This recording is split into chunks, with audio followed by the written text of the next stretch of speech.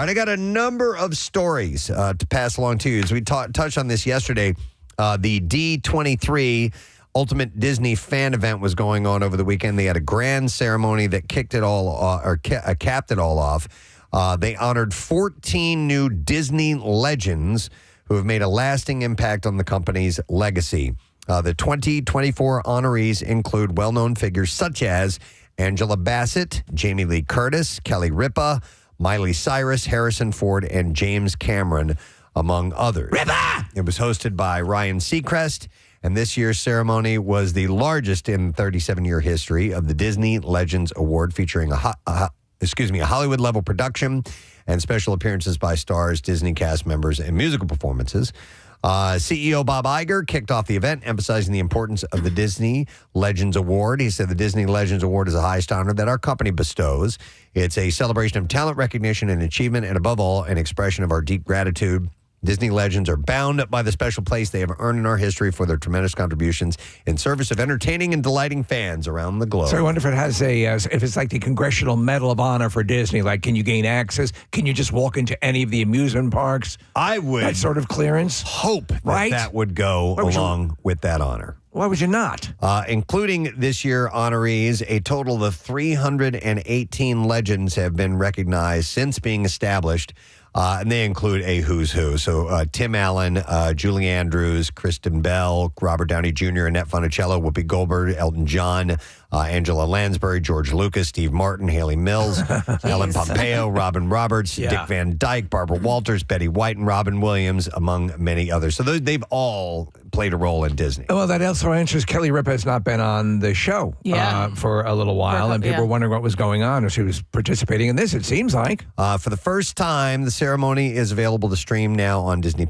Each honoree was celebrated with a special video tribute and surprise guest appearances, making the event magical for everyone involved. So I was watching behind the scenes of this convention, of this whole presentation, and the stuff, obviously, if Disney's going to roll, they're going to roll big. And Preston, they had a car show, which was basically vehicles from all the movies under the Disney umbrella, and it was amazing. Yeah. Wow. Do you remember a few of them? I'm sure like Herbie the Love Bug had to be there. Yes, about having a brain fart and stuff you've totally forgotten. Like probably Chitty Chitty Bang Bang. I would think, was that Disney? No. I think even though it's Dick Van Dyke, I don't know if it was Disney or not. But you might have had the car from like Flubber. I mean, they had a crap load. Oh, dude, I got to see that. Wow. All right, some other gossipy things. Jennifer Lopez reportedly spent time with Ben Affleck at his home on Sunday. Wow. Yeah. J-Lo. I'd like to apologize to Jennifer Garner and her pool boy, Ben Affleck, for incorporating them into my fantasy life. Hey, I apologize to anyone who's been offended by my fictional creations, Chrysagon, the Philosopher of Evil, and the Skull Sealer. I miss that guy while we're on vacation. So do I, It's good to be back with him. He lives on in social media, anything related to the show. By the way, did you see, a side note here, did you see that footage of Jennifer Garner on set of Deadpool? She's laying in bed and you can't quite tell what's happening. And she pulls down the sheets and she's dressed as Elektra and she's got her spinny blades and she gets up like it's a morning ritual to do this. Nice. Yeah, it's terrific. J-Lo wasn't just there for her husband, however, and even took his 12-year-old son Samuel Affleck to the mall that day. Apparently, she's eager to spend time with Affleck's kids before they start school again. It's got to be. So she appears to get along like with this kid and in a blended family when there's a separation that occurs, and it's got to be tough. By the way, a source for People says just because she's not with Ben doesn't mean that she doesn't care about the kids. And please don't make the mistake of being fooled by the rocks that she's got. And then they said she always cared about them. She spent months looking for the perfect house for their blended family last year. You mean the one they're selling? Yeah, now they're selling it. Here's your house, kids. Wait, never mind. It took years to find it. Don't hang up those posters yet. Spent a year there, and now they're getting rid of it. Yeah. Don't hang anything on the walls. Yesterday, Kylie Jenner posted 2 mirror selfies on Instagram, and her followers were quick to speculate that they spotted her boyfriend, Timothy Chalamet, in the background. OMG. Watch my little girl. Was there? She looks lovely. So they suggest... Wait, which one is this? Kylie. This was Kylie, yes. I want to look it up. A blurry figure in the back with a blue hat, apparently, might be him. Might be. This is Timothy news. Chalamet. This is news, folks. What? I don't even see it. The picture? I don't even... Oh, Maybe my they God. took it down? If you could see what it... No. If you could see the person with the hat, it's like... Oh, I see it, Kathy. Dude, really? Way off in the Yeah. distance. Maybe that's a human being. Are you maybe- kidding me? It looks like a pile of laundry. Right? Yeah, it could be yeah. a human being or it could be a mannequin. Yeah. We're not It's sure. a mannequin. That's totally a mannequin. So People are fans idiots. expressed their frustration. One said, crumbs is all we get. Crumbs. And another said, it must be exhausting for anyone that's invested in this Coming relationship. back from Vietnam, getting crumbs. You're a real crumb bum. Despite the mystery, one fan simply commented, love wins. What the hell is that? You're a crumb creep. We are the world. Jenner and Chalamet were first rumored to be dating in April of last year, but they didn't make their relationship public until they were spotted together at Beyonce's Renaissance concert in Los Angeles 5 months later. It's funny that I even have an opinion on this, but Go ahead. Let it rip. like I don't hate the Kardashians and the Jenners. I don't. No. Like, I don't want to but I don't. There's certain people I don't want dating them, and I think Timothy Chalamet is too big for the Jenners and shouldn't. You think it undermines, because I think it undermines him. Timothy Chalamet is a very here, I'll say this. They're all very savvy business-wise. I've said this before looking at the picture of Kylie Jenner. Whatever work she's paid to have done, it's good work. Oh, yeah. She looks great. Money she well looks invested. nothing like what she looked like 15 years ago, but then I guess the same could be said for most of us. Yeah. More importantly, there was a post after the dumb one with the mannequin in the back, and I think it's her birthday, and I want to be invited to her birthday party. It's like on a yacht. It's beautiful, obviously. All right. Maybe they're in Hawaii. I'm not sure. Well, Kathy, it just so happens that on your birthday, You rented a yacht? Yeah. well, me? the Spirit of Philadelphia. Oh, yes, that's right. It's kind of a yacht. There's a bottomless mimosa thing going on. You know what? Yeah. I'll take it. But I mean, listen, that's why they post what they post. They want you to want to have their life. That's it. That's You know? really it. It is a big, it's as they say, it's a flex. And success. I do. I want to be on that boat. Let me ask you, just hypothetically, at this situation, when you're at that level of wealth and you're so accustomed to this, what gives? Do you get excited for Yeah, this? like, do you get? I know. Is this just like going Standard. to Chuck E. Cheese? Right, like for us, that Yeah, would be yeah. amazing. It'd be one of the highlights of your life. Of your life. Is, Right. Yeah. is you it would, that? you would remember it forever. And is it that for them? Yeah, I don't know. They remember this as Tuesday. Yeah, you're probably right, Steve. Yep, absolutely. All right, on to another subject. And this happened while we were gone, but I can't not report on this. Billy Ray Cyrus and Fire Rose short-lived marriage is officially over. Fire Rose! The singers have settled their divorce after months of tension and allegations of abuse and fraud. You're nothing but a fraud. A representative for the Achy Breaky Heart singer said the former spouses settled on Friday, but did not disclose more information about the terms of their separation. You made my heart achy breaky.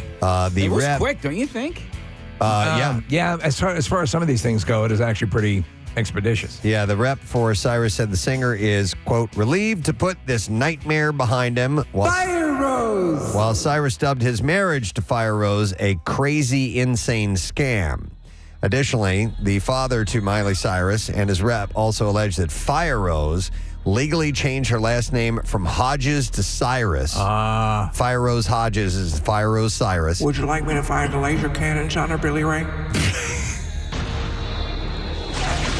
A couple of weeks ago, they said that she changed it a couple of weeks ago, and that the surname was her sole impetus for marrying the 62-year-old singer. So their position was that it was a big money grab. Yeah, totally. Yeah. You know, I know a few people who are no longer with their husbands. They got divorced and they kept the last name. And in two situations specifically, like it was kept to piss people off, basically. And, really? and because what came with the last name. Right. Yeah, You that's know, part of it, sure. So to just keep that, even though they're not still married, she's still considered whatever. She's still Right. Like this, you would still be considered a Cyrus because you have Fire Rose! You have Billy Ray and you have Yeah. Miley, so that's two successful people with that last name, and yeah, it's carries some weight with it.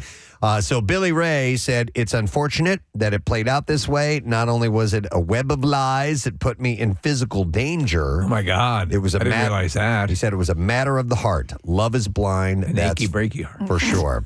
A source close to Fire Rose denied the name change allegations, claiming the Australian singer filed to change her last name shortly after the marriage to Cyrus in the fall of 2023. Her actual name is Mud Clump. Hang on. Did I just learn that she was a singer in Australia? She's a singer. He's always reported that. You did before. Okay.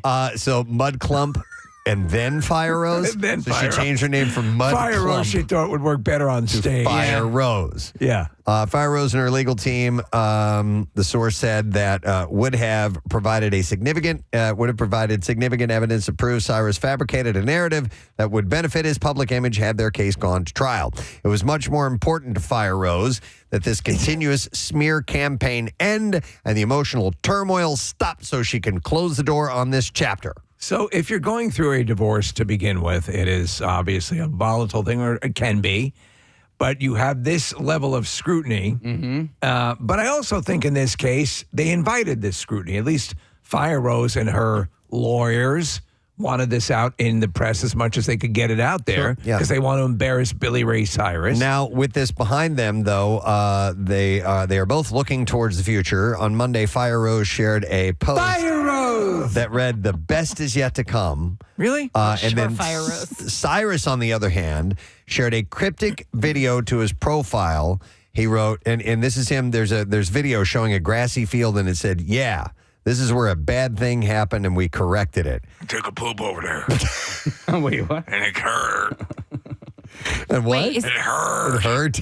is he responding to her? No, he's just putting this out there as a cryptic statement. There's where I had a bad fight with Fire Rose, Well, he doesn't. a.k.a. Mud Clump. Well, he doesn't exactly name that bad thing. The field looks similar to where he and Fire Rose posed for pictures on their wedding day. And then he also said, "Truth prevails." Wow, he's very prophetic. Very prophetic. Ellen DeGeneres has retired from comedy, but it's not like she needs the work. The former talk show host and actress and comedian and her wife, Portia de Rossi, sold their 10-acre estate in Santa Barbara County for an incredible $96 million. $6 million. And it's gorgeous, as you would imagine. Well, listen, here's the deal. They bought it in 2022 for $70 million. What? So they made $26 million in 2 years on the sale of that house alone. That's huge. Yeah, but how much money did they sink into the renovations? Well, they put a trampoline in the back, and they put a pickleball court. At least $1 million. But it looks like it's wow. just So- a perfect I location. didn't know Ellen was 70 million, 90 million. Oh yeah, rich. she had that. The run of that show was hugely profitable for her. She was the producer of the show. Yeah, she had her own production company doing You're talking that. about the talk show, or the talk okay. show. Yeah. So for that price, the buyer, it says here, mining superstar Robert Friedland gets... So there are superstars in the world of mining? I guess there are. Gets 9,000 square feet of living space, 5 bedrooms, 8 bathrooms, hardwood floors, stone archways, walk-in closets, access to a private beach, and more. Jeez. So that is just and Santa Barbara is some of the most expensive real estate you're going to find in the world. Look at this. The footage is airing up here in the studio. Wow. Kathy. I mean, it's about as amazing as you can get. That's incredible. And they have free-range gorillas all over the property. Where are they going? I don't know, Kath. I'm not sure what their plans are. Kensington. Or where they're going to move to. But Juniata Park. They want to be Gary Lauer. I knew it!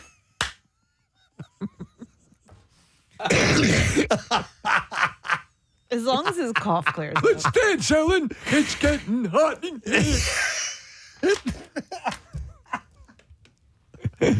All right. So anyhow, they made a lot of money. You guys know that Robert Friedland is in the Canadian Mining Hall of Fame?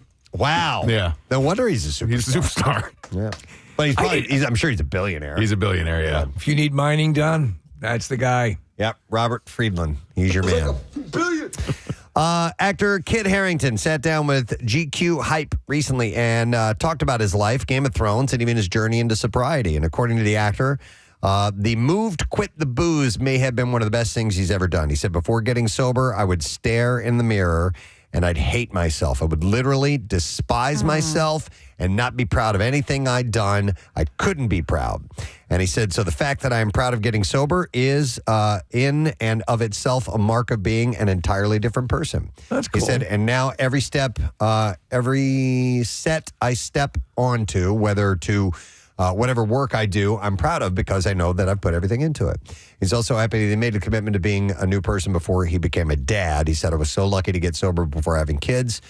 because he said he felt physically and emotionally impossible for him to not drink again. So was Jon Snow your favorite character of the Game of Thrones storyline? No, I mean, he was in the top 3. It was him and Tyrion and Arya Stark. They were definitely my 3 favorites. But he said that he's now proud to be sober and proud that he's part of having that achievement. So good for him, man. I haven't really seen much from him. He just had a movie where he was basically a werewolf. That was we were talking about it. Oh, he's gotta The Beast Within? Yeah. Okay. And he's promoting this new show called Industry. Have you guys seen the trailers for it? I It's like have. Succession meets Entourage, and he's one of the stars of it. So anytime any of these guys do GQ or whatever, they're definitely promoting a new project. It was a bit of a letdown. The Eternals was sort of panned by a lot of people. I kind of liked it. Okay. And at the end of it, he was a character throughout it, and they kind of made reference to the fact that he was going to move on through the MCU, and that never happened. The Eternals, was that the one with Angelina Jolie? Yes. Yes. I liked it too. It was a departure. Yeah. It was way different, but I didn't hate it. Some people just, I mean, it had a lot. It threw a lot at you. It did. And I think it was so panned that when I was watching, I'm like, this isn't that bad. The Celestial that ends up in the Pacific Ocean, that's going to be a key plot point in Captain America. They're finally going to reference this gigantic friggin'... Yeah. They're gonna. There's literally mining rights over the adamantium that they find in the Celestial in the middle of the ocean. I love that. Yeah. All right. Speaking of successful movies, Greta Gerwig's Barbie movie was a huge success last year, but to put it lightly, of course. But naturally, people can't help but ask the director if she's got a sequel or a spin-off plan, and that's exactly what 60 Minutes correspondent Sharon Alfonsi tried to pull out of the Barbie mastermind. Gerwig was asked if she thinks that Ryan Gosling's Ken would get his own movie after admitting that she had written so much stuff for him that was left unused. So she said, we had way too much material for Ken. We would write and write and write. But that's as far as she would go with it and wouldn't confirm or deny if Ken has his own movie on the way. When pressed on that, she said, I mean, the truth is, I guess we'll see. She might as well follow through with the battle that occurred last summer and do Kenenheimer. Kenenheimer, Right, yeah. all right, Some yes. type of, somebody should really put that on Right? film for real. I saw the Fall Guy, by the way, over the 2 weeks. I thought it was pretty good. It was pretty Did you good? like it? Yeah. Okay. I don't know why it didn't succeed. I think maybe whether they were banking too much on people having fond memories of the Fall Guy. Yeah. But yeah, it's not bad. Do we have this? This is not our official clip segment of the show, but I wanted to play this. Speaking of, we had, Nick had mentioned the MCU and with and it's no big secret. Listen, there's spoiler alerts and so on, and Ryan Gosling has been mentioning Ryan Gosling. Ryan Reynolds. Ryan Reynolds, sorry. As we were just talking about Ryan Gosling. Yeah. But Ryan Reynolds has been talking about some of the cameos in the Deadpool movie, Deadpool Wolverine. And there is one that comes up, and Channing Tatum is involved in that. And this is a clip of him wanting to do a standalone Gambit movie, which I would be I think that would be huge. Well, especially after seeing how it looked in the Deadpool and Wolverine movie, I'm like, that's exactly it. Yeah. He explains his power perfectly. He looks great. And I would love to see it, but no one would love it more than Channing Tatum. And it's right out of the comics. Like they made it just as genuine to the comic book as they could. So here we go. Here's the clip. Would you ever do your own movie? Would you do your own? I would kill kittens to make. I would do lots of terrible things to make that happen. And did Ryan Reynolds get involved? Or? And Ryan, I've said this before. Look, this industry is a really interesting thing, and like I can honestly say that not one single person is just more of a class act and cares more than that man. Yep. So pretty awesome. I would love to see it. I think they could do it. I think this is going to make it happen. I tell you what I'd love to see as well, in some way or another, to have Wesley Snipes return to the Blade franchise. Yeah. You could do it. Yep. All right, a couple other things. Fans of the first season of Squid Game are about to witness a big return. In the new teaser for the Netflix series, a number of new players are hinted at, and one player appears who we have seen before, and that's Song Ji-hoon, played by Lee Jong-jae. It's taking place in Italy. It's the Calamari Games this time around. Ji-hoon, or Player 456, as fans know him, was the winner of Season 1 and is returning to play again in Season 2. So Season 2 of Squid Game debuts on Netflix December 26th. Did you watch it? I did not. I watched it. I would like to watch it. I liked it. I liked it a lot. I'm going to watch with subs the next time. I watched with the dubs last time. People dubbed their voices over. Yeah. You know, though, they're getting better and better at that, and I'll tell you why. And I can do it in some of the software that I have. I have a video of me speaking Mandarin Chinese. Yeah. And the AI makes your mouth move to to what you're saying. So, for example, they're saying one of the milestones of dubbing has been Godzilla -1. The dubbed version is what happens though is that there are plot changes that they have to do to accommodate sometimes some of the stuff. Yeah. But it's always I always like to watch it in its original language. Right. So, The Creature from the Black Lagoon is getting a reboot, courtesy of horror maestro James Wan. The director and producer has had his hand in some of the last 2 decades' biggest horror hits, including Saw, Insidious, Megan, and more.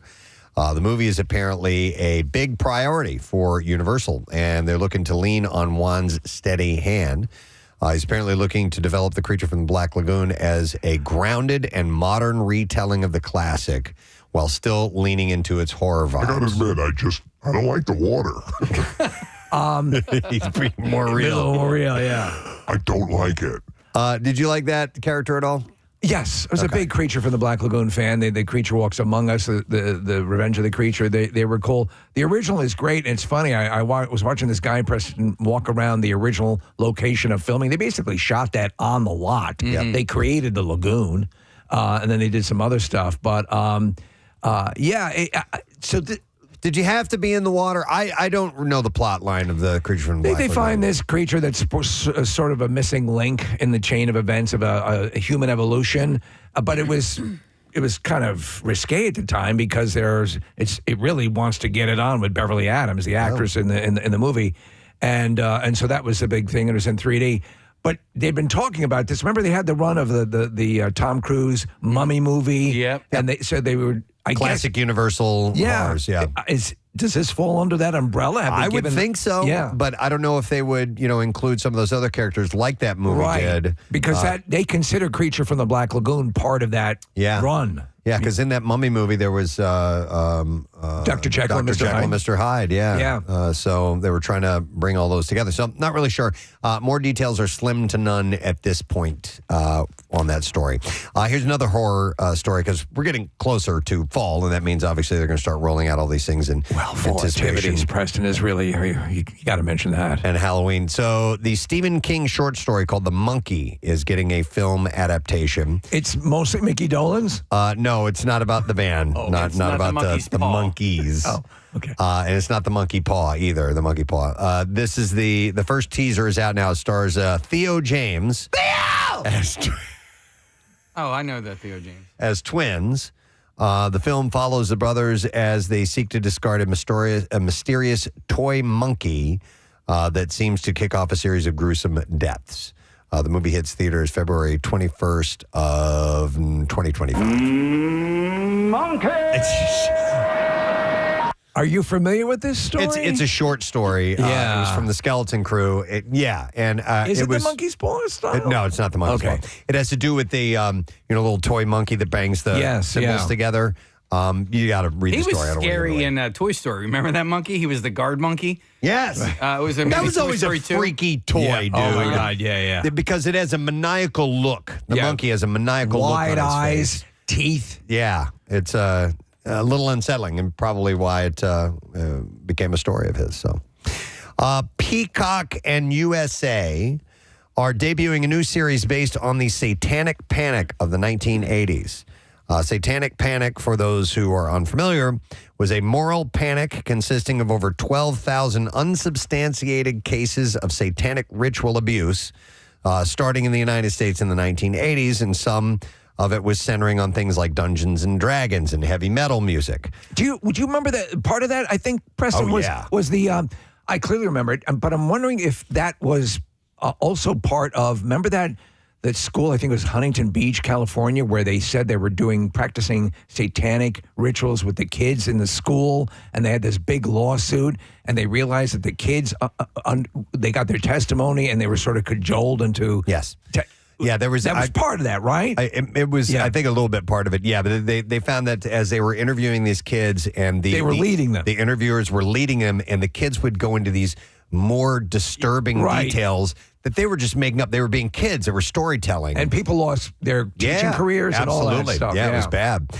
So it's going to be called Hysteria, and it centers on a high school rock band who decides to capitalize on the panic, and then they find themselves in deeper than they meant to be. Will Def Leppard be in it? I would hope so with a name like that. But it stars Julie Bowen, Anna Camp, guest appearances by Bruce Campbell, Garrett Dillahunt, and more. The series debuts on October 18th. And then one more thing, and here's another Halloween-related thing. Netflix has reportedly greenlit an animated Ghostbusters series. The show was first reported to exist all the way back in 2022, but it's now apparently full steam ahead. It is 3D animated. It's expected to follow the general tone of the iconic franchise, though exact plot details and all of that are under wraps right now. No release date plans have been revealed. Did you like the animated series that came before? Not really. Yeah, I wasn't really a fan. Yeah, it was the real Ghostbusters was from 1986 to 1991. There was also Extreme Ghostbusters, which aired 40 episodes. Which had a brand new cast led by Egon. Yeah, I like well, also I'm a little bit younger, but I like the cartoon because it turned Slimer into a good guy. Because in the movie, Slimer was a ghost, and then in the cartoon, Slimer became like a little mascot. Yeah. All right, so it's time for clips. This past weekend, Blake Lively and Ryan Reynolds became the first married couple to top the box office in 34 years since Bruce Willis and Demi Moore set the record with Die Hard 2 and Ghost.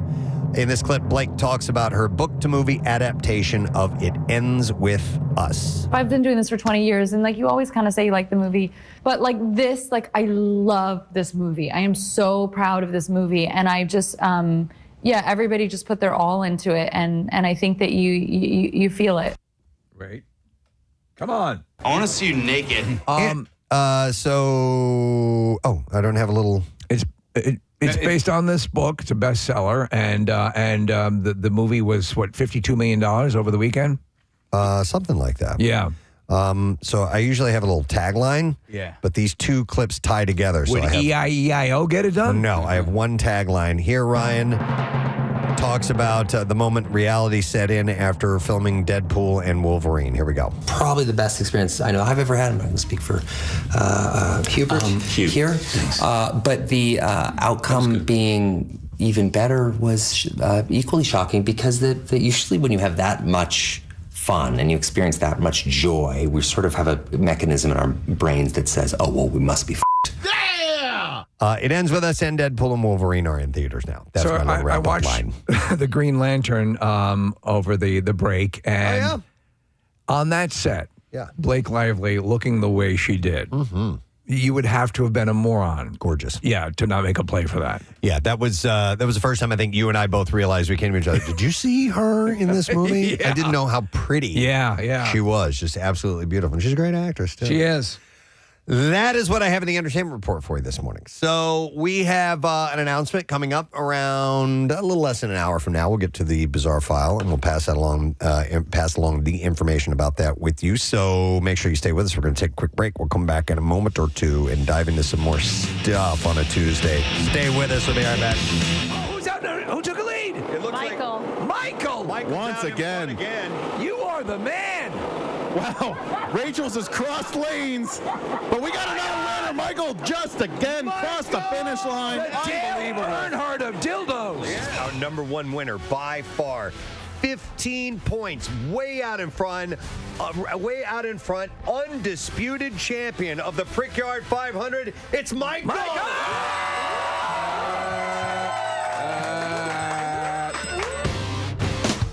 Hey, friend, you're a smart shopper. You know this, right? Window Nation. And I want to mention this because if you're a short smopper. If you're a short smop. Short smopper. I think any short smop knows a savings when they see it. I think we've lost Casey. Smart shopper is what I meant. Yes. The best time to purchase a car or home is when the interest rates are at their lowest and you save a lot of money. What if I told you, short smopper, that my friends at Window Nation are offering 0% financing on all windows for 5 full years. Listen, you don't have to be a Sharksmopper to know that that's a great deal, especially because if you have a lot of windows. My wife and I just signed up with Window Nation. We have a lot of windows to replace, and they are going to do a great deal for us. They are absolutely the experts. And you are a Sharksmopper. I am a Sharksmopper. Free windows as well right now. For every 3 windows you buy, you get 2 additional windows for free. There's no limit on this. Call Window Nation today. Get your new windows installed just in time for the holidays. Go with the team that's installed over 350,000 windows and was ranked recently 5th in the nation for window replacement. 0% interest for 5 full years and 2 free windows for every 3 you buy. 866-90Nation or windownation.com. That's 866-90Nation or windownation.com. Tell them that Preston and Steve sent you. All kinds of rock. The one and only Mr. Michael Ian Black. Yes. Hello. How are you, Michael? I am blown away by the traffic report. Just watching you do it live to me is unbelievable. Just a string of words just blazing out of your mouth. Just words. You say them with such confidence. Even though you're reading it, you're clearly reading it from a screen. Yes. You have all the information in front of you. I don't know how you do that. Well, thank you. You will be amazed at how many people, and we're talking top-level actors and directors, sit there in awe of Kathy's traffic abilities. It's amazing to see that. Even politicians have commented on that. And your screen over there, by the way, I couldn't do it. It's not all verbatim. She kind of, just gives basic information. Much of it is wildly inaccurate, but it does present nicely. Oh, I never find traffic reports accurate at all. You want to try it? Do you want to go over to it? Yes. Do you really? Okay, pull up a screen. Okay, go over there to Kathy's. I think All right. Michael impresses me as someone with a very competent ability. So here. you're just going from here to where? All the way down? Well, Did you no, read I don't. all of that? I don't She go. picks out. Yeah, like I'll pick out. I don't do everything, and I don't go in. Which to pick? How do you know? Like, how do you even prioritize Pennsylvania Turnpike? What WB? What does that mean? Westbound. Okay. Pennsylvania Turnpike, westbound west of Willow Grove. That's exit 343 to Fort Washington. Backed up 12 minutes. I can't do it. He's gone. He's out. I'm just staring at it. Where? This one? Yeah. Over on the Vine Street Expressway, I-676, westbound between I-95 and Broad Street, an accident that has been cleared away. We did have a 2-minute delay, so you might want to watch out. I don't know. That was good. That was not bad. The amount of panic I felt in that moment. It's pretty the good. stress of that. How long did it take you to learn how to do that? You know what? Still learning. The first time I ever did it, I was on TV, and it was probably the worst experience I ever had. All right, that makes me feel better that you're just not a natural at it. I had the weather guy at the time over at the station I was working for called me afterwards, and he was like, "Look, you're through in this business." No, he goes, "It happens to all of us. Get past it and make sure your next one is better." And I did, and it helped because I was mortified. Fortunately, it was 4:00 in the morning. Right. But still, I was. Well, that's mortified. the time to train. 4:00 in the morning. Right. Clearly. Right. You know what always amazes me though with that skill set is the people who do the weather reports and have just the green screen and are pointing at things. I could not do that. I have no. But there's a logic ability. to that there isn't to the trap. If you can see the weather just to the side on the monitor, and you're a trained meteorologist, you can understand that certain symbols mean certain things. But if you're just looking at a string of words like you are, somehow you have to make sense of that and assimilate it on the spot. Look. What I do is brilliant. Let's not mince words. What I do is genius on a level that you can only imagine. But what you do is a skill that probably anybody can. You know what, Michael? You know what? The worst part. In a way, that was a very touching compliment. Was that a compliment? The worst part about traffic is when you're waiting to hear the traffic and you're waiting to hear the road that you have to either avoid or get on.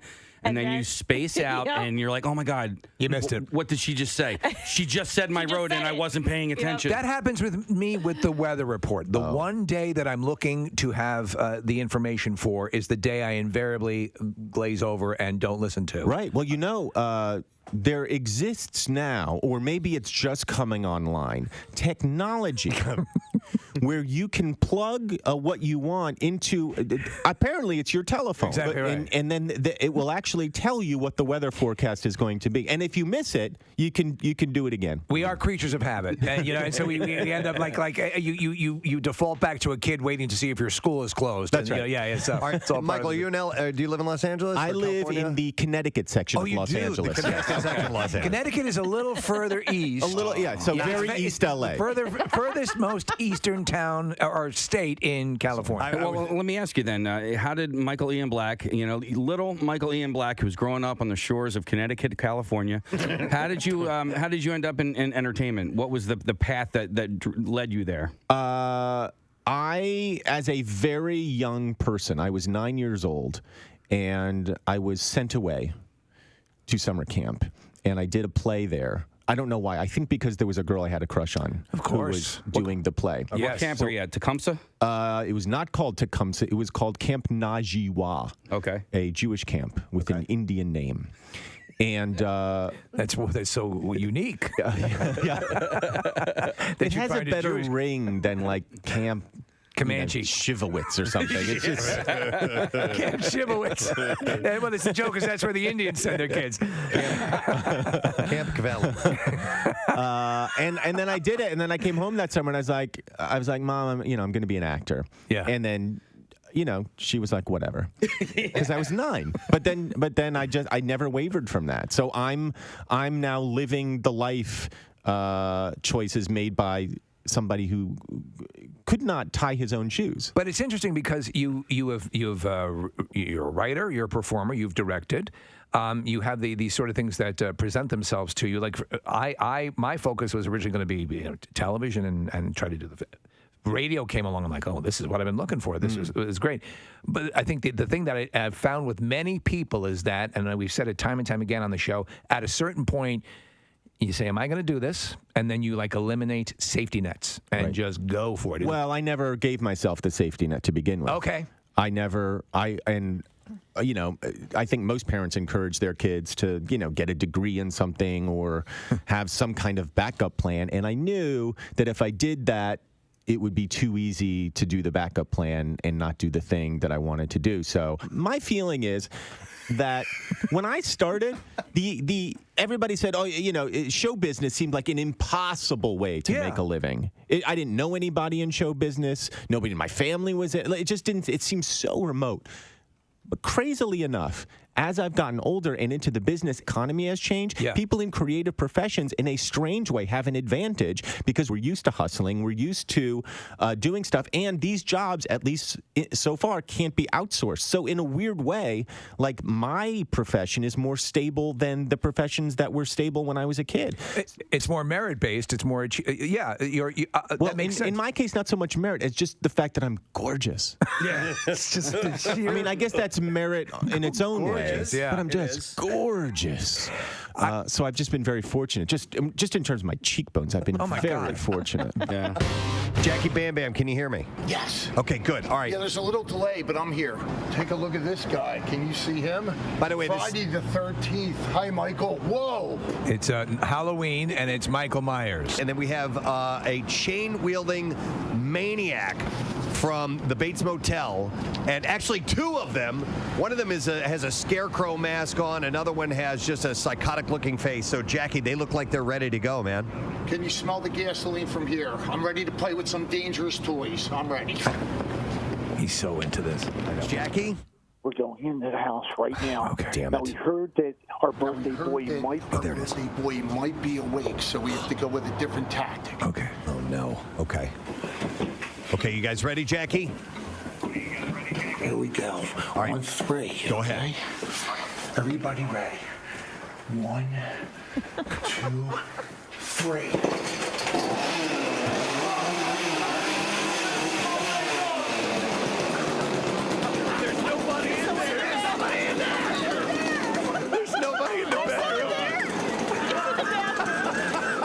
There's no one in the bedroom. It's an empty bed.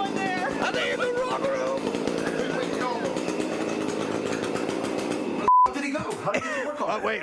He was supposed to be with Scouts. Don't drop the F-bomb, please.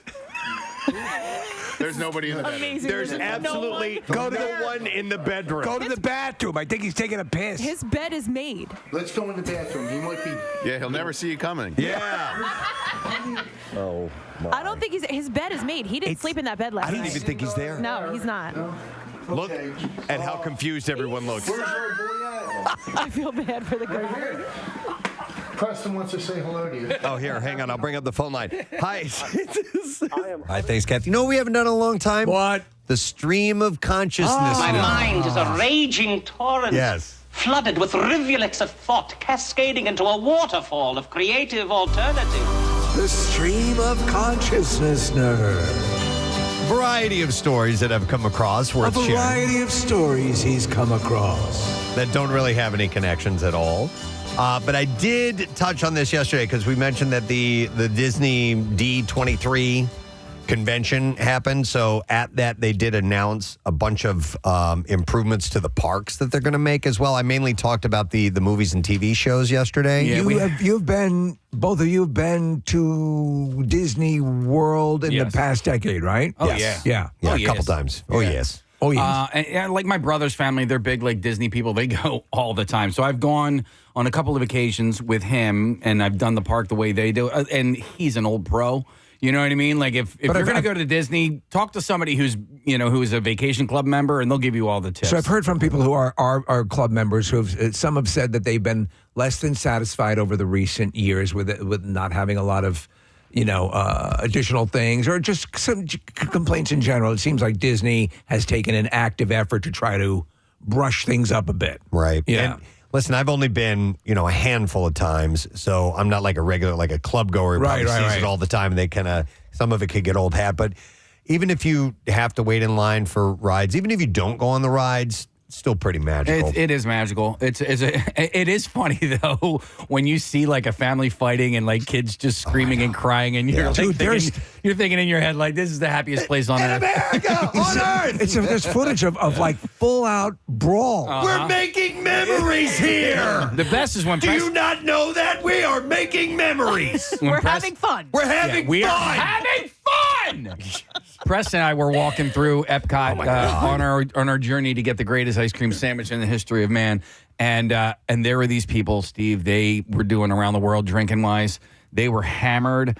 They were wearing like sports jerseys and cursing. I know. I'm like, dude, do you guys know where you are right now? And they had kids with them too. Mm-hmm. That was the thing I was going, oh, come on, man.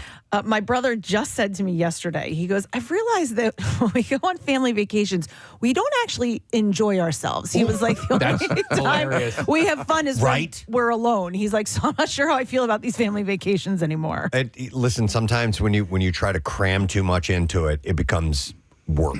Well, it doesn't become fun. It's part of it, and I know this is a different dynamic, but again, you have a lot of cooks in the kitchen, and if you don't have someone who is your General Patton who's leading the way, then it's going to be a nightmare. I have a friend a few years ago who said, this was a mom, she said, when we go away with the kids, it's a trip. When we go away without the kids, it's a vacation. And I thought that was an astute observation. Well, and being in the same house, because when we vacation, we're in the same house. Like you see how other people live, and they don't live like you, and you have to deal with that. Yep. Family's a bunch of animals.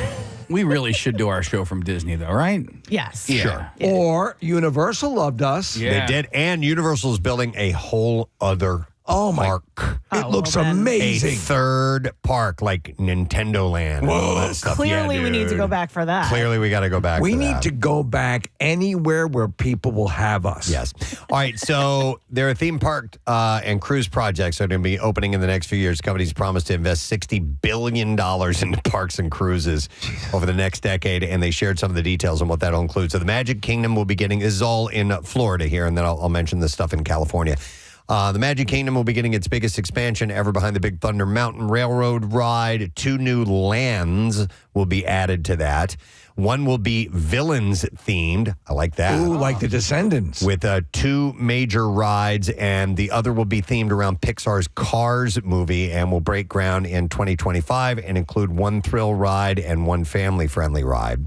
At Hollywood Studios, there will be a new Monstropolis land based on Monsters, Inc., and that could be a lot of fun. And it will have the first suspended coaster in any of the Disney parks. Yes. Are they going ahead with that Dolores Claiborne coaster? Yeah, they are. You know what they really push your husband in. There's a part where you push your husband in the well.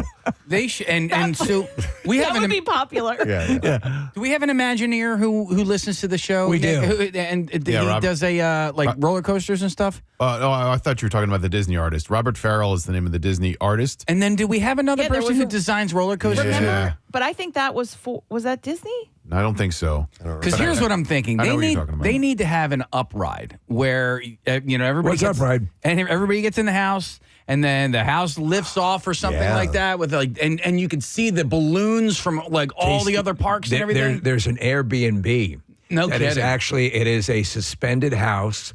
Obviously, it's not actually being held aloft by the balloons, right? But it raises up via a crane. But what you could do, Casey, is looking out the windows, you see the different characters from the from the movie, and that actually has a future to it. I think. I know a guy that really loves roller coasters. You want me to put in touch with him? Yeah. You could do that. So Animal Kingdom will be getting a new Tropical America's opening area opening in 2027. And this is cool. It will include the first ride based on the movie Encanto. Which could be really that could be very cool. Could be the house could be, they could do something really awesome with that. Do something like cow. I just want to ride that Avatar ride. Dude, it's I do so too. good. Yeah, but you say it's like so good. You say it's like 45 seconds, right? It doesn't. Well, if you can have a fast pass and get on that ride, Steve. I mean, But I you were thought they essentially flying on the back of a Banshee. It's unreal the sensations of that ride. Do they now do fast passes for it? Because they didn't used to. Well, no. Well, when they first opened it, they had fast passes for it. And then they stopped. I didn't. You had to wait in the line. They didn't offer but I didn't know that's that. the only way. And the line was You've like, done it? No, I just said I wanted to do it. Man. My cousins waited in line for 3.5 hours. Oh no! So, I mean, that's the full day at a park. Yeah, like, totally. Yeah, you're right. And Yeah. he's like, That's enough. You could watch the entire Avatar movie and the outtakes while you're waiting in line for that. That ride, which is in Animal Kingdom, is a lot like the ride Soarin', which is in Epcot. It's you just fly in Soarin'. You're just touring the earth. You're touring the Soarin'. You're touring the earth, and like the Taj Mahal smells amazing, and we're looking at video here of what you can see in Avatar, and so Steve, it's just like a 4DX theater where you're flying, and then are you actually sitting on a Banshee, a mock Banshee that also breathes, so you can feel like you're sitting on like a motorcycle, and in your legs you can feel the Banshee breathing. I know people love it, and I get the love for it. It's so freaking expensive, and like the amount of money that you're spending to have to sit around and wait that much, I don't know. It would just, I'd feel like I'm standing in line, spending money doing nothing. So Nick, to that point, again, I know we said if you're going to do something like this, give yourself a number of years to save up if you can, and try to do every fast pass consideration or tours that they have, concierge guided tours. Well, because while it seems to be, Kathy, I don't know, that's extravagant to the point, as like your family member, Kathy, 3.5 hours, you're missing entire parts of the park. Right. Oh yeah, well, but okay, so they also have, Nick, where you buy like park hopper passes, so you can go to all of the parks. So I think that was something like what my cousins did. They had that. They were there for 5 days. So yes, that was a full day. Is it still a waste? But like they had that ticket. So later on, they went to another park and did rides and whatever. So a couple other rides that they're working on. The park's former dinosaur ride will be replaced with an Indiana Jones ride, but it won't be the same as the one at Disneyland or Tokyo Disney Sea. And then Epcot is going to get a new Spaceship Earth Lounge and a revamped test track in 2025. Casey and I rode that test track. We waited at Epcot. That was a waste of time. So what is it? It's a fast car ride that doesn't really go all that fast. I just thought it was weak. But I mean, because I was expecting, okay, this is going to be a real thrill ride. It was kind of whatever. It was cool, kind of as you're waiting in line. Do they play the Tracy Chapman song? They do not. But as you're waiting in line, you design your car, and then you just get in the same car that everybody else gets in. Yeah, exactly. All right, so at Disneyland in California, which I've never been to. I have. And what did you think versus the Florida? So let me see. Florida's massive. It's very good. No, I haven't. I've never been to Florida. Oh, so that's my only point of reference. Preston, I went. Walt Disney was still alive. We had just gotten out of the Civil War. No, and it was just incredibly magical. And then years later, visited. Always thought it was very cool. I would love to go to Florida Disney World. I've never had the opportunity. Steve, I remember going to Disneyland after going to Disney World, and I was a little bit older when I went to Disneyland. It was Were you underwhelmed?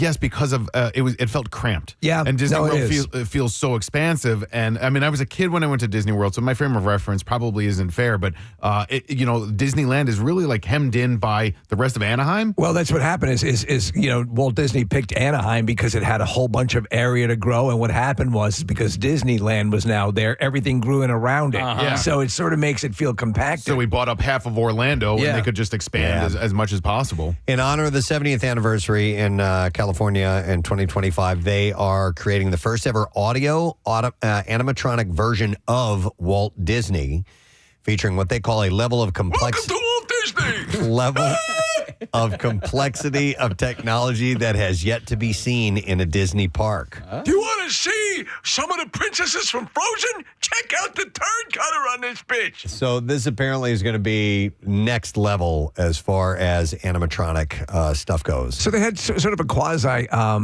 version of this when they had the 100th anniversary at the Franklin. They had a Walt Disney speak to you. Okay. Yeah, and it was very cool. The former Splash Mountain will reopen as the new Tiana's Bayou Adventure on November 15th. The Avengers campus at Disney California Adventure Park will more than double in size. Rides including the thriller Avengers Infinity Defense and Stark Flight Lab. Cool. Where you can ride a test flight like Iron Man. What about the House of Sand and Fog attraction? Oh, my God. The park Oh, dear God. is also getting a new Avatar land and a new ride with a Coco theme. Was it? Yeah. I love Coco. Coco is very cool because a lot of it, you're in the world of the dead. I know. Which is very cool. That would be awesome. It was Universal that had that whole sort of monster Frankenstein, right? Isn't that the new world that they're introducing? I No, believe. you said Nintendo World, right? Right. But I believe Universal also has this akin to the Wizarding World that is all based on those Universal horror movies we were talking about. That'd be awesome. Yeah. We'll see. By the way, Marissa found out who the roller coaster designer was. So this is John Byrne is his name. Oh, yeah. He's an engineer for a roller coaster company. Revenge of the Mummy at Universal Orlando was designed and built by the company he works for. And he designed a coaster called Icebreaker at SeaWorld in Orlando. So we were talking to Kristen at Dorney Park. That's awesome. And by the way, Claire and I went during our time off and took her in the park. It was phenomenal. But she was describing, and the representative, I forget the gentleman's name, talking about the process of how long it takes from concept to completion to get a roller coaster done. So that's some new stuff coming up at Disney. And we are streaming with the Consciousness Nurse. So let us stream elsewhere. The stream of consciousness nerd. So this was sad to see. Rangers in Arizona confirmed what people have been proclaiming on social media since last week. The double arch, often called the toilet bowl, in Lake Powell has collapsed. Nick, really are you familiar upset me. with this? Yeah, Lake Powell is a national recreation area. Not too far from the Grand Canyon. And I mean, look, over time, these things happen. Sometimes they're a little more expedited by man-made activity, or man activity. But yeah, I think this was like natural disintegration, wasn't it? Yeah. So yeah, the 190 million-year-old sandstone feature that was often the playground for boaters in the Glen Canyon Recreation Area in Rock Creek Bay fell into the water last week. Yeah. The double arch area is where the National Park Service said changing water levels and erosion from wave action is suspected of contributing to the ultimate collapse of the arch. It is such a cool-looking feature, man. It's very cool. People could jump down through this hole and into the water. Yeah. And it looked like it was about at least 20, 25 feet up, maybe more. That's a big hop right there. That sucks. Yeah. But you'll be happy to know they're replacing it with a Shake Shack. Oh, Yeah. well, that's pretty magical, too. Well, thankfully, nobody was underneath it when it collapsed. That's what I was thinking, Case. Yeah. Easily someone would have been killed by that. Or they're covering it up. Before the official announcement, Instagram and Facebook were discussing the collapse with many sharing video of running on it, around and under the hole in the rock. It was a beloved destination for boaters in the area. The Navajo sandstone arch originated in the late Triassic to early Jurassic periods. I did a Southwest trip a few years ago, and we spent some time at Lake Powell, and I didn't know much about it before going. I was so impressed by the recreation area. It's a man-made lake, obviously, but it's really cool, and you can rent a houseboat and just tool around the entire lake and all of the lake. Yeah, Steve, these little canyons that you can go into, and they wouldn't be there if not for the dam in the first place. But it's a really cool place to explore. I recommend it. I've always wanted to do that houseboat rental thing. Yeah, man. And there's actually one. There was an article I think I sent to you, Preston, about the one lake in Pennsylvania that actually has rentable houseboats. Mm-hmm. Is that on Wallenpaupack or where is that? In case I forgot. That's the mine like a steel trap. Did I ever tell you my houseboat story when we stayed in a houseboat as kids with my parents? No. It was just for, I think it was one night we were staying and then we were going into a hotel. Like for whatever reason, there was one night. So it was like, oh, cool, and we stayed in the houseboat and, it was nice. And it was like a friend of a friend's, I guess. And we didn't take it anywhere. It was just stayed docked or whatever. And we got up the next morning and then my dad saw his friend whose houseboat we were staying in. The guy was like, how come you didn't stay in our houseboat last night? Oh my God. You stayed in someone else's house? We stayed in someone else's houseboat. all 5 of us. Oh my me, God. my parents, and my two brothers. we were in someone else's houseboat. And did you eat stuff out of the cupboards and stuff? No, I mean, no, it wasn't like that. I remember my parents going back in and like completely straightening up so that it didn't look like a family of 5 had stayed That's there. hilarious, man. Yeah. That is, you guys, that could have gotten ugly. Yeah. Yeah. Wow. So the structure was also called Crescent Pool and Hole in the Roof, but it collapsed. I assume dinosaurs used to use that as a toilet bowl, right? You would think so. Yeah. I mean, it's known as the toilet bowl, and it's made perfect for a creature of that size. So, all right, let's stream elsewhere, if you will, please.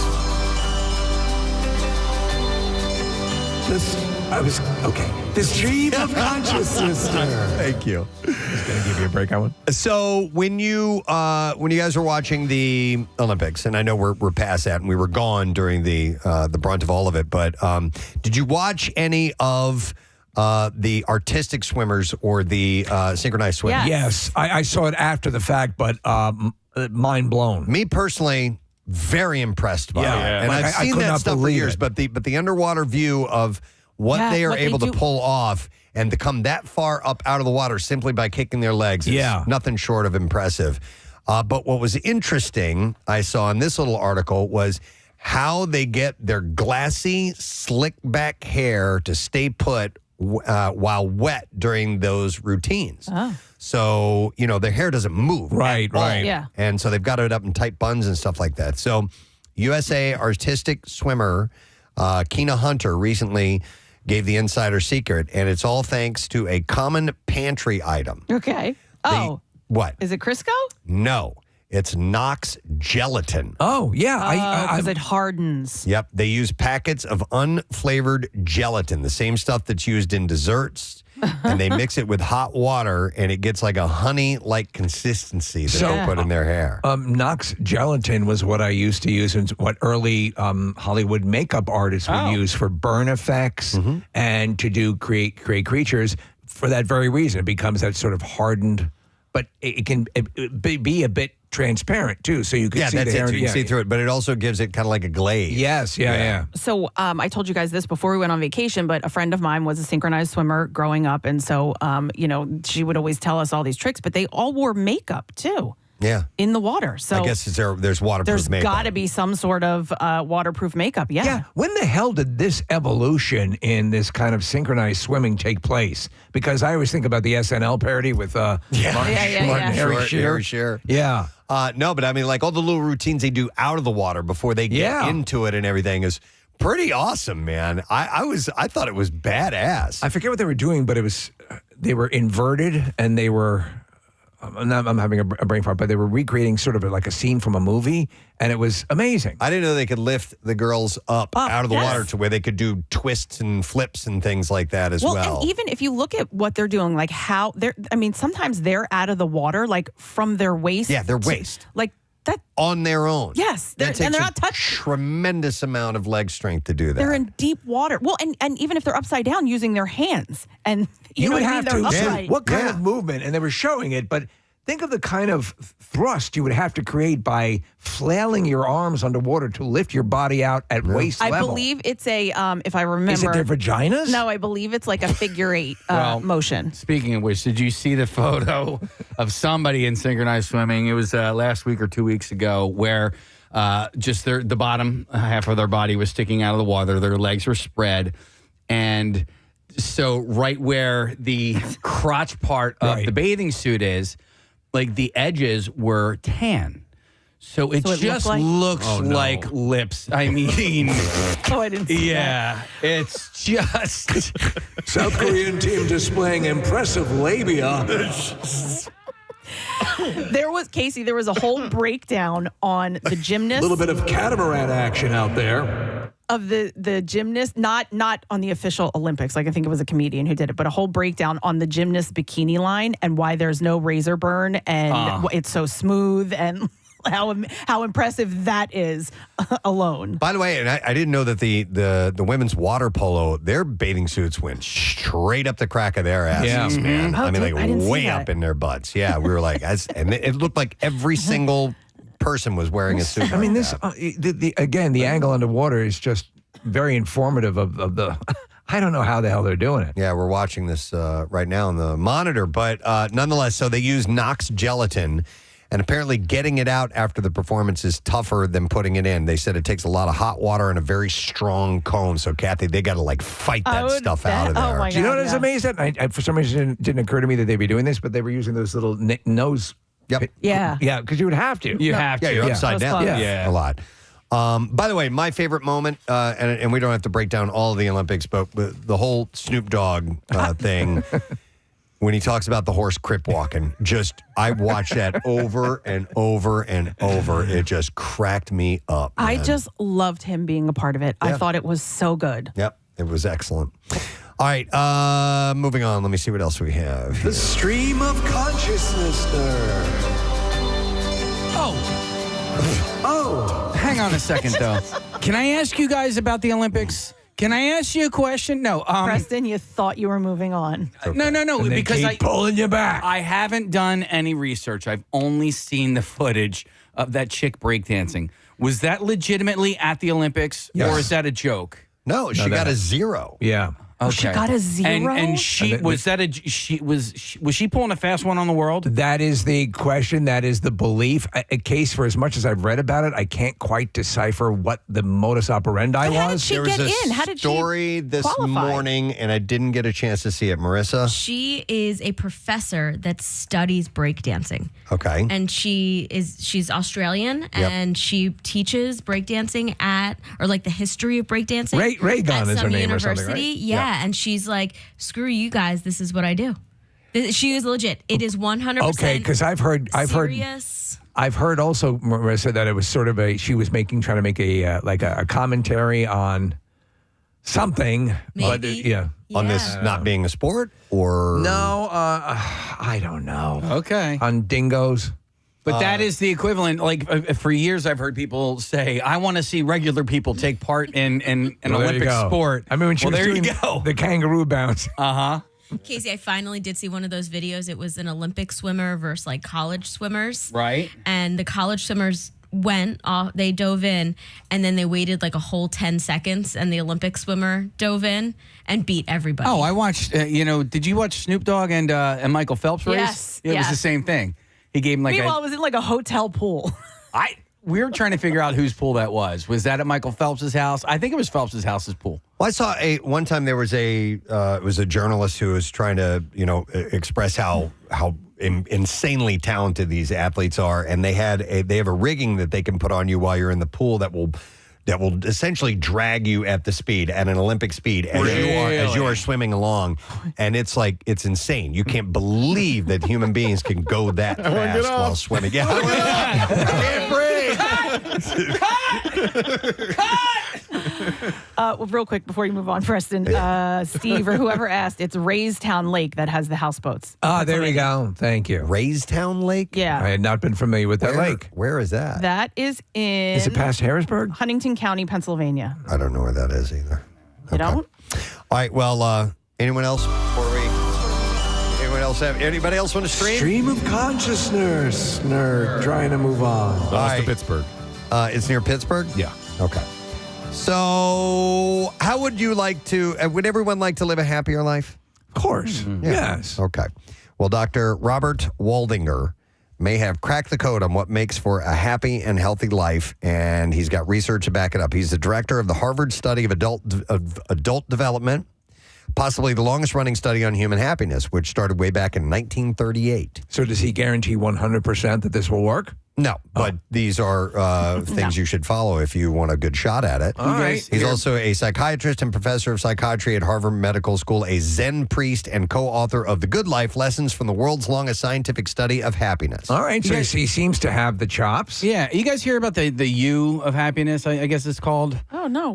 Do where tell. Your life is a U. We don't need this doctor. We have Casey. And then it all goes kind of downhill, and then you have the bottom of the U, and then the FU. And then you head back up. So apparently right now I'm at the very bottom I was of the going to say, U. I feel like I'm at the bottom. I'm at the very and so age-wise, like I'm in the classic midlife crisis, and I'm. Are you feeling that? Oh, I'm going through it big time right now. Really? Yeah.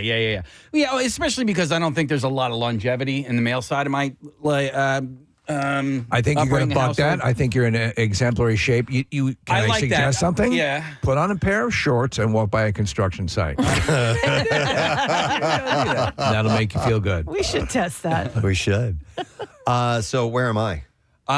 You're out of the U. I'm out of the U? You were I I remember your U. I remember your bottom U, yeah. Because you talked about it. Yeah. We just didn't know it was the bottom of the U. That's true. All right, I guess. I technically, by age, have been dead for 20 years. All right. So, You're that little line at the top of the U. It goes off the page. You have to buy the pro package.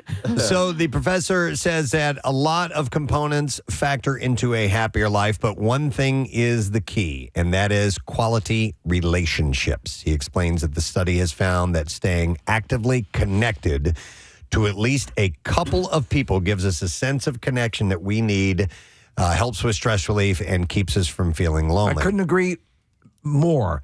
Again, as you start to see, and people that I've known throughout my life who have retired or moved on to that next step where they sort of shut themselves off, I contend that my mother-in-law, who was a dear, sweet woman, when she remarried and went with this other gentleman, they went to kind of like a isolated lakes, in Connecticut. Yeah. And I think that was the beginning of the end. She was really? not engaged. And she's a very social person before, And I think once you start to eliminate that, it makes it a trickier proposition. Waldinger says the people who were connected to other people lived longer and stayed physically healthier than the people who were more isolated. That was the surprise in our study. Not that people were happier, but they lived longer.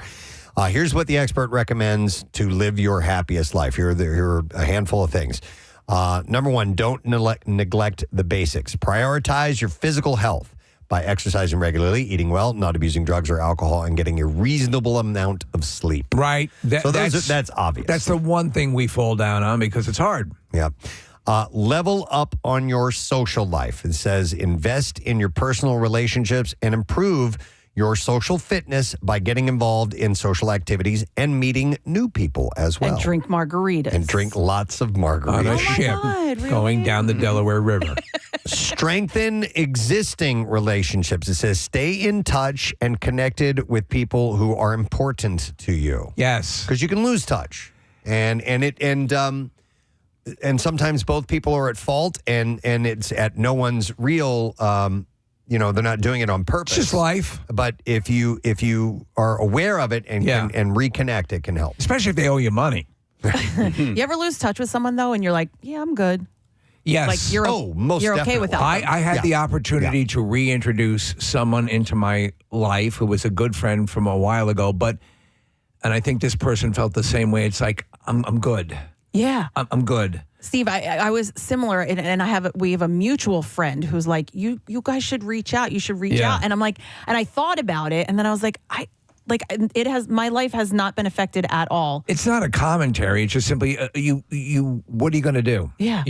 What you going to do? I have an interesting story to share about the reconnecting real quick. I'll have a little sidebar. So my buddy went to his high school reunion a few years ago and reconnected with this guy. They were friends in high school. The guy I think was a grade older than him. For whatever reason, he was at his reunion. And then fast forward to not that long ago, he was going to be swinging back through town. Yeah. The guy lived there, and he's like, hey, I'll reach out to so-and-so.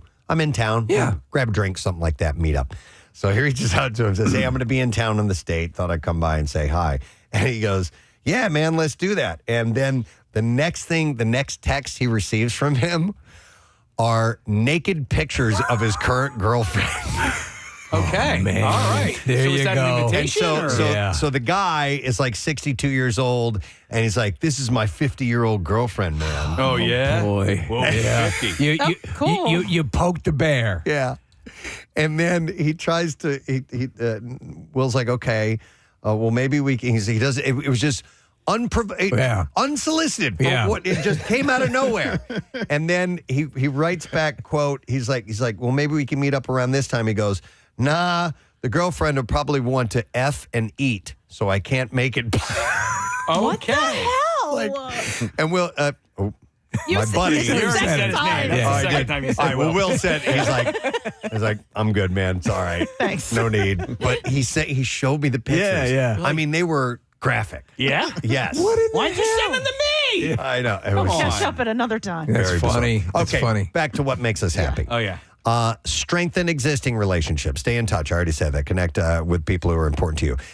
Express yourself. Yeah. Like Express Madonna. yourself. Like, exactly. See, I went. How much does voguing play into this? I went NWA with that one. Oh, okay. Waldinger encourages people to consider the values most important to them and to express them. He says that people who are involved with activities that let them express what's meaningful to them are the happiest. Yo, man, there's a lot of brothers out there flaking and perpetrating. This is Express Yourself from NWA, by the way. that what it is? How many of those lines can we play on the radio? I don't know. So what you want me to do? I'm expressing with my full capabilities, and now I'm living in correctional facilities. Okay. Yeah, thank you. And then the last thing, accept and embrace change.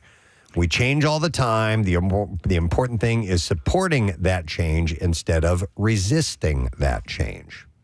So these are some things Some of them might seem simple. I think it's good advice. Yeah. Yeah. It's things like this are good to have handy for you to remind yourself of these things. And because, I mean, you can go down the list, go, hey, these are great ideas. And then you forget to implement them into your life. And so if it's something you can take a peek at from time to time, maybe it can help step by step to improve whatever your situation. It couldn't hurt. Yeah. So, or maybe it could. I don't know. Maybe it could just drive you into madness for all we know. But I thought those were kind of interesting and they were worth sharing in the stream of consciousness. The stream of consciousness. There's maybe one more. Okay, there's maybe one more. Is that okay, Case? Yes. Okay. I saw this one specifically for Kathy. Ooh. A man known as I guess he's on Instagram, but he has an account called How Dirty It Is. Okay. Oh, yes. Has been, And it's like regular photos, but it looks like something else? No. It's not that kind of dirty. Are you talking about house cleaning dirty? Yes, it's the kind of dirty. Not the that kind of filth you're thinking of. Oh, right. Yeah. Get your mind out of the gutter. Oh, it's a lot of deep pics. I'm in. So he's been causing a stir by revealing some of the grossest corners of our living spaces. He swabs common household surfaces and then cultivates any bacteria present in a petri dish to show you just how dirty things really are. Okay. I love it. One of his followers asked him to test the slots on a knife block. Do you have a knife block at home? So, yeah, I have one like in the drawer. So he swabbed deep into a slot of a wooden knife block and spread it across a petri dish. And he said, after you clean the knife, you put it in its nice little holder. But how dirty is that hole? Did I phrase that strangely? And a few days later, the bacterial colonies that grew were described as nothing short of gross. Oh, no. TikTok users were left feeling sick as they reacted in the comments. One user admitted, I almost regret asking. Another question, but for real, how are you supposed to clean it and why? have I never even thought to ask. So you have to actually wash your knives before you use them when you take them out of the block. Well, the block. Well, yeah, before you use them, because the block, as you put it back in there, supposedly retains. Is it the water? Yeah, so wooden knife block can trap moisture and food particles, leading to bacteria like E. coli, salmonella, and staphylococcus. So I won't put them away if they're wet. Like I have to make sure that they're completely dry. Am I helping? You're doing the right thing. Okay. Yeah, so experts recommend regular cleaning and drying to minimize bacterial growth. This is not going to help people with OCD already. No. I know. You know, like, and Kathy, I don't know about you, but like, when my OCD kicks in, when I'm doing laundry, I have to make sure that the laundry basket is clean, because if I'm going to take the clothes out of the laundry, out of the dryer, it's insanity. I appreciate that, Nick. Well, yeah, no, it's really moronic and insane and a giant waste of time on my part, but I can't help it. And so the same things, and I'm going to go home and look at this damn knife block. I'm like, I need to put a hair dryer in that. I got one for you, Kathy. So the other night, I'm getting into bed and I have the blanket on top of the bed, and I'm kind of, I start to just kind of fan it out and fluff it and do the deal. And at the last second, I realize what appears to my eye to be sort of a mummified cat turd is on the bed. And as I do it, I flick it off into the darkness of the room, and I hear somewhere. And I can't find it. You can't find it? I can't find it. You got to move. I'm gonna have to burn the house down. Yeah. Fortunately, it was in a mummified state, but still, it calls to me. Yeah, it's freeze-dried cat turd. You're all right. You're good. It's clean. All right, that's all I'm going to stream about today. Just that last thing, a stream of consciousness for you this morning, friends. We will take a break. When we get back, I have some bizarre file stories I think you will appreciate, as well as a bit of an announcement to make. So we will have that all when we return. Stay with us, please.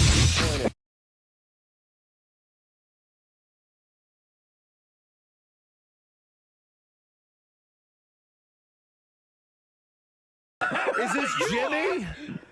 I don't know how this happened. I'm like shaking here because I'm so angry. This has never happened before. I can't. Well, we've done enough of these. Eventually, it was going to happen. I think it's great. Well, you know It's what? just I say he doesn't get his chainsaw. I'm wondering about that too. Yeah. You know? I think they're starting up the chainsaws again, guys. There's no need to start up the chainsaws again right now. Is there? No. Yeah. I think we can just move on to the next one. Wow. The next cemetery, away we go.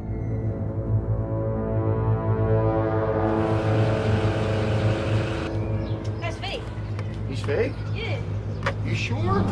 Michael, be careful, Michael.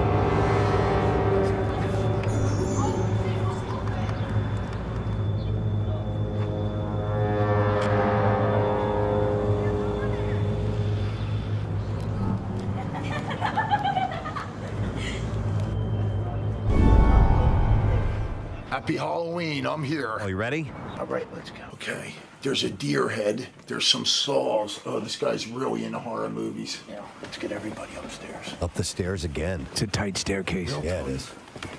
There's Jackie's ass crack. Jackie's ass crack? Yeah. Tight like the crack of my ass. Okay, we're gonna go on 3. Okay. Are we ready? Yeah. We're ready. Ready? I'm always. We're gonna go on 3. Hold on. 1, 2, 3. Start him.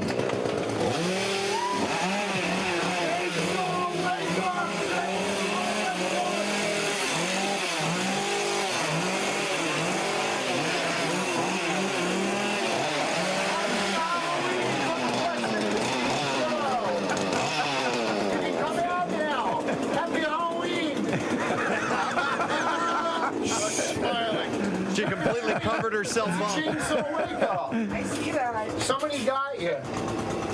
God damn it, Joe. God damn it, Joe. Is that Curry? Hi. Hi, Curry. Good morning. Carrie? Yes. Carrie, say hello to Preston and Steve. Hi. Hey, Curry. Good morning. How are you? She can't hear with the chainsaw. Hey, Curry. Can you hear me? Yes, I can. Okay, yeah, this is courtesy Is of that my fire Steve. alarm? He wanted, I think. Yeah. Oh my God, that's right. They have gasoline operated devices. It's probably setting off your. It's okay. There's no real fire. Just gas fumes. You'll be okay. Hey, Kathy's asking if she has clothes on. Do you have clothes on? Are you? There you go. Hi, honey. Curry, do you have clothes on? No, I Hey, Joe. Well, that ought to teach you.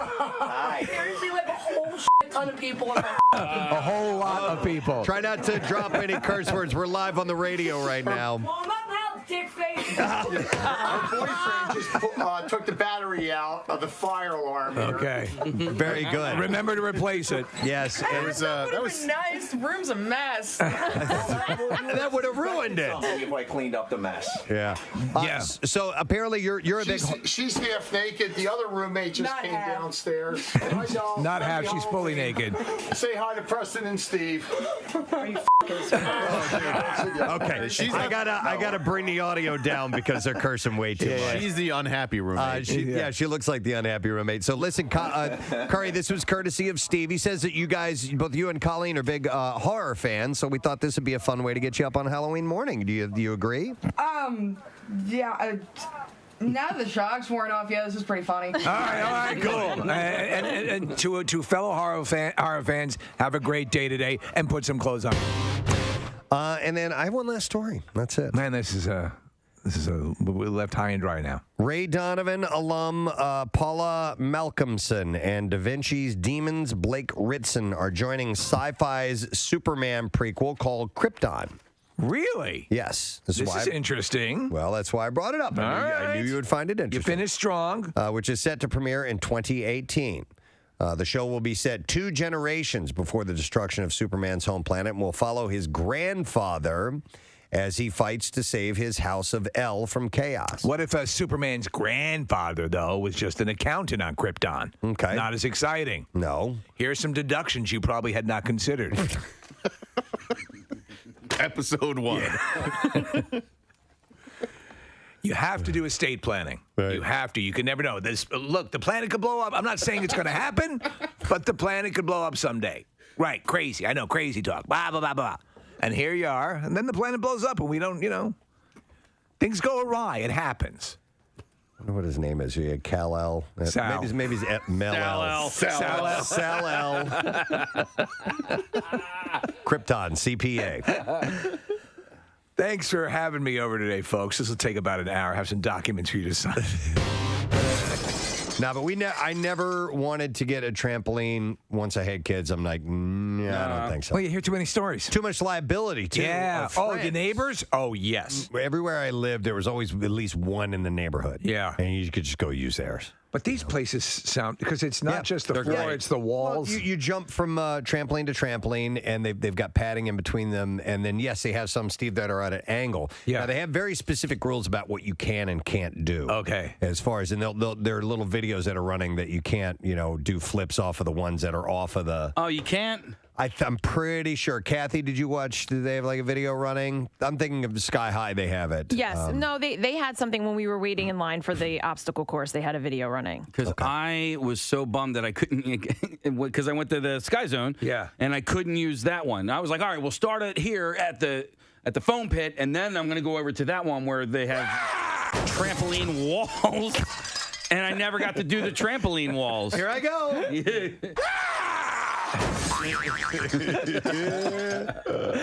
I need to go back there because when I what's that place called? Get High? Get Air. Ricochet. Get high. That's a different part. Get High are open Monday through Wednesday, noon to midnight. Get high. Because I went there to pick my son up from a birthday party, and I ended up jumping a little bit just, because it was the end of the night. Everybody was kind of getting their shoes on. So, I had to. You went for a jump. I had to impress the kids. Gonna go for a quick jump.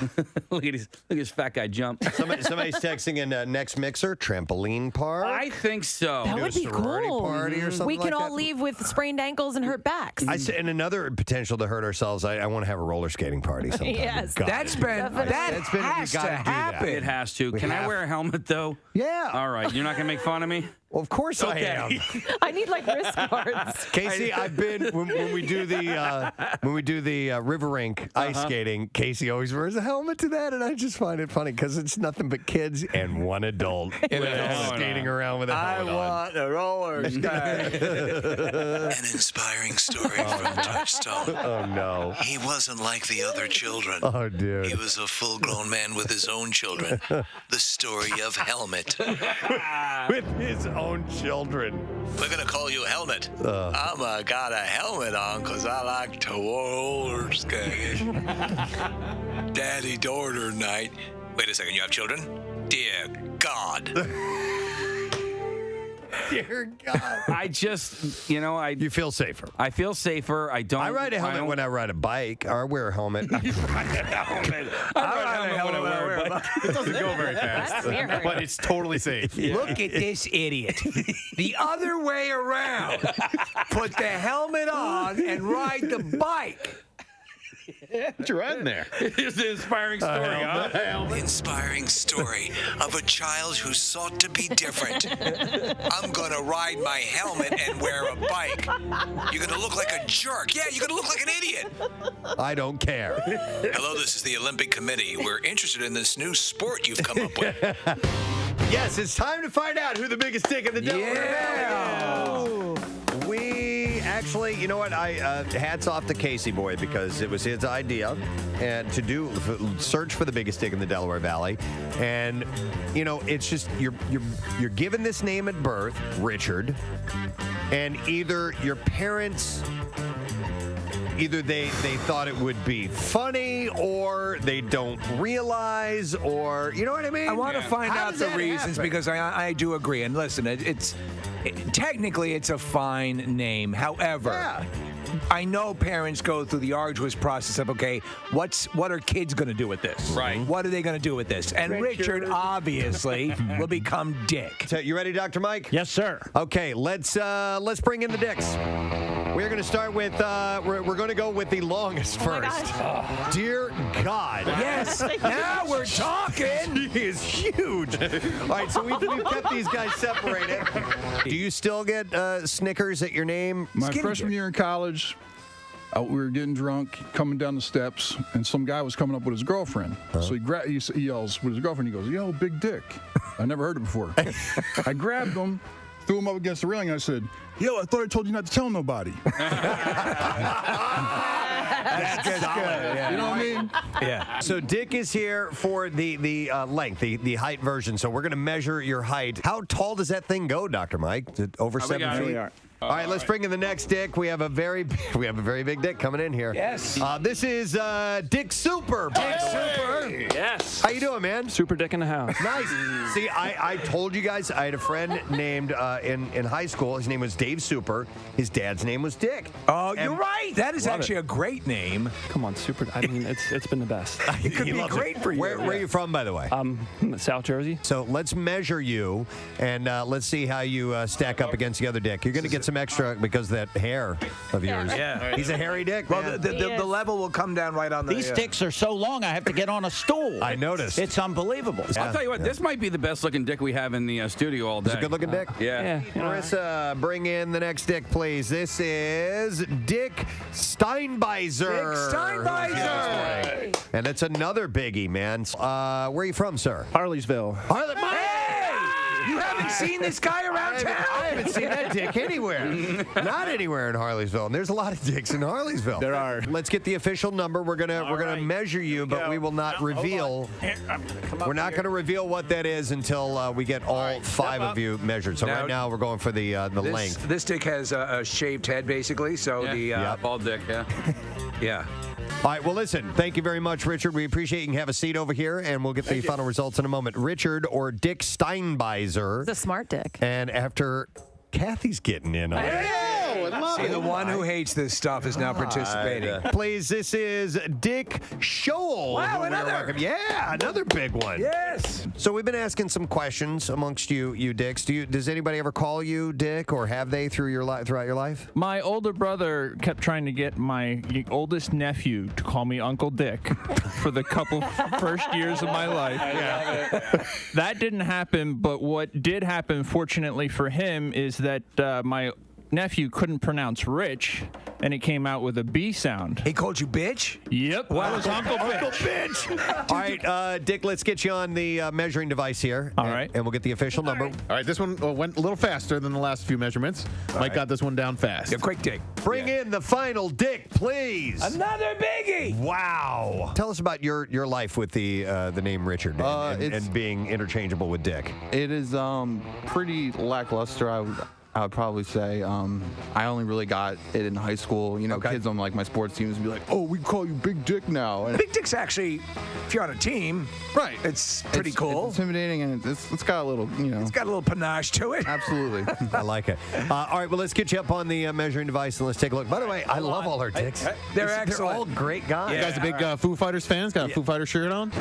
I'm enjoying the Dick Dale. Thank you, Dick Dale, and we played Moby Dick, and Dr. Mike Mike just nearly fell bought it. off the chair. Are you okay, Dr. Mike? Noted TV personality Dr. Mike died in a bizarre dick measuring accident. Tell you, Preston, in 25 years of practice. Before we do the bizarre file, I'm going to mention that we have an announcement we'll get to right after the bizarre file. But before that, we have 2 butt plugs for you today. 2 butt plugs. Casey, first one is your butt plug. Okay, well then. Let's start with the fart. Hey, listen, today is the last day for fundraising efforts for the Bend to the Shore bike tour. So the Families Behind the Badge Children's Foundation, they accept donations for teams up until today. Now, my team, Team WMMR, is less than $200 away from raising $50,000. Wow. Now, there are incentives for teams that raise, certain amounts of money. So if we reach that $50,000 threshold, we are now then allowed to donate $7,500 to any charity of our choosing, as long as it has to do with like first responders or children. That's awesome. So what I want to do is I want to reach that 50,000 threshold so that our team captain, Sherry, can donate some money to the charity of her choosing. She works so hard for this team. This is the only reason I want to reach this threshold, is so that we can donate something in her name to a charity of her choosing. So anyway, we have until the end of the day, $200. If you need the code, or not the code, the link, just go to my Instagram page, and the link to donate is in my bio. Or actually, even better yet, if you go to WMMR.com, you can find a link to donate there. Perfect. All right, and then the other butt plug I'm going to mention, Nick, you got this email as well. I forgot to ask if you have it up on our website yet or not. But this is from Ryan Beebe, who wants us to mention the Pores for Parker B fundraiser. It's their 3rd annual event, 19 raffle bundles, DJ spinning hits, 50-50, beer bong. It says, exclusive Peachy Bong Bong beer. And the Philly Fanatic will be at this event, and it's going to be at First State Brewing in Middletown, Sunday, August 25th, 1 to 4 p.m. So it's for his son, Parker, his 5-year-old, who was diagnosed with TSC in utero. TSC is a rare genetic disorder that causes benign tumor growth in vital organs, epilepsy in roughly 90% of the population, and autism affecting roughly 40% of the TSC population. He says Parker has faced countless challenges in his young life, including heart surgery at 5 days old, seizures which have affected him throughout his life, an official autism diagnosis, and due to being nonverbal, he has had to learn to use a speech device tablet to communicate. But despite all this, he says Parker is a resilient, joyful kid who continues to inspire everyone who meets him. So the event is coming up on the 25th, 1 to 4 p.m. It's a Sunday at First State Brewing in Middletown, Delaware. So I wanted to mention that. And the information is up on the community page of PrestonandSteve.com. Excellent. So please help out if you can. All right, we're going to do the Bizarre File now. WMMR presents Preston and Steve's Bizarre File. Brought to you by Delco Trim Light. Visit DelcoTrimLight.com to schedule an estimate on installation of the coolest permanent programmable holiday lighting system around. All right, here's a follow-up for you. A school worker admitted to stealing $1.5 million worth of chicken wings and other food during the pandemic and is now going to prison. We assume for resale, correct? We never did find out, to be honest. In January 2023, Vera Lytle was arrested by authorities in Cook County, Illinois. She began working as the director of food services for Harvey School District in July of 2020. Between her start date... Is she a big fat person? In February 2022, Liddell made hundreds of unauthorized orders for food items, including 11,000 cases of chicken wings. That's a lot of chicken wings. The orders were made separately from the district's needed orders. The massive fraud, according to the prosecutor, said during the time was when students were not allowed to be physically present in school. It was during COVID. Right. So where were they going? Even though the children were learning remotely, the school district continued to provide meals for students that their families could pick up. District officials paid for the orders. Liddell then used a district cargo van to pick up and transport the stolen food. The food was never brought to the school or provided to the students. Tell me what wingy. The fraud was discovered when an investigator found that the food service department exceeded its budget by $300,000 halfway through the year. Let me ask you, did anyone at her chicken wing business have any insight into They what didn't might be interview going on? them. Okay. Last week, Liddell pleaded guilty in the case and was sentenced to 9 years in prison. Yeah, I'm assuming she was selling them to restaurants, for on the cheap or something. If not, she's got a huge addiction. Wow, man.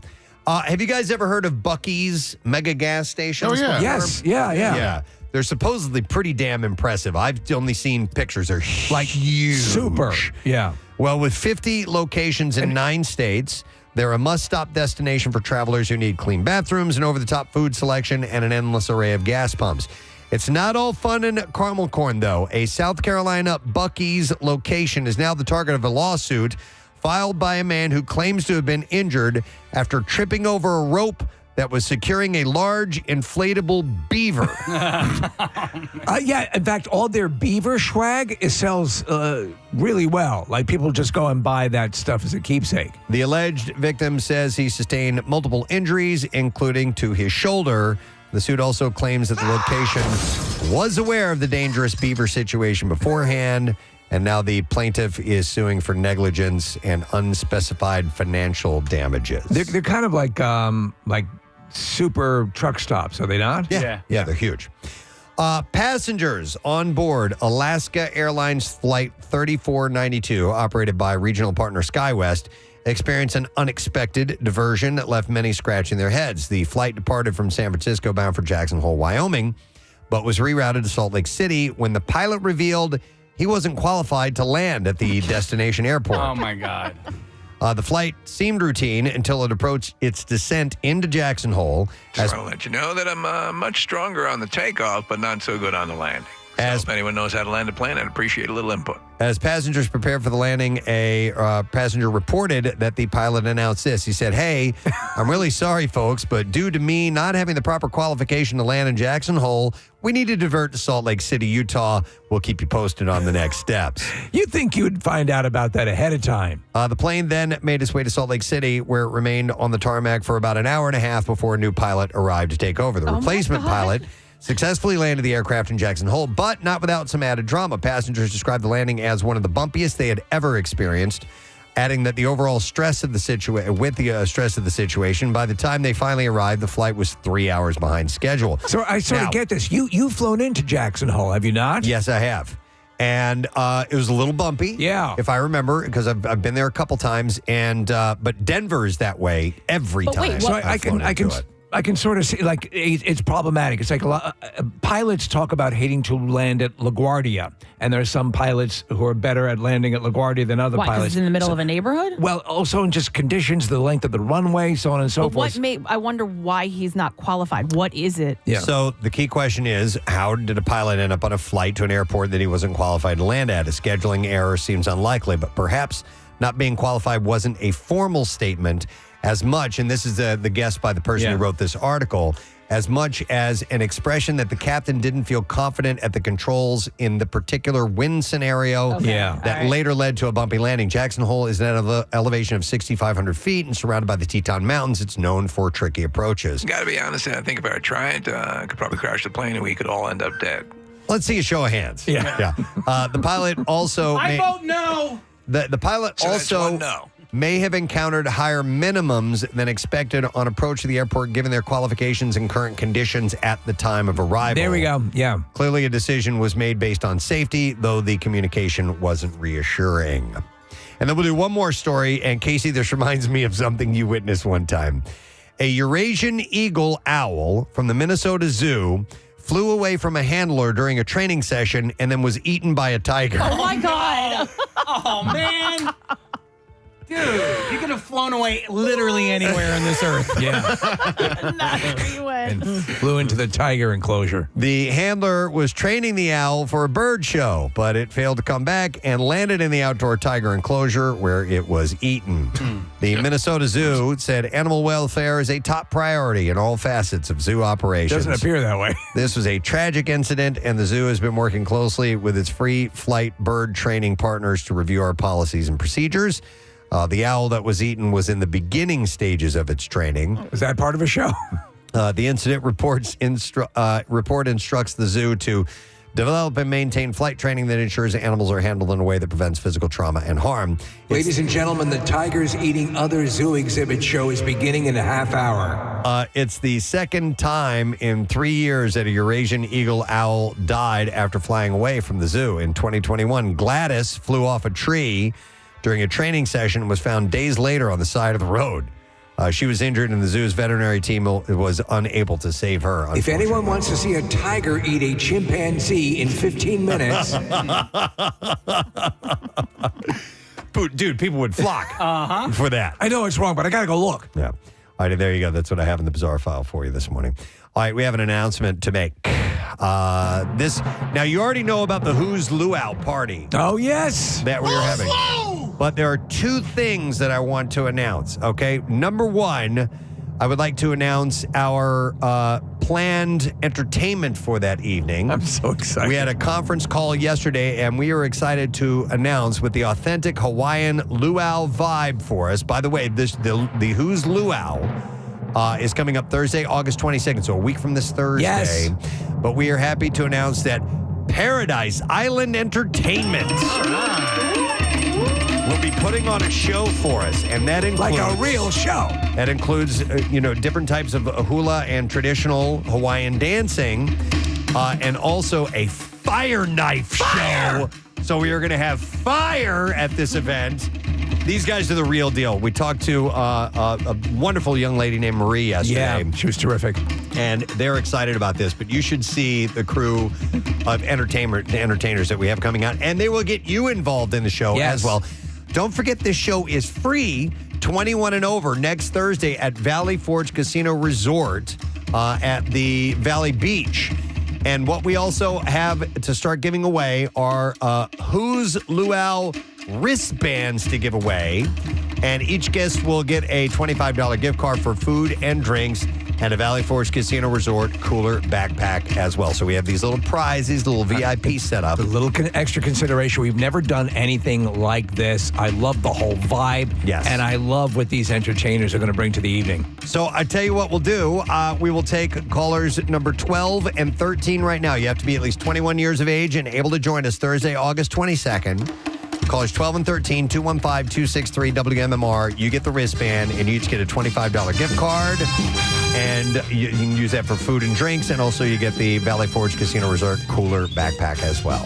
It's perfect because the Valley Forge Casino is often called Little Hawaii. Little Hawaii.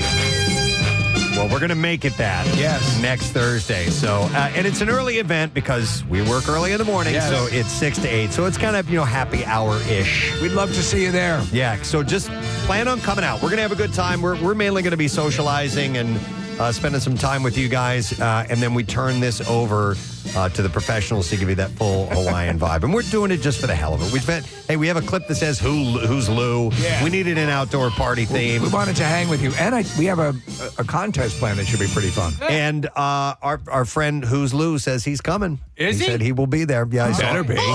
He's the honoree. I saw him this past weekend. So he's the Don Ho for our extravaganza. We got to get him in the contest as well. All right. So with all that, we are going to take a quick break. We'll come back in a second. We might play a contest when we get back. So stick around. Some of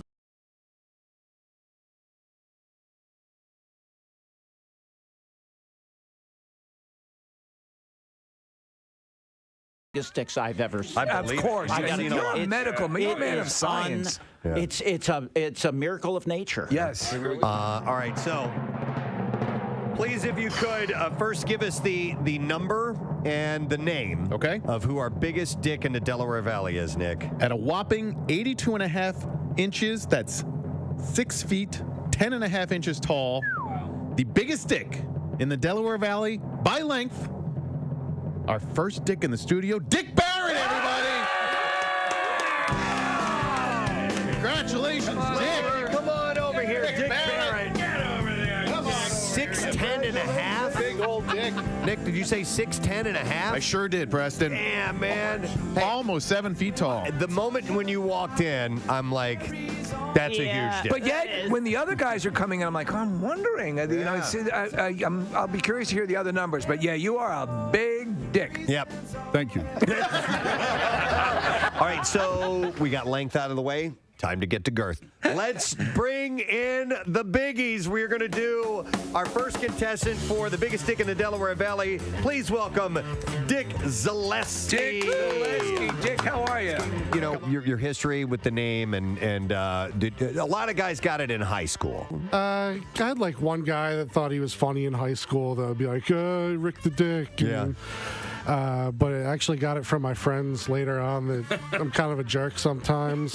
Okay, so you're sort of a they'd cut up. be like Rick the Dick, and so Dick Zaleski, let's get you on the scale here. We're not going to reveal the number at all until we have weighed everyone, and then we will find out who the biggest dick in the Delaware Valley is by girth. By the way, yes, everyone will be even if your name is Rick, you're going by Dick today. That's fine. All right, thanks, man. Have a seat. We'll find out how you do. Thanks for being Big here guy. this morning. Bring in our next Dick. This is Dick L. Coogan. Yes. Who we welcome. Coming over here to Nick. Has Dick been a joke from time to time for you, or do people actually call you that? No, I basically come from a long line of Dicks. Oh, you do? Yes, yeah. Okay. Are you Dick? Are you Little Dick or Dick Jr.? I'm Dick the Third, actually. Dick the Third. Yeah, so my grandfather, my father, my son. All right, well, let's have you jump on the scale here. Dr. Mike is going to do the official measuring. While we have a second, I'd like to apologize to the two Dick Siemens who wanted to come in because they really wanted to be a part of this contest. Yeah. But we had enough dicks, you know, and these guys just didn't qualify to be the biggest dicks in the Delaware Valley. But thank you guys for submitting. We had to cut. It was father and son named Dick Seaman. Thank you for coming in this morning. We'll find out if you end up being our winner. As he grabs a seat, that's Dick L. Coogan, by the way. The next Dick, let's welcome Dick Mayberry to the studio. Mr. Mayberry is coming over here. Is there any history of Dicks in your family? Yeah, I'm the third. Okay. My grandfather went by Dick. Do you get any? Dicks on the dance floor. As far as Mayberry, your last name, you get any Andy Griffith throwbacks from that? No, Dick maybe Harry. I had. Dick maybe Harry. I like it. Get on the scale, man. Let's see what you come in at. Dick Mayberry. All right. I want 6 dicks, man. I was saying sticks. Sure you were. Sticks. Let's bring in the next Dick. Ladies and gentlemen, this is Dick Schmidt. And we welcome in. Any other Dicks in your family? My father. My father was another big. He was another big dick. Another big dick. Yeah, about the same size as me. All right, so we are doing the official measuring. Dr. Mike's going to get his number. He's waiting for the scale to settle. And when he settles on a number, he's got it. You can step back off of there, Dick. And let me see. Who else we have? Take a look at my face, Dick. Well, let's bring in Dick Belcastro, Dick our Belcastro. last Dick that we have. over Come there, right over sir. here to Nick, if you would, please. Anybody in your family call you Dick? Not generally, no. My granddad went by Dick. Okay. Dad was Richard. I'm Richard. My brother's Peter. Peter. There's clearly something going on. Let's get you on the scale. Let's weigh you. Turn around. Dr. Micah's going to get All a right, number. here we are. Not Step gonna, up. All right, so how we doing? Nick, We've crunched the numbers over here in the entertainment division, and you can announce our winner, Nick. Give us the number and then our winner, if you would, please, for the biggest girth amongst our dicks. biggest dick in the Delaware Valley girth division goes to Dick number 2, Richard Zaleski. Oh, you're kidding me. The biggest dick. 397.6 pounds. 397. Nearly 400 pounds a dick. So, actually, he was Dick number 1 I have here on our list, which means both of our first Dicks are our winners. Richard Zaleski, right? Yes, I'm sorry. He was number 2 on my list, number 1 in the contest. And You're right, number Preston. 1 in your hearts, Absolutely. ladies and gentlemen. Dick Zaleski. Yeah. Police said 2 drivers on 95 were involved in a road rage incident that ended in gunfire Monday evening. It happened just before 5 o'clock while the 2 cars were exiting the highway on Route 413 in Bristol Township. The victim's car had 2 bullet holes from a .45 caliber semi-automatic handgun. Police said a man pulled up to the victim's car, told him to lower the window, and when he did, the man pointed a gun into the car. Let's go. I bet the shooter was from Delco, though. I mean, we'll see when they get up. We'll find out. One shot pierced the right rear quarter panel of the 2011 silver Hyundai Accent. A second bullet was lodged in the top of the passenger side door, where police said the metal and rubber trim stopped the round from hitting the person in the passenger So seat. it wasn't shooting at the car, shooting at the person in the car. Police said the driver was aggressive in the moments prior to the shooting. He kept flashing his high beams, and he followed the victim off of the highway, pacing the car, and then stopped at the traffic light with the victim. Roll down your window. I want to shoot you. Yeah. Hey, I have a completely unrelated question, Steve, because just now when you said roll down your window, I want to shoot you, you gestured like this. Right, yeah. You took his index finger and did a circling motion. Still do, You think young people know what that means? Probably not. Let me go to Marissa. Hi. right, it's so Does funny. that mean roll your window down to them? I don't know, but last year, do you guys remember when we talked to Kate Beckinsale? This is like a total stretch. We talked to Kate Beckinsale, and it was the day that Joel Embiid had tweeted at her, like the day before. Yeah. Or Instagrammed at her. I pull up on like 19th and Arch, and Joel Embiid is next to me that afternoon. And I look at him, and I like go wide-eyed, and I go, oh my God, roll down your window. And I'm doing the rolling motion, and he looks at me, and he had no idea. Well, actually, that looks a little bit like manual stimulation. Marissa, but you had your fist like this doing that. I'm going to take care of you sexually. Yes. Usually people go like this. Right, roll down with your like, index finger. No. It's like this. It's like, no, not like this. Wait, I'm sorry. It's like, That means roll your window. Roll down your window. Nothing to do with your mouth. Wait, Preston. Roll down your window. Turn around and show You'd have to be watching our studio cams right now to get it. Yeah. Roll down your window. You guys are so inappropriate right now. Casey's grabbing his ankles. He has his legs up in the air. Roll down your window. You need a whole fist to roll down the window, guys. Roll down your Hey, guys. Hang on a second. Let me get him.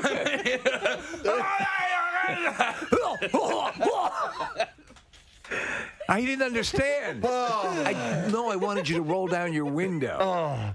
There's a Daily Rush video right there. Where's the dildo? You can smack that on your face. Roll down the window. Sorry, Marissa. So he didn't get that? I think I eventually he put down the window a little bit, and I told him, and he kind of It's gave me funny, that though, smile there's- and sped away. Cars, this, if you go like this, a button pushing thing. Yeah, no one's going to know what that is. Roll down your window. Yeah. Interesting. Okay, sorry about that. Okay. All right. Moving along. Arm vaginas. What does that mean? Okay. God, they finally did this. There has been a slow but steady rise of removal surgery for arm vaginas. So are they making arm vaginas for replacement vaginas? No. How exactly does this work? This is actually armpit folds within where people have these issues, and they call it the arm vagina. Oh, I never. Yep. I didn't know that's what it was called. Yeah. So explain them a little bit of the laws here. It's like arm fat. It's like armpit fat that hangs over when you wear like a tube top. Oh, that looks like a camel toe. Looks like a camel toe, right? Just extra like fat and skin. It's not. There are some though that happen to fall into a very vagina-esque looking flap, and those are the ones you got to correct early. You got to get rid of that. You got to get rid of those early. Other ones just look like, hey, they're a little roll of fat and a little, popping fresh, but you never would do that to an arm vagina. The vagina flap. The surgeries performed vary It depending. sounds like a bad 50s dance. Everybody's doing the vagina flap now. Come on, baby, do the vagina flap now. Swing your big arms like you have two vaginas. Come on, baby, do the vagina flap now. A little bit of lotion and he'll come right there. We're done singing? No, if you want to sing. I can't get that eye. Yeah. The surgeries performed vary depending on the cause and extent of an arm vagina. When they have those drastic weight losses and people, I don't honestly know surgically how they can remove that without it killing the person. You see, like, there was one guy who had, it looked like he was melting how loose his skin was. If they talk about a tummy tuck as being invasive, how the hell do you do that? They also use mini liposuction and the removal of excess skin. They are popular non-surgical methods. Can you do the gentleman stitch on those? Along with injections that are claimed to break down fat. My chick's arms are so tight. Just saying. So that's a new one apparently out there. The arm vagina. My chick's arms are so tight. Just saying. So that's a new one apparently out there. The arm vagina. This could go along actually with the connoisseur, believe it or not, because this is the custodian, the connoisseurian. He eats old food. Is this fresh? No, this is the little known history. The little known history of fruit roll-ups. Oh my gosh. Oh wow! You guys are all on board now, aren't you? Correct me if I'm wrong, but the first fruit roll-up was created by Ivan the Terrible. No. But it's older than you think. Is it older than Jesus? No. The thin sheets of fruit treats known as fruit roll-ups have been a staple of supermarkets since 1983 when General Mills introduced the snack to satisfy the sweet tooth of kids everywhere. But 1983, so the Civil War had just ended. Right. No, but the fruit roll-up has an origin that goes much further back, all the way to the turn of the 20th century, believe it or not. The small community of Syrian immigrants in New York in the early 1900s didn't have the packaging or the marketing power of General Mills, but they had the novel idea of offering an apricot-sourced fruit leather that they called Emmerdine. Did you know that Frederick Douglass invented Razzles? No. Wow. Razzles. All right. That's the candy that becomes a gum. Yes. Yeah. Do you like Razzles? I do. As a kid, I used to like it. I would like, is this Razzle going to be a candy or a gum? Yeah. The world was at my feet. And when it turns into a gum, too late. The flavor lasts like The 10 flavor's seconds. pretty much gone. Right, yeah.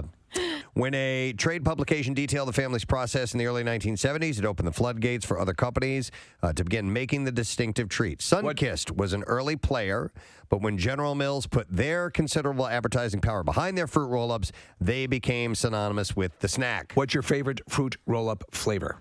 I always just went for the strawberry, which was kind of the first one that came out. To me, it sort of tasted like a Twizzler a little bit. I tried like the healthier version of the fruit roll-up, and Jace was like, I don't like these. Can we get those? And it was, you the don't like traditional Mommy's kale roll-ups? It was like a little They're more. actually not that bad. Are they? Healthier version. Are they? I've never had them. But when you have the original, which, is delicious, he knows the difference now. Yeah. Joray is still in business, offering kosher roll-ups that rely more heavily on fruit than the more processed commercial version. Correct me if I'm wrong, but Joray is Superman's father, right? No, that's Jor-El. Oh. But I thought you were going to say Jordy. Quick, Tattoos Day today, so if you're interested in winning a $350 gift certificate for Floating World Tattoo and Piercing, text the word tattoo to 39333, and we will get a winner by the end of the program. You want to see all that you can from our friends at Floating World Tattoo, which, by the way, they're located at 1729 South Street. You can go to floatingworldtattoos.com or search for them on Instagram at Floating World Tattoos. I wanted to mention two things before we're gonna do what we do next. I had a Preston and Steve moment while we were on the break. I went to Safe Light Repair to get my windshield fixed. A little ding? Yeah. Had a little ding, so I went to the Bridgeport Safe Light. They're all big fans of the Preston and Steve show. Do they know that we perform the jingle? And that's my brother's building. Safe Light is in my brother's building. Really? Yeah. Okay, I didn't know that. Yeah. Wait, he owns it, or Yeah, he owns it. No way. Yeah. Well, the staff there was very cool. It's like a newer location, right? I don't know. I've never been there before. But, it's right in downtown Bridgeport. Yes. Yeah, and it's a big sign up front that says Safe Light. Yeah. And it made me think of Merci beaucoup. Merci your face. Yes. Yeah. So can I get that from you guys? Okay. All right. 3, 2, 1. Merci beaucoup. Merci your face. Yes. Thank you very much. And should we do the original? Yeah. 3, 2, 1. Safe light repair, safe light replace. Not bad. Not bad at all. So I actually got some work done with Safe Light, and the gang there was very, very nice. They should advertise. They should advertise. They should. And then a number of people have texted in, not only on our text board, and also through our YouTube channel. Nick, did you ever get your luggage back? Yes, I did. Okay. It was delivered last night, about 40 some hours after we landed. Thanks to a guy named Jamal who works for the delivery service, not the airline or the airport. Could not have been a nicer guy. Was really responsive and actually seemed to care. So he helped us track down the bags, and they delivered them last night, and I got my medication back. Yes. Your little blue pills. Yeah. All right. So we have not played a game in a while. It's been quite a while. And I think we would like to play this game. This is one we just stumbled upon and created, and we call it Cine Music. And it's very, very simple. We play a song, and you and we, the Preston and Steve Show, write down what movie that song makes us think of for whatever reason at all. And then we ask you for your answer on the phones. If three of us match your answer, you win a prize. Right. Now, a lot of this is random. This is not a skill necessarily. No. It's just a fun game to play. And also, if you don't match three of us, if we all five of us here that are in the studio playing the game, if all five of us have a different movie, you win as well. There you go. Even if you just match one of us, if all five of us are the same, the or rules. different, It's what you get. then you win. We figured it would be another easy way to give something away. But I wanted to play this because over the weekend, I was one of my playlists. My buddy and I were listening to a song came up, and immediately I go, "All right, what movie do you think of when you hear this?" And he didn't get what movie I thought of. But Might it be coming up in what we're hearing? I don't know. right. Marissa's the one who's pulled these All right. aside, so She does a great job. They're random. I have no idea All what's right. coming up. There was one. You know what? I will tell her to eventually put it on the list. But and it reminded me of the game because we haven't played it in a little while. I love this game. So 215-263 WMMR is the number. We'll get callers on the line. Very simple. I'll reiterate the rules once we get people because they're probably calling in and not listening to what I'm saying right now. And we will remind you how the whole game is played. But it's pretty random, but it's a fun way to kind of look at music in movies. All right. So these are like a Rorschach test. I assume these are soundtrack. This isn't the score of films. No, but it's soundtrack. Marissa is the one that pulled them. Like I said. All right. So we will go to. No, Brian just hung up. Never mind. He's gone. We'll have to wait a little bit before we get somebody else on board. But we do have a variety of prizes you can win. A couple of different things are in there, so hang out and see what you end up getting. All right, I'll take this moment to get our next caller. Here we go to Eddie. Hi, Eddie. Gadzooks, bud. All right, so we're going to play Cine Music. I'll reiterate the rules, how this goes. We're going to play a piece of music. You'll hear it down the phone line. We here on the show will all write down what movie we think of when we hear that song, and then we will ask you for your answer. If three of us match your answer, you win a prize. Now, if none of us get the exact same thing that we write down, movie, then you can also win that way too, okay? 2 ways to win. Okay, Ed? Yep. All right. All right, so let's play the first clip. And we don't know what these are, by the way. Marissa pulled these randomly. So here is our first movie music piece.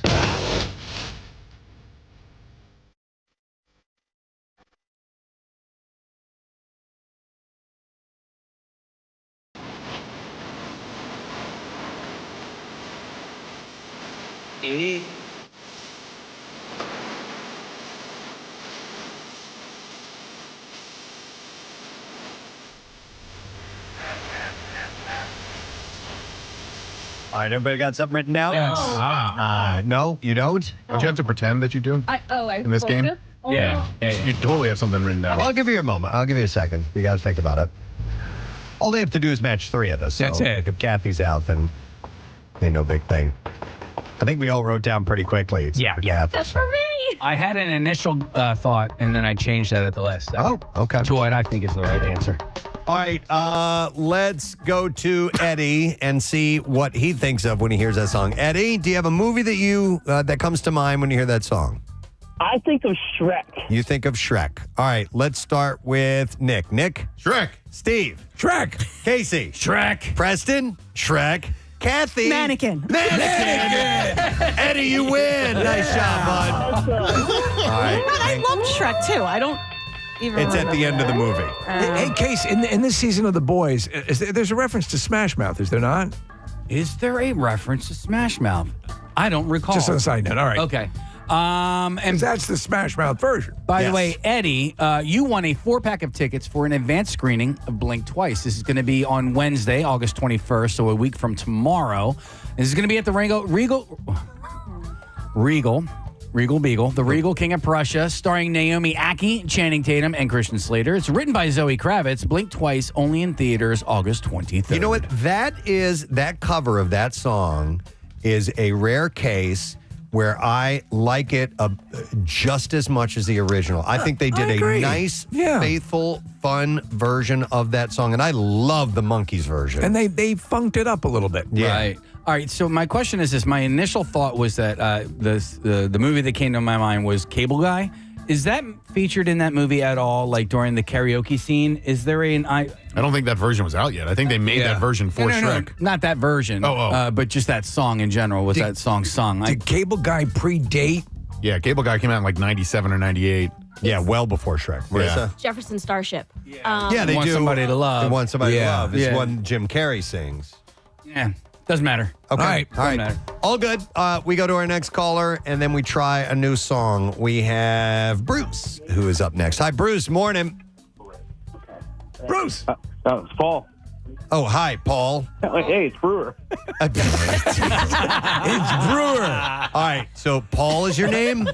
It is Paul, yeah. All right, cool. I don't know how we got Bruce, but there you are. Brewer. All right. So Paul, you know how to play the game, right? Oh, yeah. All right. Let's try this next song, and let's see what everybody gets. Here we go. Yep.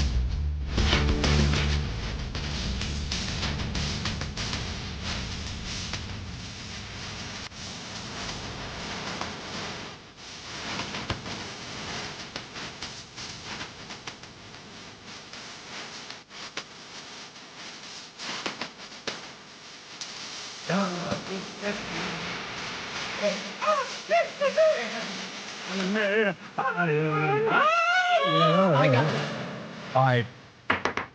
Is our answers in? Kathy, do you have an answer? I got it, yeah. Okay. Anybody else? Yeah. All right, we're all good? Yeah, we're good. All right. So, Paul, is there a movie you think of when you hear that song?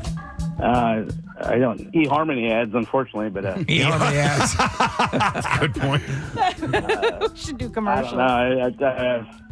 I'm struggling. I'm thinking my best friend's wedding, maybe, or. My best friend's wedding. All right, you can go with that. Listen, if all of us, if not three of us don't match, then maybe all of us will have a different answer. You can win that way. Steve, what'd you put down? Ghostbusters 2. Casey. Ghostbusters 2. I put down Ghostbusters 2. And Nick? Cable Guy. Cable Guy. Kathy? Oh man, Batman. Sorry, Paul. Man. No dice, bud. I think in Ghostbusters 2, do they do the Jackie Wilson version of the song? They use it to, with the goo, animate the Statue of Liberty to walk. Correct. And they use a little Nintendo Yes. hand, or what do you call it, game piece. It was... a lot of people came down on that. It's a fun sequel. I know it was fun. Yeah. I mean, it wasn't, the first was so good. Yeah. That it's tough to follow that up, but I thought it was They used the goo. I don't know who did that version that we were just listening to, but Nick, who was it originally done by? It was Jackie Wilson, right? I thought so. Yeah. Okay. It's Mr. Wilson. We will go next to Don. Oh, wait, by the way, Eddie, you also won a 4-pack of tickets for Blink Twice. It's going to be in theaters on August 23rd. By the way, that movie looks a lot creepier than I thought it was going to be. So it definitely has like a Menu vibe, the movie The Menu. Okay. I haven't seen this. So, yeah, was this Pussy Island? Yeah, it was originally Pussy Island. Now it's Channing Tatum is this sort of elusive, wealthy kind of Jeff Bezos type of guy. And there's something wrong going on this island. Okay. It looks very creepy. All right, we have Don next. Hey, Don, you there, bud? I'm here, guys. How you doing? Good. All right, Don, you know how the game is played?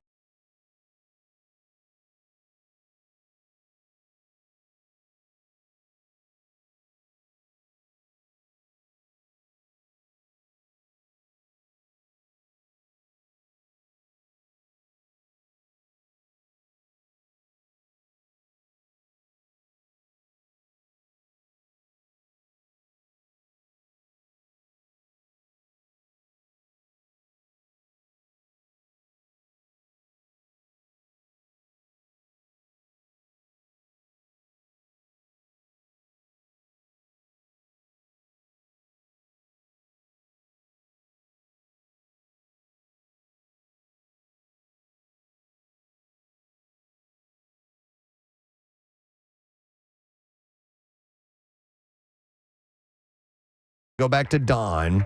Don, does that ring a bell? Yeah, I'd say Bridesmaids. Bridesmaids. Okay. We'll see what everybody thinks. Kathy, I'm interested in what you put down. Okay. What? Okay. Well, what did you put down? You want me to tell you? Yeah, okay, yeah. Mannequin. Kathy, I put down Yeah. mannequin. Oh. Steve? Mannequin. Casey? Mannequin. And Nick? Oh, I put working girl. Well, Don, sorry you lose, but that was from Mannequin, It was right? at the end, Okay. yeah. Thank you. Riding away on the motorcycle. There was another. Was there another signature song from that movie? Yes. What was it? In the name of. Maybe I shouldn't say anything because it All might right. come up Pride again. in the name of. Down there. No, it was not you two. No, it was. Never mind. But who was? I'm losing. Andrew McCarthy. Thank you. And if you didn't see the Brat Pack dog, I loved it. Casey, you thought it was just kind of okay? yeah, I did. I thought it was a little meandering, but Yeah. I enjoyed a lot of the ride. Chuck didn't like it either. Yeah. I really enjoyed it. I did really too. thought it was really good. Just seeing those people, the collective, talk Yeah. about that phenomenon of the Brat Pack, I thought was a lot of fun. And Andrew McCarthy was here. He was a really nice, And super I nice thought guy. Demi Moore looked amazing. She does look great. Yeah, I thought she yes, looked great. Absolutely. I thought you were going to say in that movie. I'm like, she wasn't in that movie. No, it was Kim Cattrall. You know what about that movie, the documentary? Demi Moore's answers were incredibly insightful and brilliant. Like her analysis on like the psychology of everybody from the '80s was really impressive. And she was basically treating Andrew McCarthy, saying, just process it this way, and you'll be free of this BS. Rob Lowe also. Yeah. He's like, dude, it's people still talk about it. He's like, we win. This is a good thing, really. And Andrew McCarthy was like, okay, now that I think about it that way. Well, kudos to Andrew McCarthy for depicting that in the documentary. That's what makes it interesting. Yeah. All right, we'll get another caller on for Cine Music. I have JJ who's playing with us. JJ, morning, bud. Morning. All right, you ready to play? Yes. All right, let's send you a song. Listen to this and just think about what movie comes to mind. It could be anything. Here we go.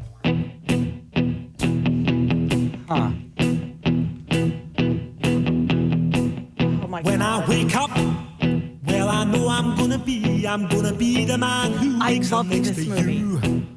When I go out, yeah, I know I'm gonna be the man who goes along with you. If I get drunk, well, I know I'm gonna be the man who gets drunk next to you. Wow, I may not have. I'm thinking of like can't three think of different it. movies. Oh, I got the right one. Okay. I think I got it. Oh, I'm so mad because I'm I like- know it. I just went with one that popped in my mind, but I had like three different ones that popped into my head. 500 more just to be the man who walks up. These goofy looking bastards. Yep. What do they do? When they go, what do they do? And it's Drop Dead Sexy. Yes. They sing shot of vodka, shot of vodka, shot of vodka, shot of vodka. They play the Camp Out for Hunger. Awesome band, by the way. The Proclaimers did this initially. So, JJ, is there a movie you think of? Actually, no. Maybe Yes Man? Maybe Yes Man, the Yes Jim Man. Carrey movie. Wow. Okay. Well, I'll tell you what I put down. I put down So I Married an Axe Murderer. Yeah. I don't think it's in that. No, I Okay. don't think so either. Okay. It's definitely in this one. Sorry. Casey, what do you have? I went with Benny and June. Benny and June. It is definitely Benny and Yes. June. Okay. Yeah. Nick, what do you have? I put 51st Dates. Wow. Is it in that? All right, so wait a minute. We're on the run to possibly Oh, right. you Yeah. could win without having any of us get it right. Kathy? Well, Benny and June is what I was thinking of, but I did not write that down. What'd you write I down? didn't write anything down. Okay. Because I was trying to think of Benny and June. That was it. I knew it was it. That'll be a no. That'll Nothing. be I have, yes. Okay, Steve, what about you? I went with House of Sand and Fog. Hey, JJ wins. Hey, JJ, none of us matched each other, so you win. Hang on, bud. We got a prize for you. We have a 4-pack of tickets for an advanced screening of Blink Twice. This is on Wednesday, August 21st at the Regal King of Prussia. And this is starring Naomi Ackie, Channing Tatum, and Christian Slater. It's written by Zoe Kravitz. Blink Twice, only in theaters August 23rd. I have not seen Benny and June in ages. So it's Johnny Depp. Yeah. Yep. And what's the gal with the short hair? June. The actress. God, she's great. And Yeah, she's in some kind of Elizabeth. wonderful. Elizabeth, no. No, it's Mary or something. Mary Stuart Masterson. Mary Stuart Masterson. So she's mentally ill, right? Yes. And so's he. In a certain way. Yeah. And it turns out But he can fly. They're kind of perfect. No, he can't fly. Oh, that was Superman. They're kind of perfect for each other, right? Yeah. So And they are all trapped in the Nakatomi Plaza. And that's Die Hard. I'm They sorry. suckered me into going to see this movie in the theater because they used In Your Eyes by Peter Gabriel in the trailers. Okay. And so I thought that, and I was obsessed with that song at that time. And I went there just specifically for that song, not in the movie And it at wasn't all. in the movie? No. Wow. I loved that movie. That was like something, if any time it was on, I would watch it from start to finish. Okay. And Depp But I is couldn't remember the name excellent of at it. it. Yeah. All right, we'll go on to another one. See if we can get a winner this time. We're going to go to Doug. Hey, Doug, morning, bud. Hey, bitches. Hey, what? All right, Doug, send a music. You ready to play? Oh, yeah. Just think about Oh, yeah. You sound more than thrilled. Then I'm gonna, when it's done, I'm going to jump off the roof. All right, what movie do you think of when you hear this?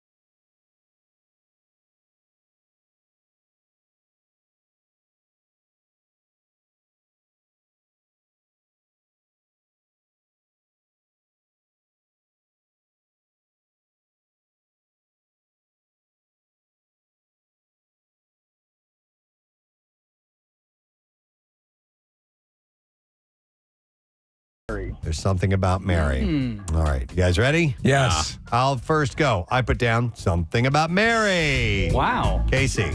My best friend's wedding? All right. I didn't know this one. Steve. Manchester by the Sea. Kathy. 10 Things I Hate About You. And Nick. Something about Mary. All right, so you're one short, Doug. Sorry about that. Thanks, But guys. I mainly remember it for in Something About Mary. There's Something About Mary at the end credits. Yeah. Yes. They had the entire cast throughout the filming of the whole movie. They would take moments and people would do a sing along to it. Yeah. I tried to do something like this one time. And it was It didn't. hard. It didn't work out so well because we didn't have the ability to have playback while we were filming. So we took a vacation. Nick, we were in St. John. Okay. And so our best friends went on vacation with us. A couple of our best friends did, and we tried to find a tropical song that we could be singing Yeah, I throughout. remember it. this. And we did. We tried to think of something with like fruit or coconut or whatever. So Right. I came up with lime and coconut from Harry Nelson. Yes, Put the yeah, lime yeah, in the and coconut coconut. and drink it all. It ended up being kind of cute. I want to take another shot at it. You know where I think this would be good? Camp Out for Hunger. Yes. We could do that. And by the way, it's much easier to match this now, especially Yes. with a teleprompter, any sort of scrolling capability. Yep. Yep. And also you can play the music on your Yep, phone while absolutely. you lip sync to it. I think Yep. we should pick a song and we should do it at Camp Out Write for that Hunger. down because we will forget it. All right, done and done. All right, let's try another one. We'll go to Jimmy next and see if he can get it right. Jimmy, you there? Jimmy. Rack 'em. Rack balls. Yeah, rack ball. All right, Jimmy, we're playing Cine music. You know how this works? Yeah. Let's play this song. We'll see what we think of. Here is the next tune.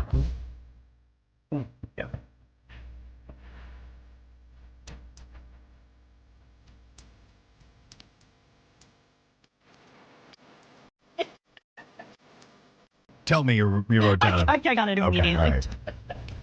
Just watch this. We'll just give it a moment to settle in here and let Jimmy get an idea of what he might want to answer. But I have to admit, before this movie, I wasn't overly familiar with this song. This song, I mean, the movie shot it way up. So this is an anomaly for the Everly Brothers because the Righteous Brothers, I should say, right? Because the one who would not take the lead. Right. I forget which brother took the lead on this one. Correct. And it's an amazing vocal performance. All right, Jimmy, do you have a movie that you think of when you hear that song?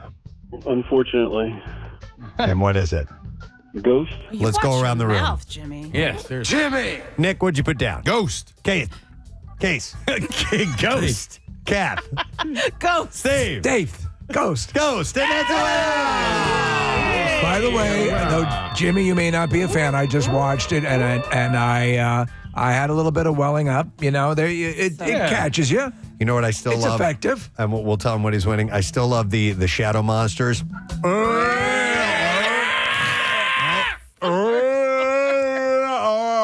I love that the tenderest part of the movie is when my dad started cracking up the loudest. Is when at the very end of the movie when Patrick Swayze and Demi Moore kiss when he's the ghost, and he's just my dad. It is in his mind. He's like, she's making out with Whoopi Goldberg. She right doesn't now. kiss him though. They don't kiss in that scene. They hug. They're embraced and they're kind of right up against each other. Yeah. But there's no kissing. All right. So anyway, Jimmy, you have won yourself a 4-pack of tickets for the Oddities and Curiosity Expo. It's going to be Saturday and Sunday at the Greater Philadelphia Expo Center in Oaks. And you can see all kinds of oddities, vendors, and dark artists showcasing things like animal skulls and bones, taxidermy, preserved specimens, handcrafted oddities, jewelry, creepy clothing, and a whole lot more. There's a whole bunch of stuff going on here. You can get tickets at odditiesandcuriositiesexpo.com. So we're watching the scene right now here in the studio of the clay. Yeah. And they're doing Right. the pottery. Yeah. I never realized how phallic that is until right now. I mean, like, she is... Wouldn't that be great if they stop and all of a sudden it's just a perfectly formed human penis dildo replication?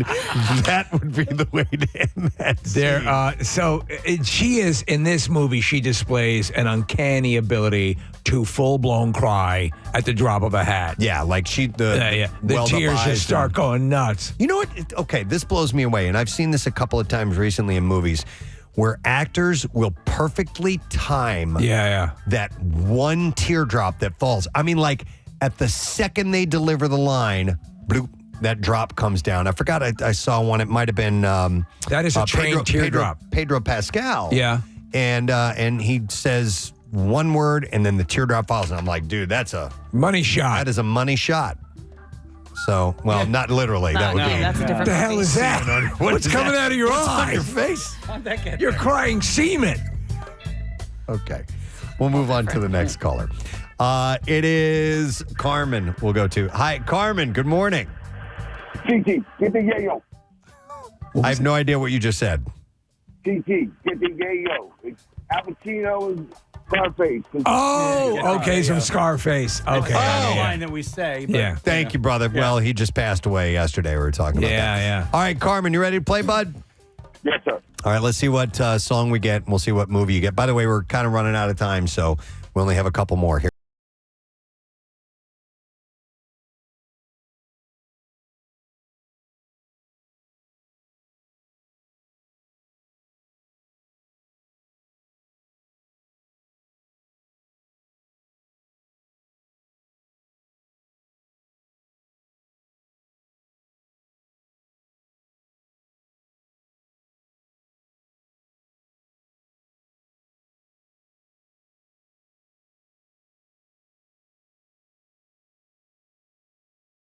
What movie do you think of when you hear that?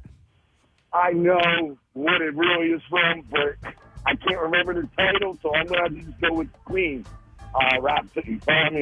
Bohemian Rhapsody is what he's going with. Okay. Which is legit. Yeah. Steve, what'd you put down? Wayne's World. Casey. Wayne's World. I put down Wayne's World. Kathy. Wayne's World. And Nick. Wayne's World. I thought about putting down Bohemian Rhapsody, So did I. but I'm like, oh, that's a stupid answer. Not that I'm calling you stupid, Carmen, but for me, it would have been a stupid answer. For you, it's perfectly fine. For me, it's the dumbest thing a human could do. But for you, it seems perfectly applicable. All right, let's do two more. All right, we'll go with Nick then. Hi, Nick. Morning, bud. Can I get a sticky icky wicky? Yeah, we can Some find of it. that real sticky icky icky. All right, Nick, you ready, buddy? Yep. All right, here's our next song.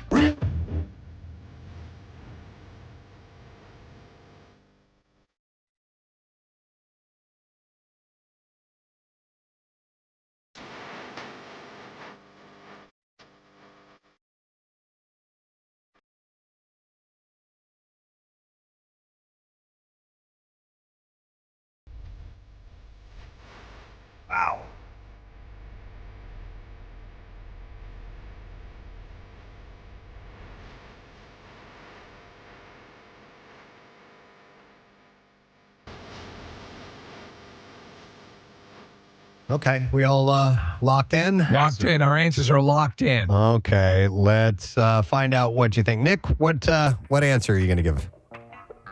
I'm going to have to go with Zoolander there. Zoolander. All right. Answer.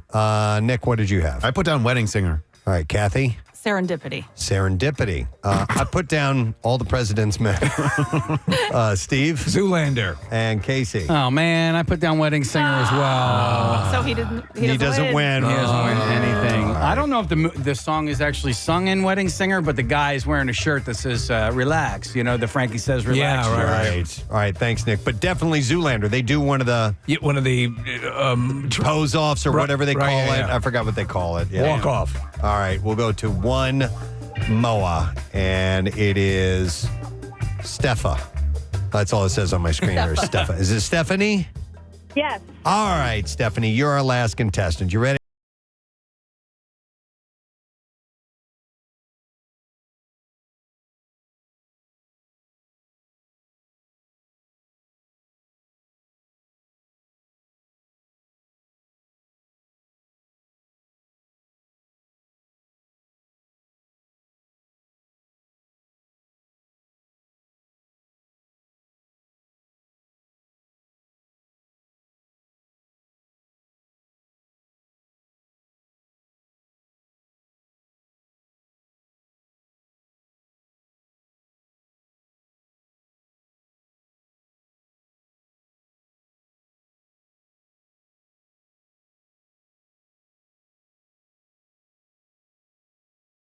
Back to Stephanie. Hi, Stephanie.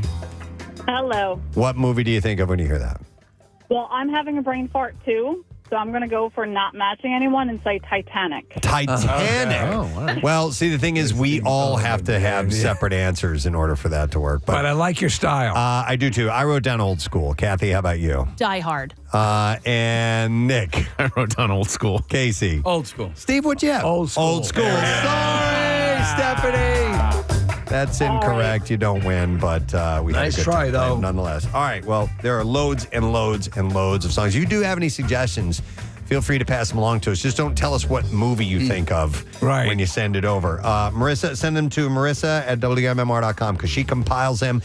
We got to figure out how you can play sometime, Marissa, because it's a fun game. But nonetheless, thank you for joining in on it. Hey, a reminder, we do have some other things for you to win. Tattoo Tuesday. Text word tattoo to 39333. Could win a $350 gift certificate to Floating World Tattoo and Piercing. And another thing that you can win is a trip to spring training and the Preston and Steve Show live broadcast next year. This is through Philly Sports Trips and PJ Willehan's. So starting right now, if you stop by your local PJ Willehan's, you will see the Preston and Steve training display, and you can scan the QR code and fill it out, and you can be in the running for airfare, 4 nights hotel accommodation at the Wyndham Grand Clearwater Beach, a boat party on a private yacht, a tailgate party for the game, and an invite to one of our live broadcasts from Clearwater. It's so good. It's brought to you by PhillySportsTrips.com. Travel with the pros. But you got to do this at your local PJ Willehan's. You have to be at least 21 years of age or older to win. We have the contest rules and complete details at WMMR.com, including info on how you can purchase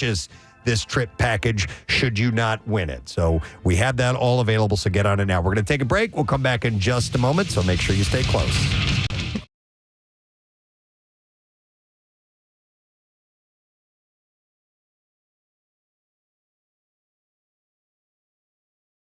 Next generation. But the companies have one more important thing in common. They both have the sense not to refer their product as fruit leather anymore. Yeah, fruit leather would not be as tasty. But I was not aware of the history. I always thought it was like a sort of chemical thing that they put together in the 80s, and here it's sort of fruit. Parents will be down with this. Yep. You've opened up my eyes, historian. Thank you. Please welcome Mr. Brian Posehn. Yeah. To the show. You were on Big Bang Theory last night, and your character on the show is hilarious. You're a geologist, and a rock nerd. A rock nerd, and and I was talking to you off air about that show. And originally when it came on, I was like, I don't know, and then it became clear that there is a strong geek base in the writers' room for there, sure, because they were getting it all right, and that's what brought me into it. Yeah, no, there's giant nerds in that writing room. Right. Sure. Yeah, there's guys from Futurama and places like that, and they're really smart and very geeky. Very geeky, and they the actually cast isn't.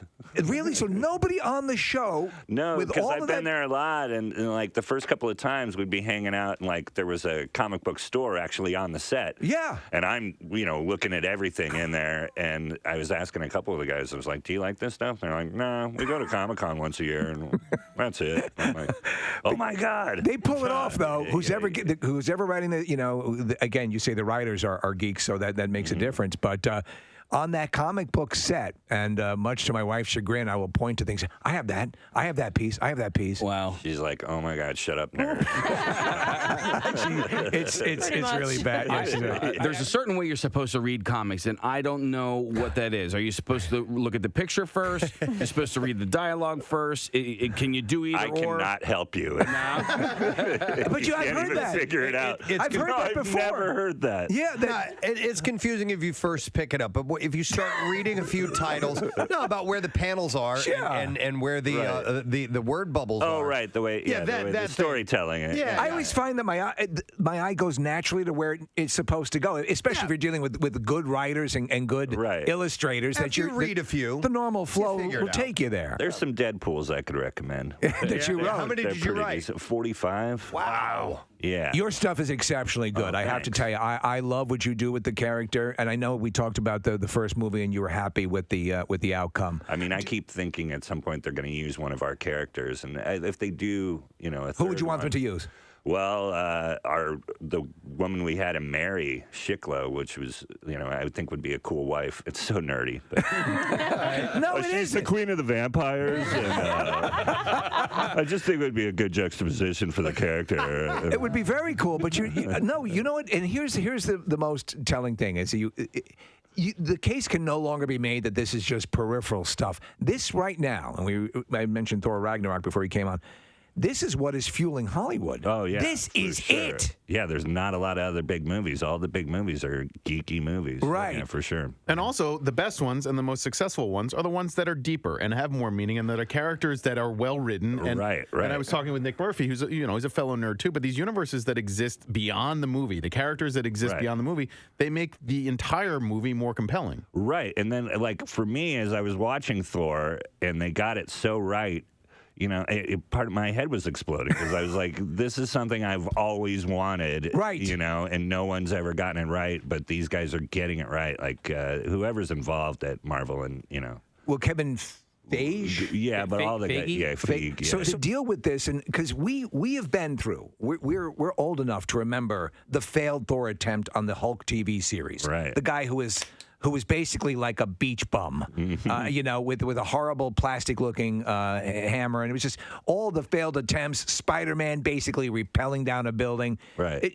This was stuff they could never pull up. Now, not only are they pulling it off right now, they're nailing it to the original imagery that we loved to begin with. Well, yeah, it had that Jack Kirby feel, and I'm like, we're making this so geeky. Well, speaking of geeky, I love when I do a nerd voice when I'm being nerdy, like I need to.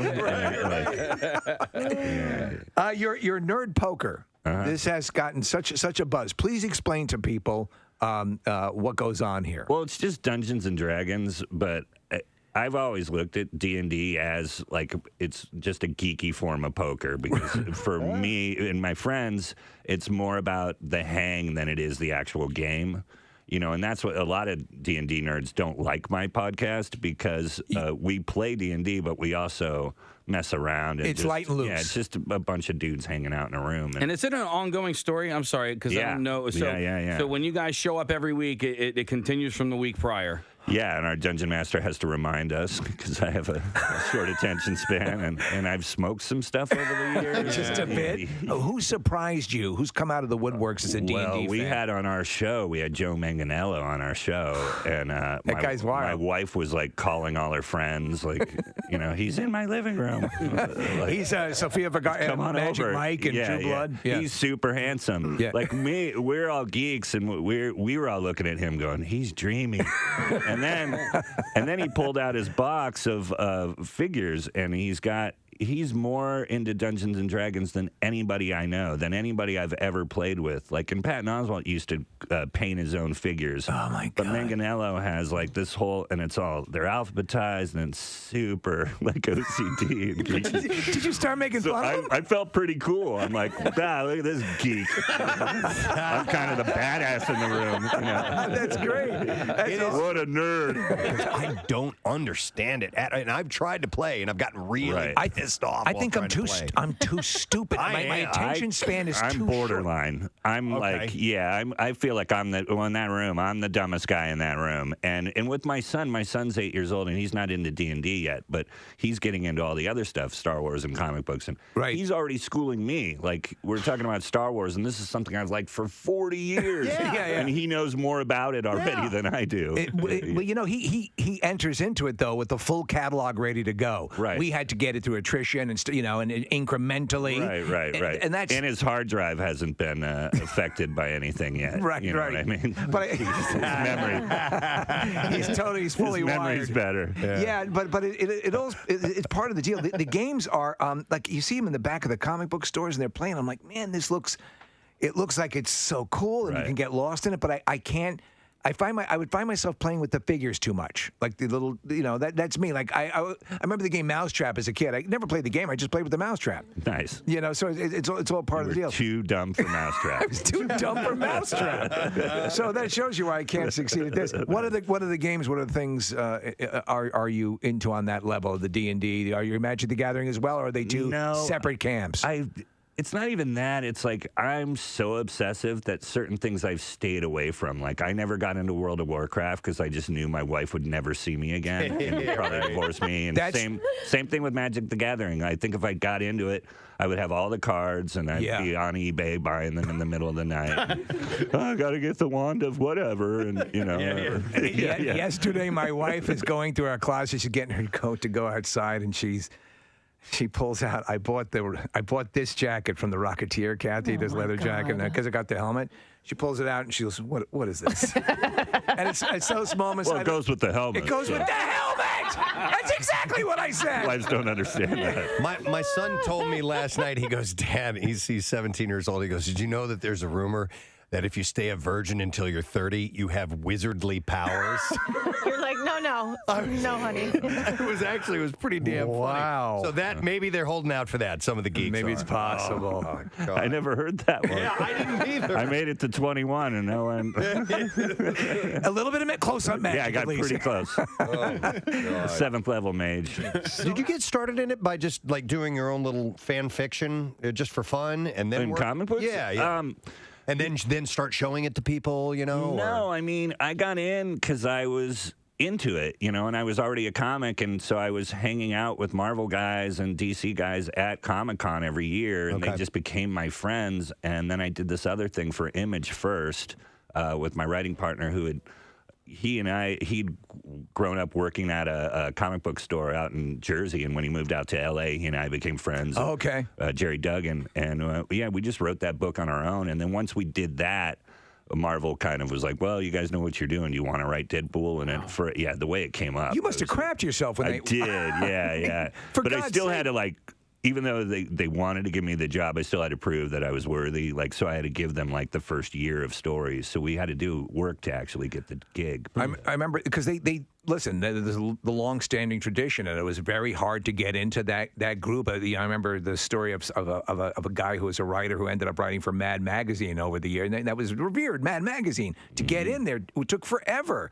It was like Parliament. Right. You almost had to go through that process. But once you were in, I mean, do they ever bring up the topic of other potential characters? Oh, yeah, for sure. And I've been told I can do a Star Wars book if I want to. Wow. Or, any of the Marvel stuff. But it's just coming up with the idea, because you don't want to just half-ass it with that kind of thing. Sure. Because that was the thing with Deadpool always was I was worried about, making the nerdy fans mad. And Punisher fans, a lot of those guys own guns. So you don't want to make Punisher fans mad. Yeah. Ex-military dudes that are like, "Oh, you messed up Frank Castle, brother." And I'm like, "Oh, man." You can't, Star Wars you can handle. Yeah, When yeah. a dude shows up with the. Well, I don't know. Star Wars nerds are pretty hardcore. Yeah. When you go out, because you are doing so much, and we described you as a modern day Da Vinci. When you go out and you're performing at comedy clubs, what is the composition of the audience coming to see you? Is it is it more nerds? Is it more TV fans of your TV work? It's both, and I mean, I notice my fans because they look like me. A lot of black T-shirts and facial hair, Right. and hunched a little bit. breasts, maybe. Breasts. Maybe they haven't taken care of themselves. a lot of doughy foods in their diet. I don't know. I'm not judging. No, it's the more the merrier. I've lost a lot, but yeah, you look good. Yeah, thanks. Yeah. You're a big time rocker. You been to any concerts this season? I went to Tom Petty's last show. You did? The Hollywood Bowl? Hollywood Bowl, and then the kidding. following week he was dead. And there's no way I would have, if he would have said, "Man, this is his last show," he didn't seem, like 1 foot. Were you so glad you went though? Oh, absolutely. But that taught me. I'm like, I'll never say no again. Like anybody who comes through, I'll be like, that guy might die, so. Unless they're young. But yeah. Who's on the list? Who's on the got to get to list I for don't you? even know. I mean, if Floyd ever gets back together, or Zeppelin, or any of those, obviously. But there's not too many. Tom Petty was one of the only. I had never seen him, and I'm so glad I did. Have you seen the Stones? Yeah, it was the same question. Yeah, I saw them in the old days. Okay. Yeah, I saw them with Guns N' Roses and Live in Color in 90. That's a hell of a show. Yeah, was it 1990, 1989 or That was 90? a triple bill? Yes. Yeah. Ed mentioned Floyd. My youngest son is 15. He's into music, so I'm about ready to have the Dark Side of the Moon experience. I'm going to turn him on to that. Right. So we're going to go, and the way I remember listening to that album from beginning to end, we're going to a dark room, light a candle, sit back, and Ludes. No, we're not going to smoke weed, but we're gonna listen to that. I can't wait to turn him on to And that. then he'll really like it when he smokes weed. Right, exactly. This is step one. We'll get to that later. I don't know. Just dip your feet in, and when I'm not around, check it out on your Sure. own. Yeah. Where's that experience coming from now? Where you could, that used to be till you talk about the religious experience of in the dark with the turntable and the whole thing, and I'm going to now in the darkness see the music, and that you don't get it anymore. There's no albums anymore. Yeah, that's why it's not going to happen anymore. They don't do laser light shows anymore either. I used to love laser light shows. Those things are badass. No matter who they were playing. Yeah. Yeah. It could have been Little River Band. It would still work. You know what? I heard somebody. I saw a video yesterday, and I didn't have time to watch the whole thing, but it was on Instagram talking about that. Like hot showers weren't even a thing until like 50 years ago or something like that. Yeah. Like how lucky we are to live in the times that we live in because to appreciate. Yeah, and hot showers are just readily accessible for everyone. Yeah, at all times. Like, could you imagine? Not having a hot shower? If that were the normalcy in my life, I guess I could. But nowadays, yeah. But now with this perspective we have, What movie is it where, is it The Hateful Eight where the dude's just taking a bath in the middle of the room where everybody is? Oh, no, that's in Django Unchained. Is that Django Unchained? Yeah, he's sitting in essentially like a tub, a small tub, like one that you put, a bushel of apples in or something, and he's just sitting there. And I'm like, that's like they didn't bathe that often. It was a luxury. Where's my Froggy? Yeah, Daddy loves Froggy. Well, and I have one of those tankless water heaters. I love it. I mean, you don't run out of water at all. We don't, but there's only the two of us in the house. But I've taken my fair share of cold showers, but the hot shower is the way to go. The outdoor shower that I have, it takes way too long for the hot water to get there. So At the shore? It literally takes no less than 5 minutes because it's coming from here. I don't know where it's coming from, but like it from what cools I down by the hear time it gets there. with the tankless stuff, you just turn the water on and it's That's hot it. like immediately. Yeah, that's the big sell, right? With the tankless. I went on a ski trip to Colorado, and we were probably 20 years old, and the place that we rented, this was at Copper Mountain. We had a condo. If you were not the first person to take the shower, Forget it. you were in for, and I mean, it was Colorado wintertime, cold water. You were screwed. And I intentionally got my ass up way too early just to be able to take the first hot shower because it was gone after Yeah, that. man. I mean, that's when you just take. You just take as quick a shower as you can possibly take. I know we're about to talk about something else, Preston, but I just want to let you guys know I think I'm officially a Verbo person now. We rented a Verbo on our vacation, and it was one of the nicest places I've ever stayed. Yeah. It was worth every penny, and we went to the grocery store and brought stuff back. It was Kathy. It was 100% clean. Everything was taken care of. It was so damn awesome. Way better than hotel. I mean, look, obviously there are reasons for people for staying in hotels too, but I don't know. I found that it was worth it. We stayed at Mount Rainier, and it was right next to the mountain. It was fantastic. I got to try that sometime. It was great. All right. Well, anyhow, the shower thing, she said it at the last. Yeah, absolutely. And I need to go back and watch that video because I have a feeling it's going to be pretty cool. Just to appreciate the conveniences that we have now, as opposed to something that's really not that long ago. No. That we didn't have. So, but I saw this other story, and it's a list of the most dangerous jobs in the United States. It was research from Visual Capitalist. I know number one's got to be broadcasting. We put ourselves in danger every day. We basically lay our bodies on the line every morning. Every day. Every day. We're as exposed as you could possibly be. Well, two of us at least have gone to the hospital as a result of this show. This is true. Yes. You and Joe? No. Nick. Well. Oh, Nick. Yeah. Well, not the Wait. show. Our show Nick- or the Pierre show. Pierre show. He broke his collarbone Well, on working this for show Pierre. too. There was. I passed out in the old studio before Steve passed out in this studio. But you just did that for attention. Yeah, I was a attention whore. I still am. No one's paying attention to me. I'm going to do it now. Bump right now. And I went into labor. Yes. Yeah, when Steve went into labor, we all jumped in and helped out. No, but this is from, like I said, research from Visual Capitalist using data from the U.S. Bureau of Labor Statistics. They rank the most dangerous jobs in the U.S. based, now here's the deal, based on the number of fatal work injuries per 100,000 full-time workers. So Okay. it's a per capita type of thing. And it's interesting, and I wouldn't mind people sharing their stories of if you work a dangerous job, maybe one we haven't thought of how dangerous your job actually is. Feel free to call us, 215-263-WMMR. There was a video I was watching, I think it was in China, but it was guys working on high tension cables, the ones that are way up high. And there is actually little platforms where they will take a nap. Oh my God! Suspended that high up. Oh my God! Because once they go up, it's they're like up there for the day, we right? talked about like the super high cranes. Yeah. And Yeah, they take the bucket up there. Take with a them. bucket up. Yeah. God. Anything underwater, I would think. Like the people that work on the bridges underwater, that's got Shaving whales. No, but that's got to be. Well, we talked about Andrew, the guy that we know that was an Yeah. underwater welder. Yeah. Forget that. In the river. river. You can't see anything. I don't know how the hell they do it, but so I'll mention the ones that are on this list. The research reveals the most recent year's numbers available show that in 2022, this is the most, the numbers that are available. There were 5,486 fatal work injuries. That's up 5.7% from the year before. The research reveals that some of the most dangerous jobs in the country involve intense physical labor, as you would imagine. Yeah, like broadcasting. That's us. And they're often done in remote locations where access to emergency medical attention is Where's limited. Malakinwood? Where's the closest hospital? It's like down Right on across the Lancaster. street. Yeah, Lankenau. Lankenau, come on. The most dangerous profession in the United States, per these parameters, is logging. Yeah, I always hear that. Wait, what's that? That's with the logging, culling Lumberjacks. Yeah. Oh, okay. Yeah. It's taking a dump. So they had 54 fatal work injuries in 2022 and had a rate of 100.7 work-related deaths for every 100,000 workers that year. So I was watching a reality show. I don't know how I ended up on this damn thing, but it is the logging industry.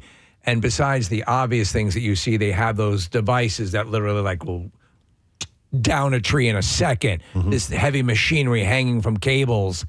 You've seen them where they run them through branches and trim them off, and all this stuff is swinging back and forth. And the potential, if you're not on your game, you're going to get injured. There's a gal I follow on Instagram. She's one of my favorite follows. Her name is Nicole, and it's just her splitting logs with an axe. And it's partially because the ASMR, the sound of the chopping wood, kind of relaxes me. But I'm fascinated by that stuff, that type of work that they do. It's hard work. I find it fascinating. I love watching it. You couldn't get me to do it. No. I mean, Although go ahead. I split my own firewood at home. So, I mean, I get wood that's already split, but then I split it But down you Captain America it. You just I grab just it. rip it. Yeah. With my bare hands. No, I have an axe and a hatchet, and I chop that stuff up. I find that satisfying. Yeah. Roofing is the second most dangerous job. I believe it. Roofing is the second most dangerous job. 105 fatal work injuries in 2022. However, flooring is the safest job. Because you're down there. You're already down there. There's nowhere to go. You think that roofers look at floorers and they're like, I want a bunch of pussies. Probably. How's the weather down there? We're having some work done on our house. Mr. Peanut, Mike Javorka, thank you. He was doing some roof work, and it was on those days week before last that were super windy. Just triple digit. And I was like, I don't know how you guys are not. These particular days happen to be the days that he was doing roof work, and it was just I felt horrible for him. I just had a roofer at my house, and he made a comment. He was like, "Yeah, well, I'll get my guys up there to take a closer look." And I guess the way I looked at him, he goes, "I don't get up there anymore." Yeah. I was like, "Oh, okay." Yeah. Third on this list of most dangerous jobs in the U.S., fishing and hunting workers. Well, on those fishing boats, don't they say like the deadliest catch? Yeah. The like Alaskan. someone dies on every one of their trips. Well, they die a lot. Not every one of their trips. Yeah. No, but like some they of actually those, draw straws. Who's dying on this?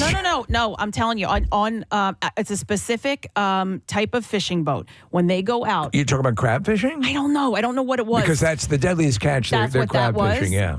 And on the show, they said, maybe it wasn't every single one, but on the show, they said, like, we are expecting a death. They say the entire crew will die on each. No, not Steve, how many people show up for that open casting call? By the way, we lose one of you every single trip that we go out. I'm telling you, it was like You guys are the mopiest crew I've ever been with. Just one of you is going to die. They had 16 fatal work injuries in 2022. And 16 trips? No shit. Yeah, that's it. But do you remember you've seen the movie The Perfect Storm, right? Yes. And in the it's been a long beginning, time. they come back from they've been out at sea, and they have a body on board that's been sealed in plastic, and one of the guys just died. Yeah, there's a scene where John C. Reilly's character, like his hand gets caught and yanked off, and yanked off the deck and in there. Yeah, that was so. Obviously, there's a lot of dangers that can happen with that, and the hunting industry as well. Number 4, it says helpers and construction trades are the most dangerous job in the U.S. Helpers. I was just going to say what's like elves, like Santa's helpers. You're a fine little helper. I would imagine people that are basically newer on the job. Okay. Like apprentices? Yeah. On construction. I would imagine, yes. There's all kinds of equipment that can cut you. There's obviously a lot of different ways you can fall and hurt yourself, get crushed in I saw industrial equipment. One apprentice who made the bad call, and before you knew it, there was a whole bunch of brooms walking along with buckets of water. Shut up. Number 5, and there's only 6 on this list, by the way. Aircraft pilots and flight engineers. Okay. Well, yes, because crashing. Yeah. What do they say, Kath? 1 out of every 3 planes crashes? Yeah. They say that's why you have a co-pilot, because one of them is going to die and you have to have a backup. On your flight, yeah. That's interesting. And these numbers don't quite match up because I guess it's per 100,000 that they rank this. Okay, so there were 72 fatal work injuries in the aircraft pilot and flight engineers. So walk that out. Trade. If you have so how many people we would have to find out how many people are actively employed within that industry. That's why roofers are number 2. They had a lot of fatalities, 105 compared to the others, but there are probably a lot more roofing workers. So I would think volcano plugger is probably a very dangerous job, but there's not a lot of them. That there's not many. So yeah. I'm surprised that farmers aren't on this list. That used to be number 1. Yeah. They rank high. With a cluck here. Right. Over there. But maybe per 100,000 workers, Nick, it doesn't. Okay, yeah. But I don't know. I mean, farmers... The chance for an utter catastrophe. Come on, dude. All right. That's a ranch farmer, or yeah. cattle farmer. And then the last one on this list is truck drivers. Now, they had the most amount of fatal injuries, 1,115. Because they're the most truck drivers. But there must be a lot. Many more truck drivers. Like a lot. A lot. Listen, seeing the way people drive and the way people a lot of times don't respect what your average truck driver is going through. And listen, we're all on the road together. Yeah. But it's tough, man. I see some of these guys. We used to marvel at the Origlio drivers who would come into the camp out for hunger and with precision, place these things. Back them into tight locations. All right, we have a bunch of calls. And in fact, Nick on the line wants to help explain helper and what that means. It's not an elf. And Nick is an elevator mechanic. Oh. Hi, Nick, you're on the air. Good morning. Hey, good morning, guys. Hey, question. Have we talked to you before? Yeah, a couple times. All right. I'm fascinated by our elevator questions. Yes, because those things are they're dangerous. But first of all, what is a helper in the world of construction? So a helper's an apprentice. So he's the new guy on the job site. He's on there to basically learn and get messed with a little bit too. And get messed with. That's part of the job. And the attraction of an elevator is that it replaces the stairs for many people, correct? Correct. So that's Okay. all four. How dangerous is that work, Nick? It can be very dangerous. Most of our training is mostly safety training and a lot of communication. Like for us, it's falling, electrocution. You can get crushed by stuff. Are there a lot of ups and downs in that industry? Dude. Yeah, I got. But the job can be dangerous. It's all about communication. Like I had a kid working with me with a helper, and when I say going up, he has to repeat going up. He understood it as, run the elevator up. I pulled my head out of the shaft fast enough, and the elevator went up another 16. Whoa, dude! You could have been. There's footage, you see it all the time of well, not all the time, but people who are rescue workers. If an elevator is stuck between floors, all the possible things that could go wrong. Nick, have you known anyone who's gotten injured badly on the job? A couple guys. I had one guy. He was climbing out of the pit, and when he was stepping off the ladder, his hand went through the ladder. And the elevator came down and smacked him in the hand. Wow. Do you stay in touch with anyone who was decapitated? No, they don't really retract me anymore. Yeah. Yeah. For some reason, I don't hear from that guy anymore. You've seen the footage. It happens. It just happened again where somebody had their dog on a leash. Oh, and this kid was able to disconnect it before it got the ripped dog up. dragged up to the top and head ripped off. All right, Nick, yes. All the time. That's a dangerous gig. All right, thanks, man. We appreciate it. That's one you don't think about. Let me go next to Sean. Hey, Sean, good morning. Good morning. What's up, buddy? How you doing? Good. What do you do for a living? So I heard you guys talking about logging, and I'm actually a tree climber, which is a part of logging. I've been climbing trees for about 12 years now, and I just want to comment on how we choose to climb trees, especially after storms and stuff. Yeah. On people's properties, and we're always in a dangerous situation. Sure. Always some kind of fatal situation is possible. Wow. I can see that because, Sean, so I've had a company, King Kiner, out to my house a couple of times. They took down trees. They do great work. But watching them do what they do, or if you've ever cut down a tree or after a storm, and you cut something with a chainsaw, and then another part of the branch flips around. I mean, all of those the dynamics and the physics of that. I can see what you're saying, that it's very dangerous. And not just the fact that you're putting yourself in a dangerous situation, but you're tying this stuff off and rigging it up, and you have a guy on the ground who's running your rigging, and you have to trust that person that he's going to run that right when you make this cut, or else you may have a 2,000-pound piece of wood swinging back at you and crush you against a tree. You never know. And it blows your mind how much you take a look at a branch or something that you think, that probably doesn't weigh that much, when it's solid wood off a tree. Oh yeah, it's unbelievably heavy. Yeah. And not just that, but you wouldn't believe on how much weight just leaves can add to it.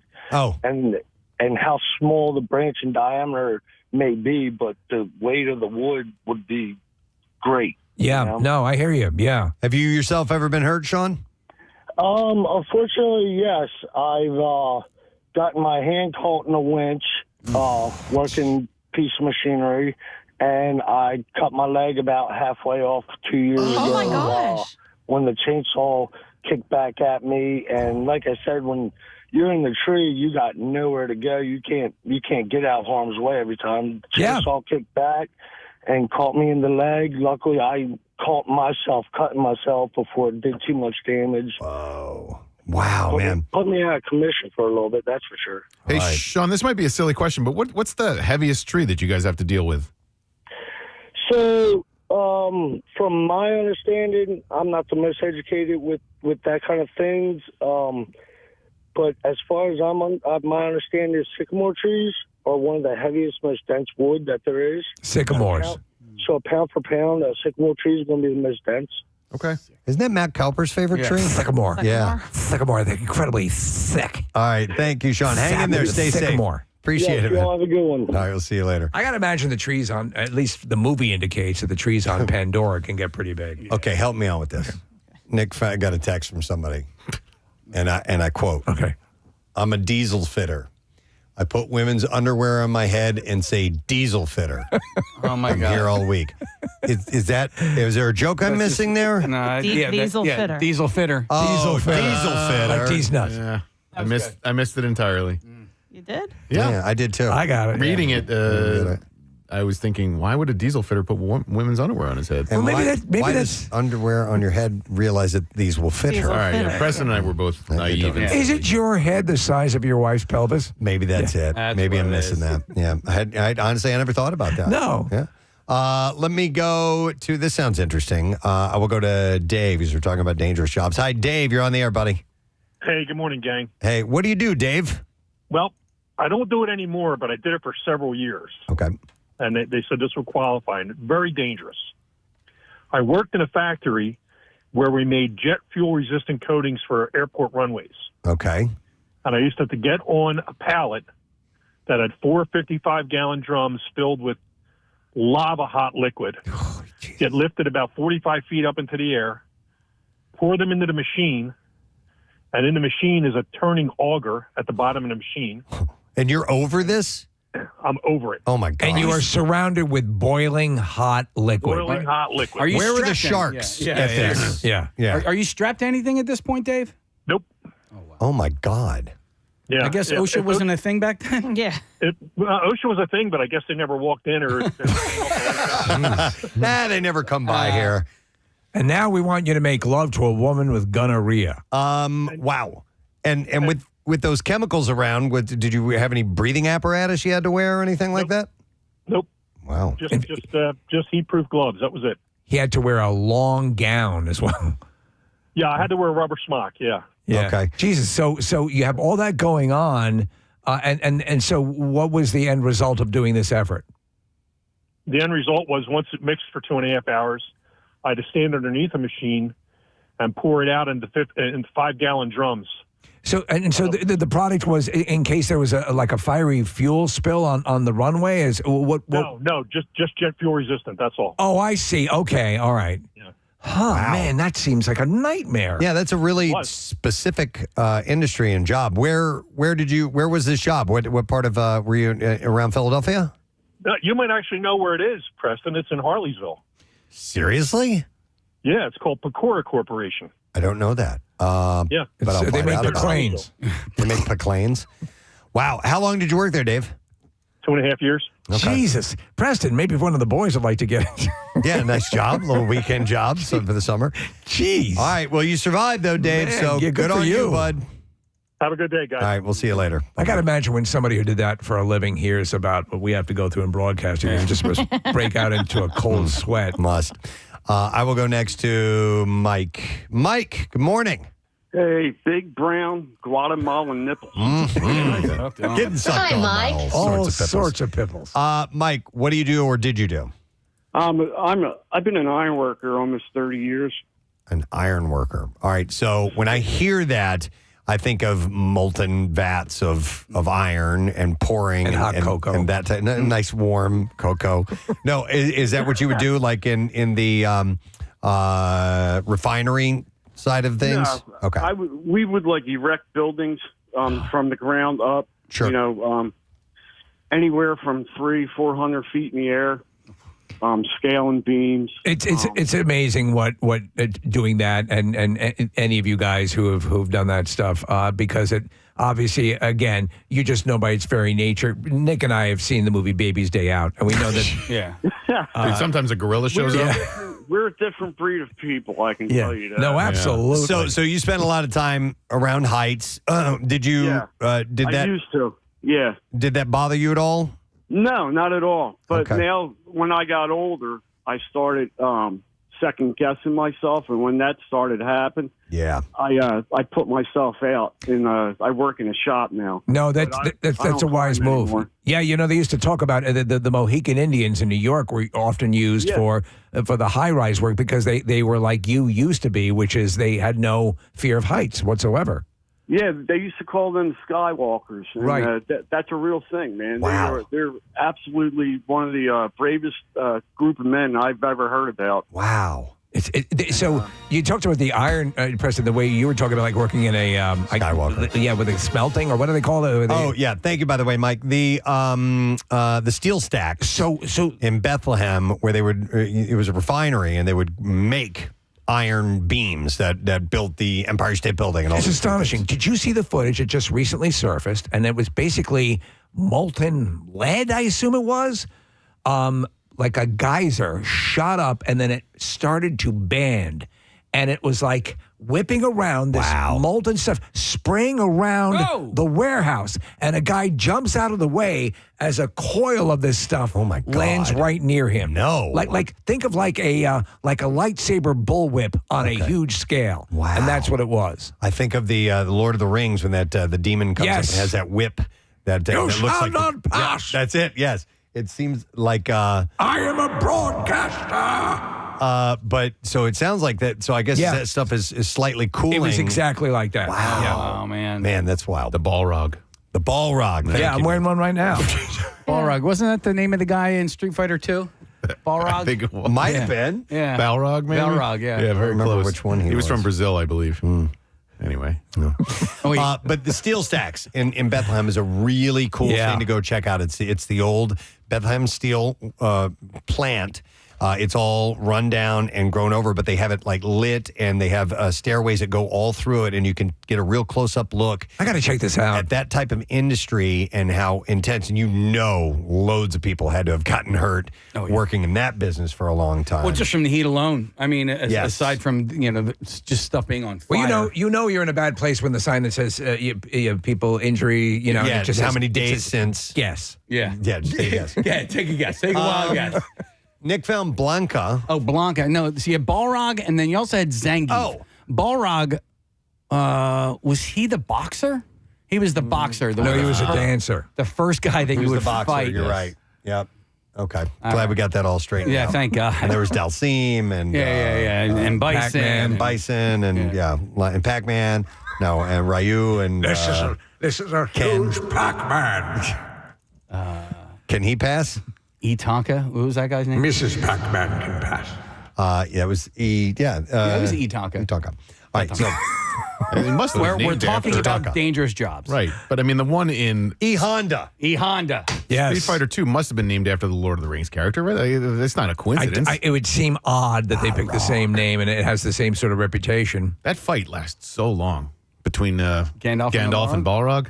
They just keep falling forever. Oh, in the third movie? I'm going to be honest, I thought I would have landed by now. Yeah. I've had time to read a paperback that I had in my back pocket, and I had half a sandwich.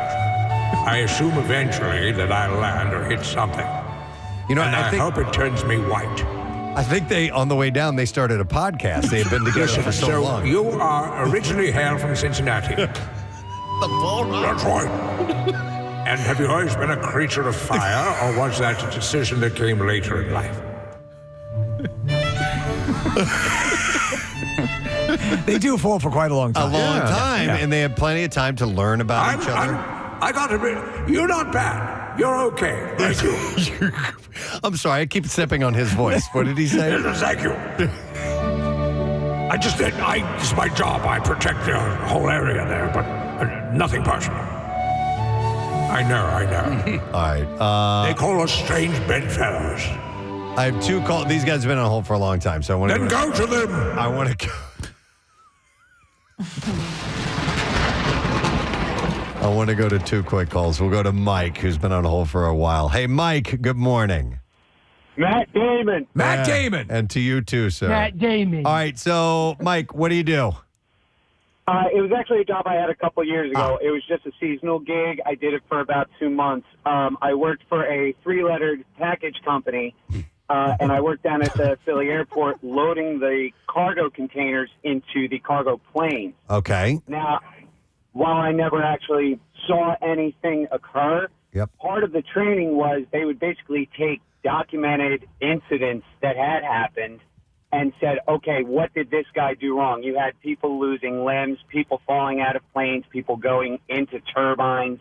Because, Well, listen, on this list of workers, it has aircraft pilots and flight engineers. So I think that entire industry, I would imagine that people that do the engineering work, like even loading, would be in the face of danger. And to what you just said, Mike, we had a conversation. I think there was a bizarre file story you had a little while ago, Preston. When an engine can be idling at a low level, but if it's running a bit higher, it will suck a human body through it very easily. Yeah. Is that what you're talking about, Mike? Correct. Yeah, they basically trained us. You would think being a package handler or a loader, you would just be all right, move the box from here to here. Right. They trained us how to signal the planes to park them, with the little lights and everything. I'm trained how to do that. As far as like putting the blocks under the wheels, all that stuff. We were basically, an aircraft worker, not package handlers. So, you're at your own 3-letter terminal area, though, right? You're not amongst the commercial air traffic. No, you're out on the tarmac, loading these containers in as the planes are coming in, and the little tug carts are pulling them all, towards the planes. Mike, did all that stuff. Did you ever have any close calls? There was one time where they basically have these tracks inside the plane, and they're pushing containers in, and again, being aware of your surroundings, and it's the middle of winter, it's around Christmas time. My pant leg kind of got stuck on the track, and I'm like, hold on, guys, hold on. And, oh, wow. Just in time. These things weigh tons. Yeah. So, will they let you work without pants? No, not in the middle of winter. No, that would be bad. Wow. All right, Mike, appreciate the call, bud. Take care. No problem. All right, we'll see. All right, one more call. John's been on hold for a long time. Hi, John, you are on the air, bud.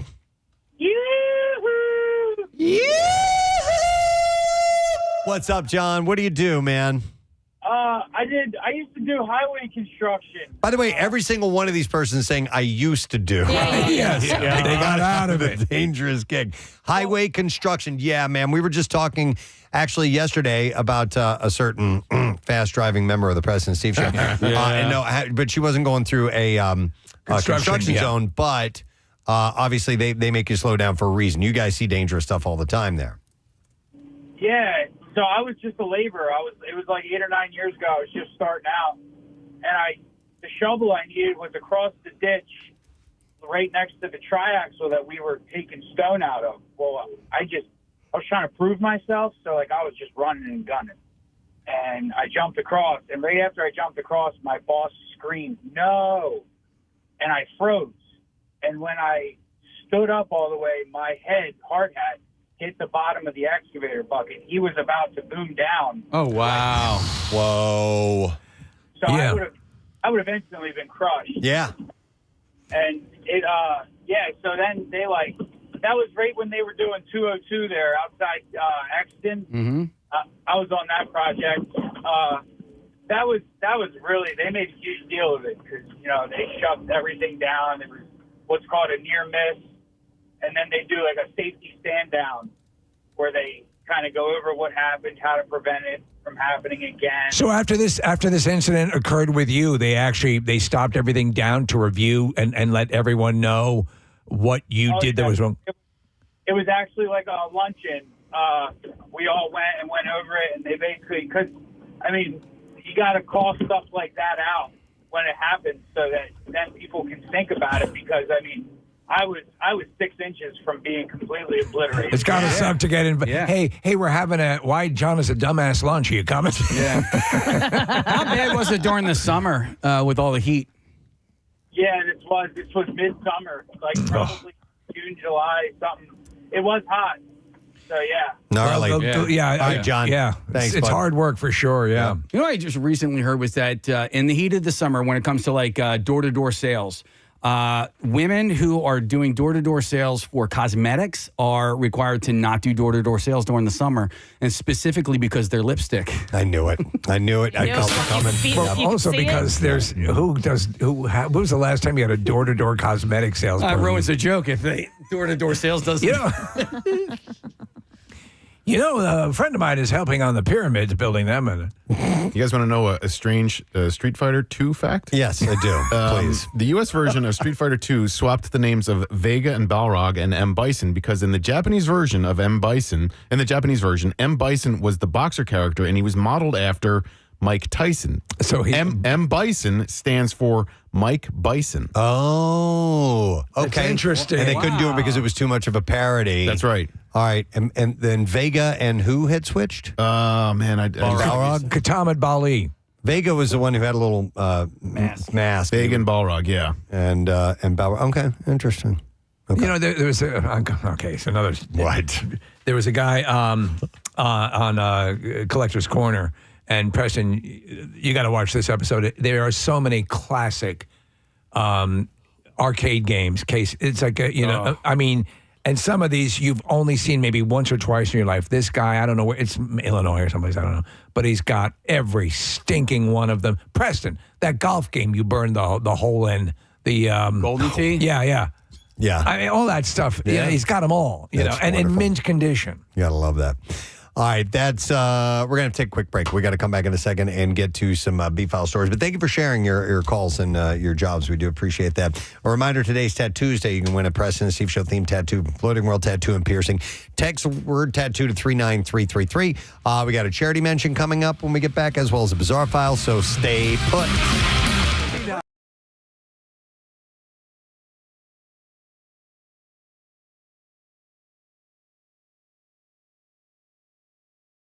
Rush, yes. Pink Floyd was made for laser. I went to a Laser Rush Floyd. one back in the day. Oh, yeah? In San Francisco. Yeah. I went to Seattle wasted. Sounds, and it was awesome. It was Pearl Jam, Nirvana. Oh, that's a good one. Alice in Chains, Soundgarden. It was awesome. The problem with the laser light shows is so the seats were they're planetarium seats. So if you went late at night, you were going to fall asleep because they were Right. Yep, because you laid back. But they're probably better now. I would think there's been some advancements in laser. You would hope. Because back then it was just like they would write Rush with a laser and then spin it around. So you see what Rush looked like backwards. And you'd be like, wow. Well, then they It's amazing. They did 3D laser lights Yeah, where you yeah. wear the glass. Do you remember that? No. Yeah, that I was missed out for a on brief that. period. Yeah. Yes. And so thanks for coming by. Yeah, again, thanks man. for having me. And Always, enjoy guys. your time in Philadelphia. Thanks, man. Brian Posehn. Anne Hathaway. Kathy, this is for you. You hate her. Yeah. She doesn't want the paparazzi making money off her baby bump, and so she took to Instagram on Monday to share a photo of herself rocking a bikini with her pregnant belly on full display. I've not seen this yet. I did. How's it look? Looks pretty good. Yeah, she look all right? I think She still looks annoying. she's actually taken the time. Annoying. I'm with you. She's taken the time to, I think, let people calm down about her. Yeah. You know? Like she's trying to stay out of the mainstream a little bit. She wrote, happy 2016 to my beautiful Insta friends.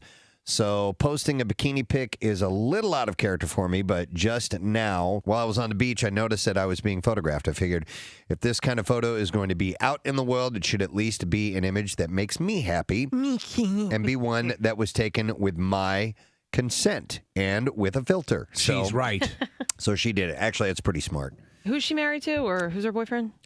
She is married to Adam Schulman. They got married in 2012. And what is he? Craft services? They've been together for 4 years, so before they got married.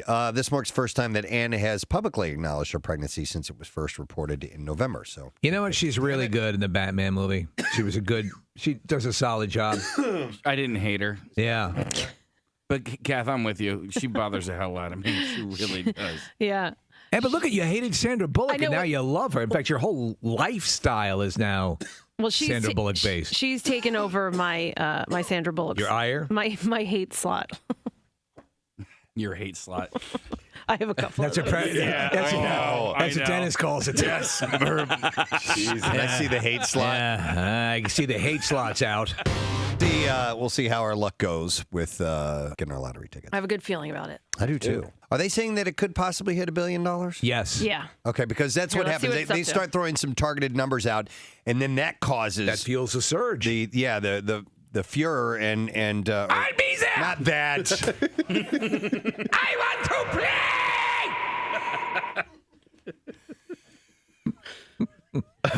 Furor is also. The Fuhrer has heard. I hope he doesn't win. That would be bad. That'd be bad if Hitler won the lottery. You know what? I would quit. I would retire. Jeez. I would get. Then that would be a good thing. I'd get a little place, go fishing. Forgive and forget? Yeah, You know what? I'll even hang out with some Jews. I'm wealthy. Who cares? Oh, man. Oh my God! All right. Anyhow, the fervor. Yeah. Is that a better word? Sure. Yeah. All right. The Fuhrer has some bad memories. Oh God. Penelope Ann Miller, who we had on the show when The Artist, that movie was nominated. Did you ever get to see that? I did not. You would enjoy it, really. Really? I know it's a weird conceit to have it, It's a silent fully movie. Silent movie, but I've seen scenes of it, and it looks entertaining, looks Yeah, engaging. it's So well done. I would like to watch it sometime. she has a full-on bad shot in it, too, which is amazing. Full-on bad shot. Yeah, that's how they used to do it in the silent days. Nice beaver. When they needed extra dialogue, they would move that around, too. Move that around. Well, you see it move, and then a card comes up that says queef. Dude. Wow, we took it in that direction. Serious. We had to because we're artists. Did we? Because we're artists. Some people work in oils. And it would have, when the word queef would come, have little quotations around it. Yeah. And then the dog looked up. Yeah. Oh my God. You know, the way they used to do it in the classics. I don't know that. Somebody in the theater would be playing piano during that. Ding, ding, ding, ding, ding, ding, and then the music would stop.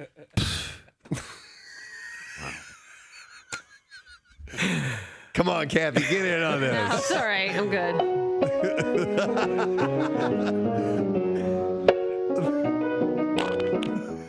Okay.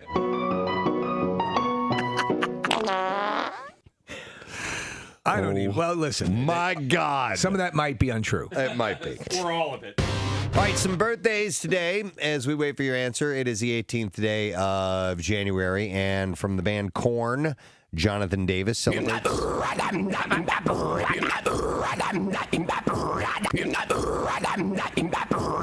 Right before he blows out the candles, it's all right, everybody. Here we go. And That's their riff on Cha Cha Cha. yeah, right, exactly. Happy birthday to you.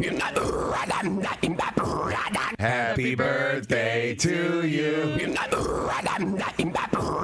Happy birthday, dear Jonathan. Happy birthday to you. All right. So sweet. Now, just how old No, we're not going to do that. Jonathan is 45 today. Yeah, And yeah. it's also, I think, National Brothers Week. What? Yeah. What's going on? Yeah. Okay. So you're a brother. Yeah. Yes, I am. Right on. Is There it you go. brother, B-R-U-T-H-A, or No, brothers? You're a brother. If you have a sibling. I am the middle brother. I have an older brother and a younger brother. That puts me in the middle. I'm the only brother. Did you get into physical fights with your sister? Oh, yeah. Yeah, okay. Yeah, she beat the crap out of me. She's 4 years older than me. Wow. Yeah. And when did that change? When were you able to? I remember specifically punching her one time and it causing damage, and I was probably like 14 or something like that. That did not sit well with your dad. Didn't your dad give you all sorts of hell for that? Probably. I don't remember. That's how it was for me too. They didn't punch, but I remember the first time getting like seriously hurt, and I was like, okay, I'm not gonna like instigate shoved or this something anymore. like that. Yeah. Whatever it was, like I got hurt, and he was a little too strong for me. Then I'm like, okay, we're not gonna do that. Yeah, like Kathy, I was the oldest, but then my youngest brother Josh started playing ice hockey, and that got him in really good shape and much stronger than me. And it was probably, I don't know, 12 or 13 when he was able to overtake me at that point. We need to talk. Wait, and how much older were you? I'm 7 years older than he was, but I remember him getting at 12, 13. He could, yeah, because he started playing hockey when he was 6 or 7 years old. Wow. Those two things I wish I'd wrestled when I was young. You had a 7-year-old beating you up when you were 14? No, pay attention. He was 17, I getting want your beaten up by a girlfriend. 12-year-old. I like your girlfriend. Oh, he was getting the girls. I'm going to take her. Yeah, Josh was much cooler. I'm going to make you watch. He's 7. Honestly, you would not think that a 7-year-old would possess the kind of strength necessary to beat up a much older. I guess at that point he was a man. But apparently the 7-year-old just throttled him. Pierre might need some assistance. What's happening? The lid on his coffee is about to fall off, and he's got his hand. I know, Pierre, you were a little sick, a little congested. You sounded yesterday. Yes. Are you fighting something, or is it full blown? No, it just over the weekend I got some kind of a Bishop Robert, by the way. I'm sorry. Yeah. Your hat was pointed exactly in the shape of a Catholic bishop. Wow. I'm sorry. Go ahead. I'm a bit disheveled. Just a bit. His shirt is falling off. What makes you say that, honey bunny? You dress me every day. His hair is shooting out forward. Yeah. Today, which is wild. No, I'm a little scattered, which is not normal for me because I'm sharp as a tack. Honestly. 50 bags in the Tommy Talk. 50 bags in the Tommy Talk. And the Tommy Talk. Yes. There's a fresh one for us. I think most people, when they see you like this in the morning, they assume West Point cadet. Exactly. Thank you, Steve. Thank you. Thank you very much. Appreciate that vote of confidence from a fellow military man. So today is National DJ Day, Disc Jockey Day. I heard you. I only heard the last part of it, and I think you were alluding to my various meltdowns, were you not? They're hilarious because Marissa howls. The interns like cower, and Marissa will just laugh in my face because I'll make a little boo boo, and then and we'll be right back after this. Off mic. Dude, you just said it. I was stretching. I didn't have my hand anywhere near the button. Lord. Sorry about that. Oh my God. I meant to say that's exactly what you do. Yes, mother effing. Mother effing. You just gave us a really dramatic presentation. It just came right out. Yeah. That's what you get when you wake up in my body. Yeah. Look at that. Really? And what's that? My temporary tooth just popped out. Oh my God, Steve's tooth just fell out. Oh, that is too perfect. I didn't know you had a temporary tooth. Oh yeah. The postman did. Can you see that? How did it come out? I don't know. You don't have food in your mouth. Nothing. No. Can you smile for me? Shoot. What are you gonna do? Now we gotta look at that all morning. Oh, knock it off, you. Wait, can I see your tooth? There it is. I don't want to see that. That disgusts me. I can't believe your tooth. Casey's losing it. It feels so effed up. Oh no. Yeah, they put the post in and everything, so I gotta. So what are you supposed to have an implant? Is that? Yeah. So that's there until the implant will go in. It'll go in. So I guess I'll be going to Dr. Petula. I wondered why my little. I was drinking hot chocolate, my coffee. Did you feel it? A little squirt came out. I'm like, why would that happen? Oh my God. We should all just go home. That's too funny. Oh, hey, Steve. Thank you for my birthday present. Well, you poor about to see that from a At least you're laughing at it. Oh. Well, there are worse things that could happen, certainly. My nuts could have fallen off. Yeah, I'll have to take that. Yeah. All right. Okay. All right. No, Moving on. Seriously. Nah. It's a Mickey Rourke look I'm rocking today. Yeah, are we going to be able to do the show? I don't know. No, I think I can. You just might hear a few S's that sound a little different. I can't look at you. I'm not going to be able to have a conversation with you all day. Oh my God, we're falling apart. We are literally We're falling apart. We just started. Oh, it's so early. I'm drinking the mocha, and I'm like, wow, why is that dribbling? And then, Wait, where is it? What? The tooth. Marissa brought him a cup. Who doesn't have a tooth cup in the morning? Oh my God. It's too funny. Oh,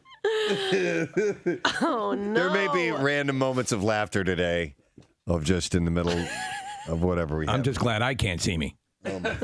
Or like he said when he uses S. S's. Yes. Sassafras. That's all right. WMMR presents Preston and Steve's Bizarre File. All right, a few stories to run by you. I know we were talking about dangerous professions earlier, but there are obviously dangerous leisure activities. This is a messed up story. A 72-year-old man in Oregon died after a wakeboarding accident over the weekend. It happened on Sunday morning in the Columbia River. Authorities said emergency responders received a 911 call about a person who had been injured by a boat propeller. Oh, boy. Yeah, I know. Fire and rescue crews said the man was already dead when they arrived. Witnesses told deputies that at some point while the man was wakeboarding, a tow rope became tangled with the boat's propeller that dragged him underneath the boat. Jesus. The sheriff's office said he suffered traumatic injury to his head while being trapped under the boat for about 5 minutes. What a friggin' way to go. Yep. People at the scene were able to pull his body from the water. Authorities did not immediately identify the wakeboarder, but I was just like, ugh, man. And he was 72? Yeah. Yeah. He was out there doing, trying to... enjoying his life and being obviously a very active person, but that's a tough one. More people are publicly pleasuring and exposing themselves on the streets of the Big Apple, crime statistics show. It's a wonderful city. A development critics have chalked up to lax laws and broken mental health systems. So reports of perversions and persons fondling themselves out in the open soared 51% through June 30th, up to 378 complaints from 251 during the same period last year. Oh, yeah. Meanwhile, cops issued 159 criminal summonses through June 30th citywide to New Yorkers whipping out their genitals, sometimes to urinate, a staggering 396% increase from the 32 tickets written in 23. Does this mean that New York is for Whackers campaign is a success? 3 weeks ago, a long-haired naked man fondled himself while sitting in a chair outside the Washington Square Diner in the pouring rain.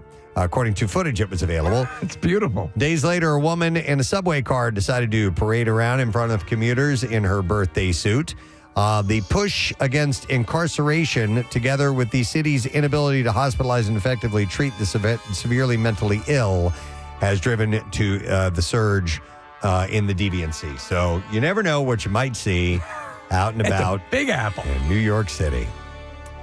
A foul-mouthed defendant will be in jail for over a year after he told a Michigan judge to kiss my ass in an expletive-laden outburst in court. It's a bad political maneuver there in front of the judge. It is not a good idea. So Daryl Jarrell appeared before Washtenaw County Judge Cedric Simpson for a simple misdemeanor trespassing charge. But as the judge was about to adjourn, he decided to sound off. There you go. And Gerald said, I'm tired of this state. I'm ready to leave this state as soon as possible.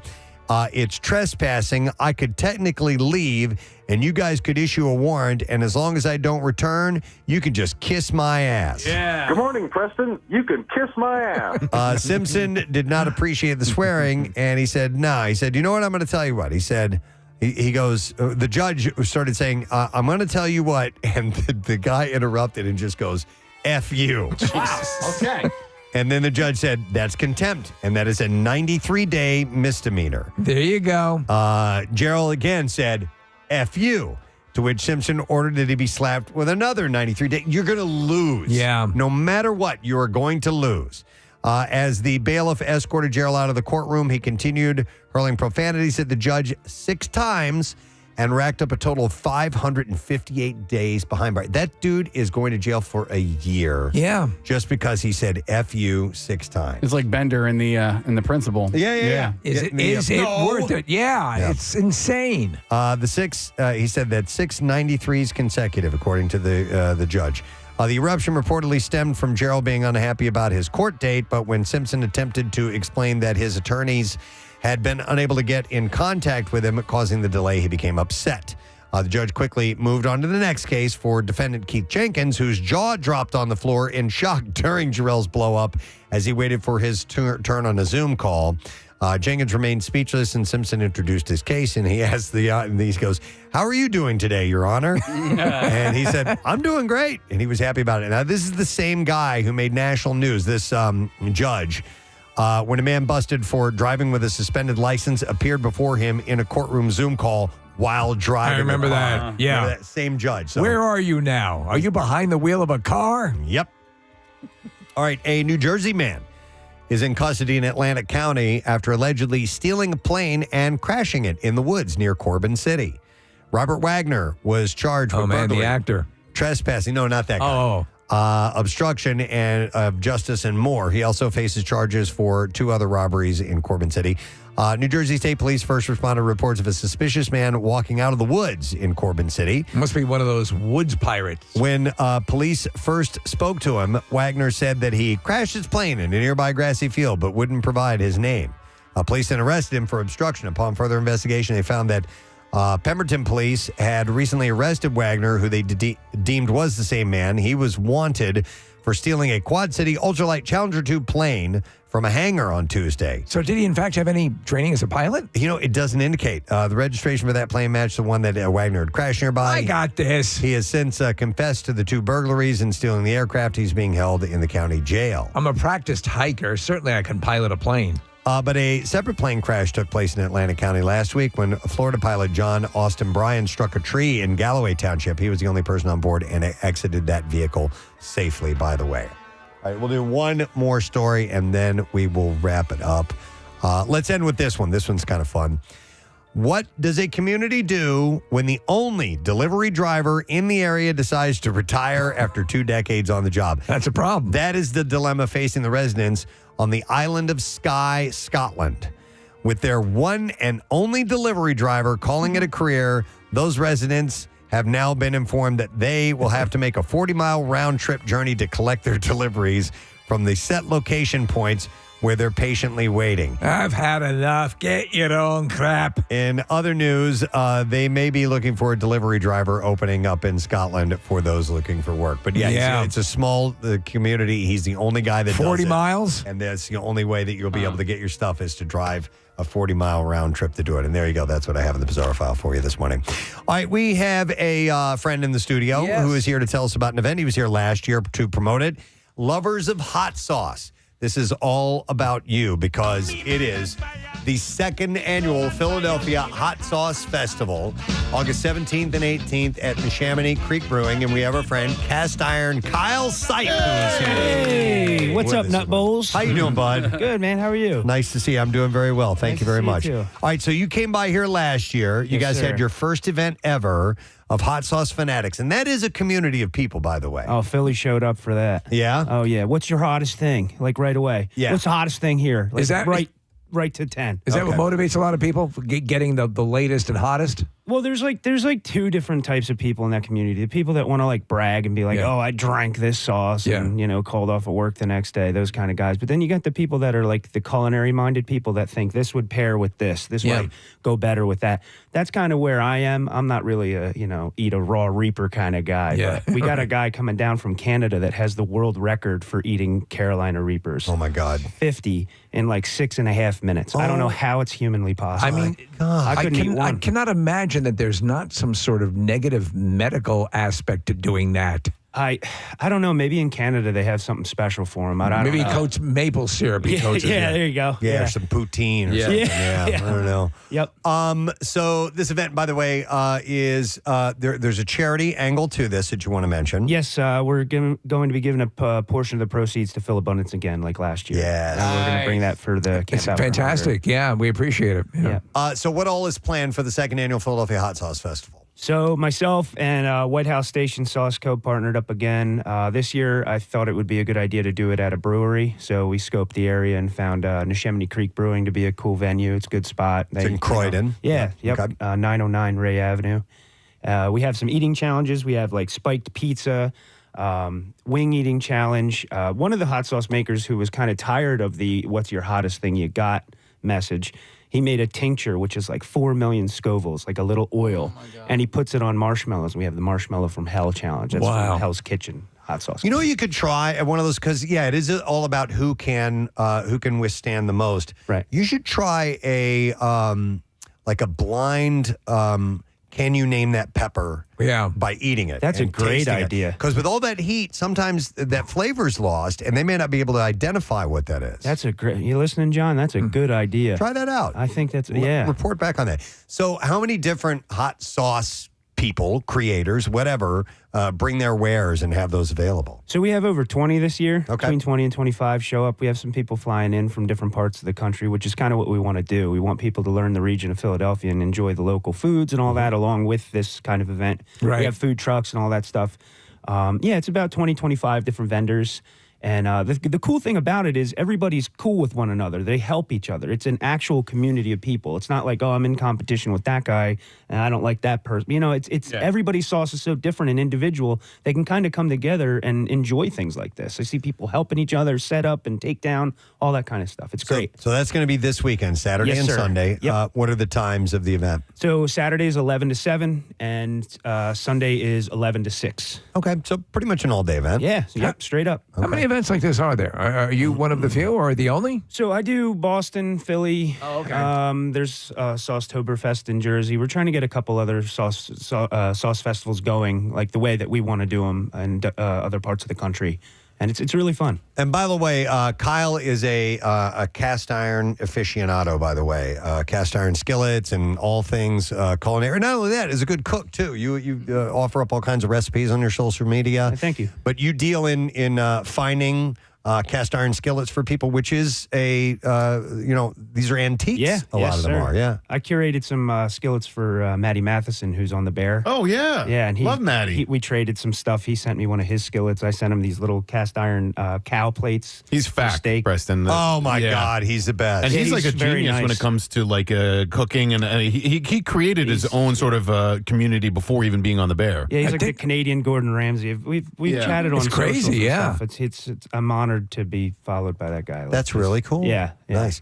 So if people, by the way, what a decent cast iron skillet, maybe, I don't know, 10 inches or whatever, how much does that run for a good one? I mean, between $100 and $200. Okay. Mention Preston and Steve, you get free shipping. And by the way, those things, you take care of them. They'll last you. They'll last for generations. I have some from the Civil War periods. Wow. Like crazy stuff. That you actively will cook in? I save them for special stuff. Right, if right, I want yeah. to do a fun video or like a restoration video, I use electrolysis. You That's want kind of that interesting, special I guess. taste of civil unrest. Yeah, I guess so. Yeah. Nice. All right, so this event is this weekend, Saturday and Sunday, Neshaminy Creek Brewing. Do you need tickets, or do you show up and buy tickets at the door? Tickets are available at phillysaucefest.com, and Preston and Steve fans can use promo code SPICY and save 20% off your ticket. All right. Nice. That's pretty there awesome, you go. too. All right, well, we'll throw that out there and Absolutely. follow Cast Iron Kyle on Instagram, and you'll be able to get all kinds of cool recipes and information about cast iron. Any questions? I want people to know that they can ask me questions. I'm not here to monetize this. It's history, and I want it to keep going. I have my great-grandmother's skillet. I want people to use their great-grandmother's skillet. And it's a cast iron _Kyle. Yes, sir. Yeah. Okay, excellent. All right, well, good luck with the event this weekend. Thank you very much. It is good to see you, sir. Very good to see you guys. All right, that's Cast Iron Kyle on the Preston and the Sea program. We'll take a break and come back in just a moment. Make sure you stay with us.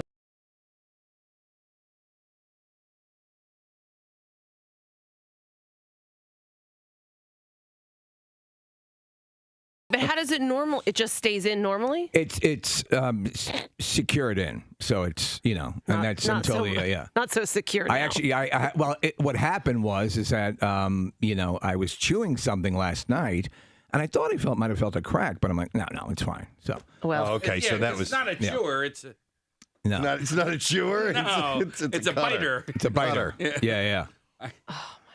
Do we need to maybe Cho's sells like denture glue or something? Maybe we could try that. All I know is that if I'm going to have any dental work done, I want it to be done through Cho's. Steve, I can't look at you. I can't see it. The microphone's in the way, so I'm good over here. I can have a conversation with him. You guys can look at each other. Steve finally saw it. Did he finally see it is pretty funny. Hey, I got some apples. You like some apples? You want an apple? It's like your Billy Bob teeth. Oh, God. Oh, you should put the Billy Bob teeth. You should wear those. I got some dentures for you. In case you came prepared.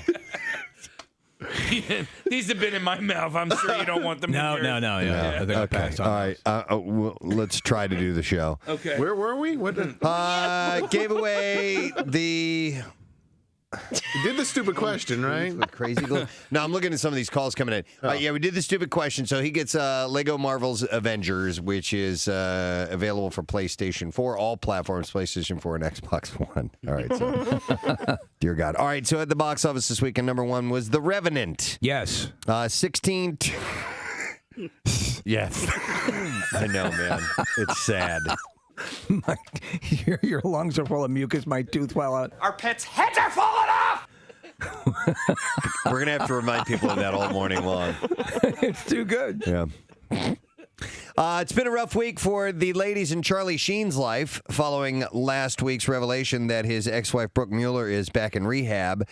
He's For now- the, 15th time? 15th?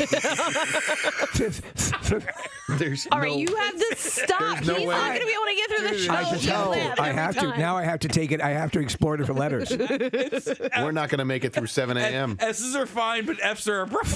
Yeah. Farfignugan. Oh, my God.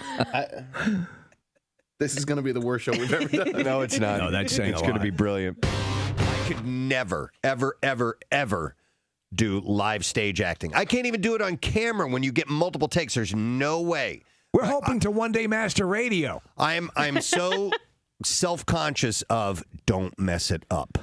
That I will mess it up. But when I was in high school, we started if you had a lead, you started in June, July, rehearsing your lines and everything. I guess maybe if you have enough rehearsal. I mean, anything I've ever attempted to do, I've had very little rehearsal on, and I'm like, yeah.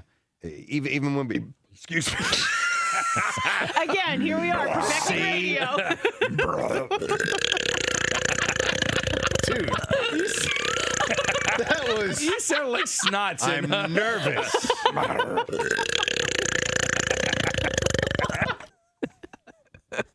That was mid-word. That was. That would have been your Colonel Jessup scene. Right. You can't handle the. Excuse me. I've had to recently, go to the bathroom outside. When we were driving up to Maine and Boston this summer, I had to, my family went into McDonald's and I was outside with the dog. And I found it ironic that it was fine that the dog was peeing outside, but I actually had to hide the fact that I was peeing outside. But there are... Dogs get away with everything. They do. But there are secrets, so, or tricks to the trade of, peeing outside. All right. With this model, this life-size model that we have here. Mandingo's twin. We have two of them? Dan Dingo. Yes, we have Caucasian and we have... Yeah, there's Mandingo and Dan Dingo. So... What you can't do is lean up against something like you're clearly or hide behind a bush so you're clearly going to the bathroom. What you have to do is kind of be out in the open. You still want to shield your jump. You want to have your back Wait to a the second. people. All right, so describe the environment that you're in where you're pulling this off. This is where people are, right? All right, so people are there? Where are you? You are people. All right. You are people in a parking lot. And never forget parking it. lot. All right, and then behind me is not people. Okay. All right. So I'm on my phone. Junk out. You can Right. see my junk is out. I am Right. now on a phone. Now, no, there's no wires. We've never met before. Look, watch. I got one hand on the phone up to All my right. ear, not All right. talking to anybody. All right. And then my other hand, which would normally be on my piece, aiming. On your bird. This hand is now up here, like. You know what? It works. Hold on, but don't you have to hold it? Won't it go wild? No, it's not like a hose that It's you not? turn on at high pressure, Kathy. Have you ever encountered one? No. Still waiting for that magical night. It's flipping all over the place. It's a little bit crazy. Walk a little bit. So you're like Chris Angel. Yeah, You're like an illusionist. A little bit. Okay. All right, that makes sense. I don't know if I could do that technique or not. I know what he's saying, though, because you're using the simple art of deception and distraction. I had something I wanted to bring up. Do we all agree that Kathy's a beautiful woman? She is a beautiful woman. Very, very attractive. What are you bringing up? What? Nothing that I think is The odor? bad. The odor. No, you have Kathy's got a pretty face. Yes. No question. But do any of us agree that Kathy does suffer from resting bitch face? All right, Danae, you're smiling. See, that's the problem. Yeah, that's the hard part.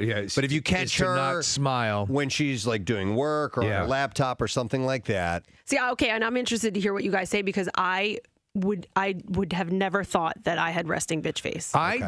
And I might. Yeah. She's making a face. No. What? That's not bitch. I don't know what that is. I don't know if I think she has resting bitch face. I see she has sort of. I sit next to her in the office, and it seems just kind of neutral when you're doing your deal. I wouldn't say Thanks, you Greg. look particularly bitchy. We have a picture here of you, Kathy, just being So do you think that looks in a bitchy? neutral face. I think sometimes you look like you're a little angry.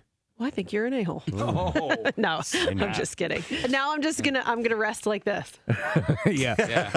Hey, Preston. That's worse. That's worse. Kathy's mood is the toughest, I think, to crack. I thought you had your period last week. Well, I was that going to was say so that because you guys don't know. You don't know when I'm PMSing, which I cannot figure out why. We just. I guess it's because I'm always a bitch. She was saying I'll something. turn to you and say, "Is this the week you don't have your period?" she would say something, and I look. Casey just goes, "Are you on your period?" He mouthed it in the meeting. I laughed. Kathy, But if I was PMSing, I wouldn't have laughed. We are going to do a game that is called Young versus Younger. Okay? And what we're going to do is we're going to take the young, which would be members of the Preston and Steve Show. Yeah, right. And the younger, our Preston and Steve intern staff. So it's very simple. We have Chris, and we have Aish, and we have Brianna, and we have Sammy who are here. And what we're going to do is Marissa made a list of various things from different generations. So there's abbreviations, there's terms, there are people, all from a different generation. I have things from the Preston and Steve Show's generation, and I have things from the intern age's generation. All right, guys, the younger crew. What is a flash cube? A flash cube. Do we have all our answers written down? Yep. All right. Brianna? Yes. Okay. Chris? I guess it was one of those scrolly cameras that you got at like CVS that you got developed when you used to go on Like a, vacation. like a Yeah, box, scrolly like a camera. box camera. You're talking about? Yeah. Okay. Disposable camera? Disposable Yeah, Disposable camera. camera. All right. Park. One step closer on 93.3 WMMR. Everything rocks. 10:27 and a Tuesday with the Preston and Steve program coming to a close for today. Gorgeous day today. If your day continues on, enjoy it and get outside if you can because it's going to be 82 and partly cloudy. Warming up next couple days, 87 and sunshine tomorrow, 88 on Thursday. Same thing on Friday, and then Saturday we might get a little bit of rain, so keep an eye on your weekend plans. Today's been fun. I just would like thanks. It's not over. Yeah, we got to do like lesson question. God and damn it. I was wondering. wow. Yeah. Yeah, we got 2 breaks. I'm so sorry to break this to you, but Kathy still has to do the news. I was all ready to go. yeah. Well, would you like to go? Well, where's our lesson questions? Well, the printer's broken. What's that? The printer? It's The broken. printer's broken? Yeah. So I have them in front of me. No one made me aware of this. Nobody made me aware of this. The printer was broken, or that it was at the end of the show. The printer is offline. I've done this before, and I hate it when I do this, so I'm beating myself Who up. cares?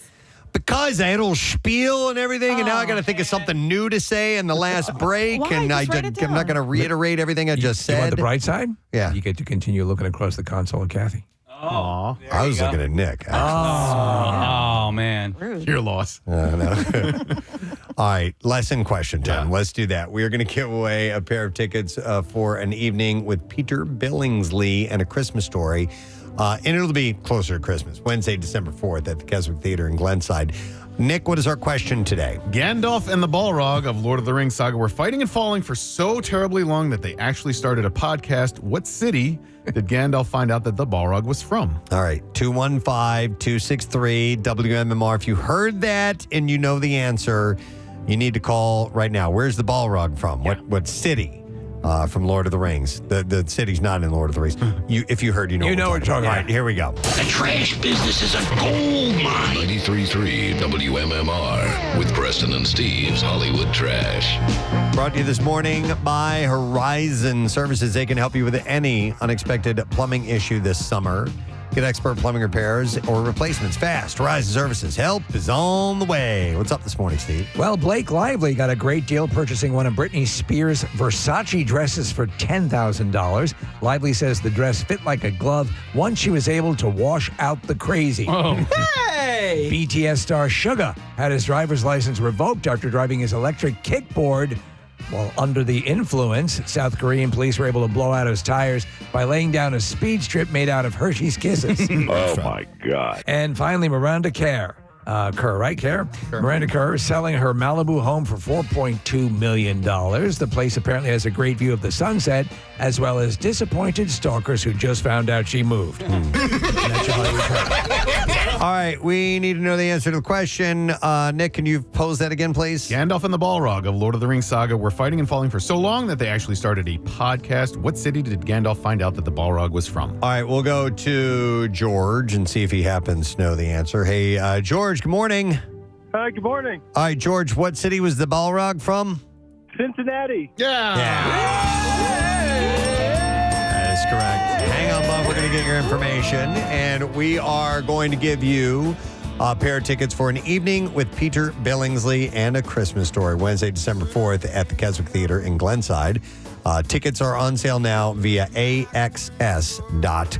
Now, Preston and Steve's Music News on 93.3 WMMR. What? I don't have my music news. What? I'll find it. Casey, come in here. Tell a joke or something. Oh, no. Okay. Tell the one you told earlier again. About the lipstick. Well, that's the punchline. I can't say that now. Well, yeah, it's sure. okay. When they're, it's like a great song that you love hearing again. Well, it's just basically why women cause. How does it go again? Well, it's so hot out in the summertime that if you're a door-to-door salesperson for cosmetics, yeah, especially if you're a woman, you don't do that because your lipstick. That's right. Yeah. There you go. I'm back. Yay! How was it? Was it fun? We actually got to hear the deconstruction of the joke that Casey told earlier. You guys had a good time? Yeah, it was great. Okay. Do I have a sponsor? Now that the show is over. No sponsor. All right. So MTV has moved the date of the 2024 Music Video Awards. Oh, man. No! The I award was going to show have a huge party. originally set for September 10th, which would bump up against the presidential debate between Vice President Kamala Harris and Donald Trump. The show will now air Wednesday, September 11th. So it's just moving one day over, right?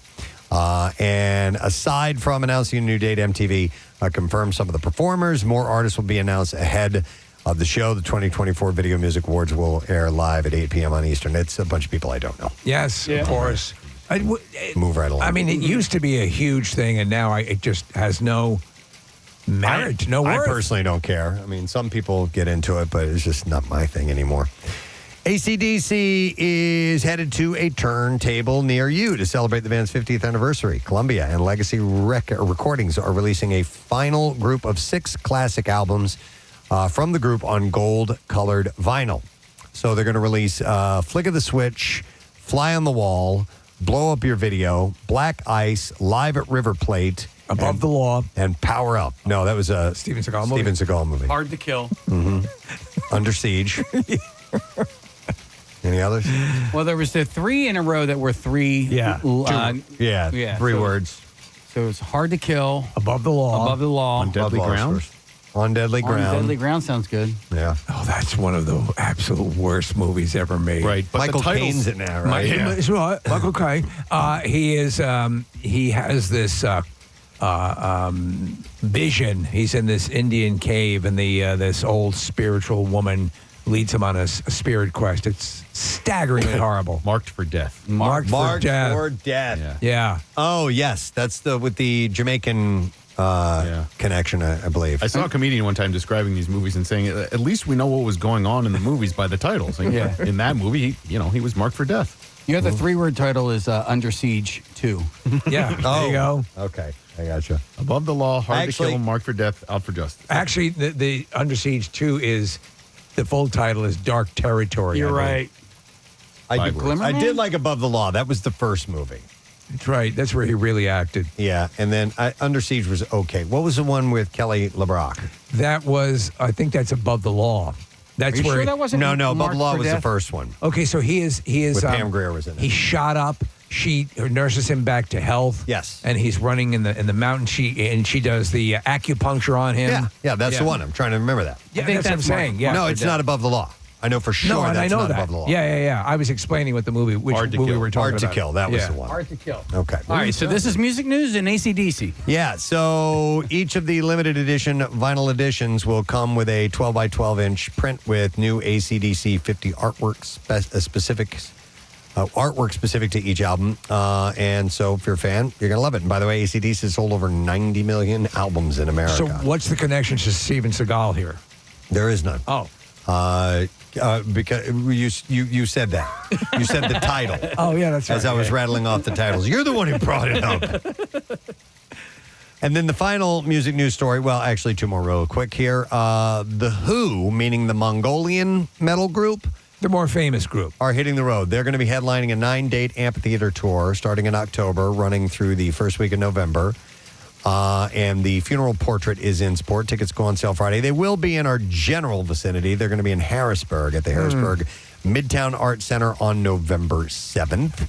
The group is set to release a new single in the next few weeks, so maybe we'll be hearing some new music from them. And they're soon. opening up for Iron Maiden, too, Press. Oh, that's pretty cool. Yeah, and Nice. so Maiden is at the Wells Fargo Center on November 1st. Okay. And so the Who is going to open up for them there. Well, you pointed out what Sammy Hagar was to the Midwest radio.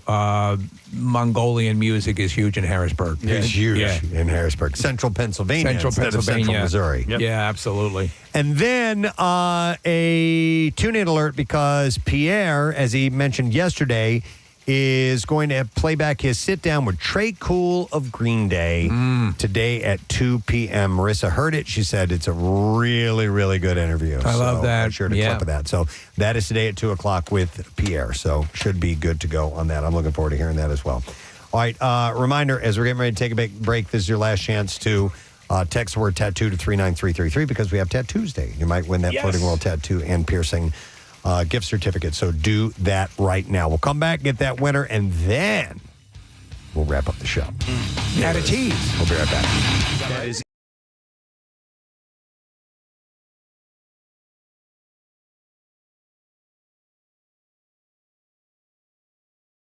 Correct. So I'm sorry, listener Matt, you lose. All right, Aish is playing for Bob on line 2. Aish, what is a flash cube? A cube that flashes. I really don't know. Be more specific. A cube that flashes for what? Ooh, for a camera. Like a I'll give her that. Is it really? She's right. Yep. Yeah. And the actual definition is a cube with a bulb that attaches to each side of a camera and takes 4 pictures in succession. A flash cube. You used to stick it on top of the camera, and you would take the picture, and it would flash, and you could only use 4 then. You had to throw it away. All right. All right. So we move on now to the young. The young, ish. You guys. Sort of, minus Steve. All right, what is this? What is a, what's a boif? A boif. Yeah, B-O-Y-F. B-O-Y-F? A boif. Finished. Okay. Nick, you are playing for listener Arnold. What is a boif? It's your boyfriend. Yeah, that's correct. Short for boyfriend. Yeah. Kathy, what do you have? Boyfriend. All right, Mary, you win too. Steve, what do you have? Boyfriend. That's right. And Casey, what do you have? Boyfriend. Yes, everybody wins. Zach, Joe, Mary, and Arnold. And that means 4 points for the young team. And let me see what we have here. What is a Rolodex? Oh. We are going to go to Aish, who's playing for listener Frank. What's a Rolodex? A Segway? No.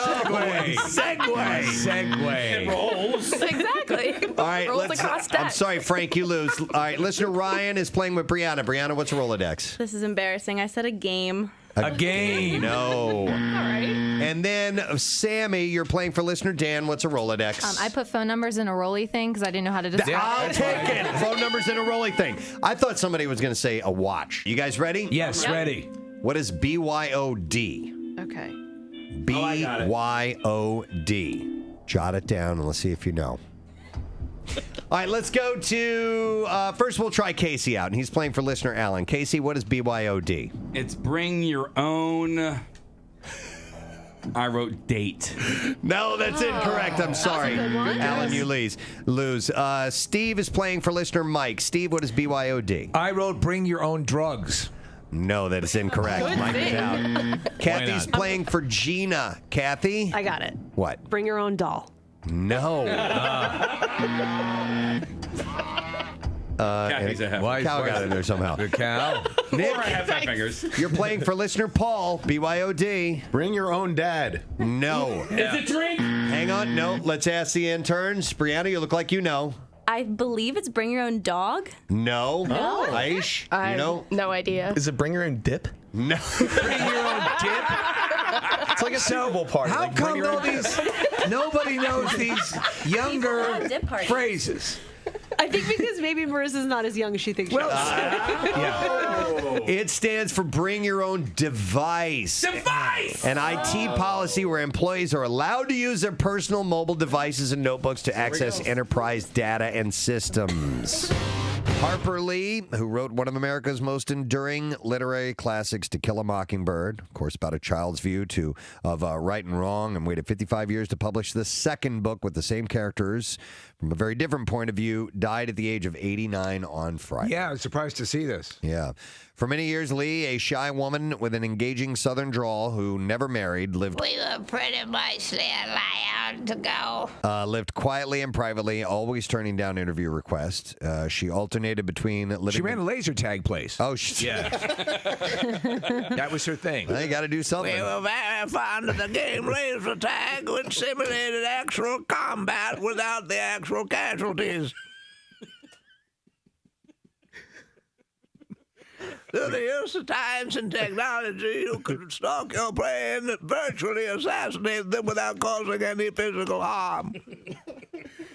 But the guns, they kind of go pew, They go, pew, pew. pew, Yeah, pew. Pew, I got you. Commander Harper Lee reporting for Intergalactic Battalion.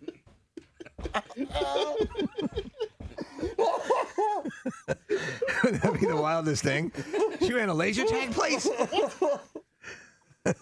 Harper Lee's laser tags on Route 14. No, she like did TV commercials for them and everything. Yeah, So it's intergalactic fun.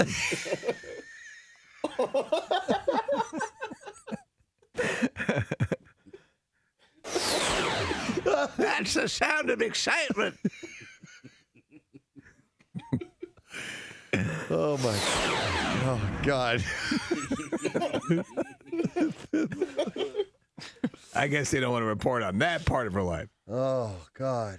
No. Into the space shuttle. Next stop, fun. It's terrible. So anyhow, she lived quietly and privately. She alternated between living in a New York apartment and Monroeville, where she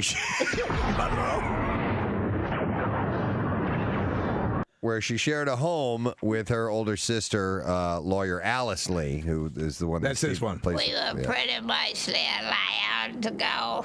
Any of you guys read Ghost Set of Watchmen, the second one? No. It's I heard it actually. It didn't get stupendous reviews. It's too bad. Yeah. This is a terrible thing to say. What? She just should have done the one. You know, well, I think this was actually, wasn't this cobbled together without her consent? That's sort of where she actually, it was frustrating because she wrote this before. Yeah, right, and then it takes place after To Kill a Mockingbird. But I think it was one of those things. In a future society where laser guns rule. Takes a turn. Just spotted a Death Destroyer.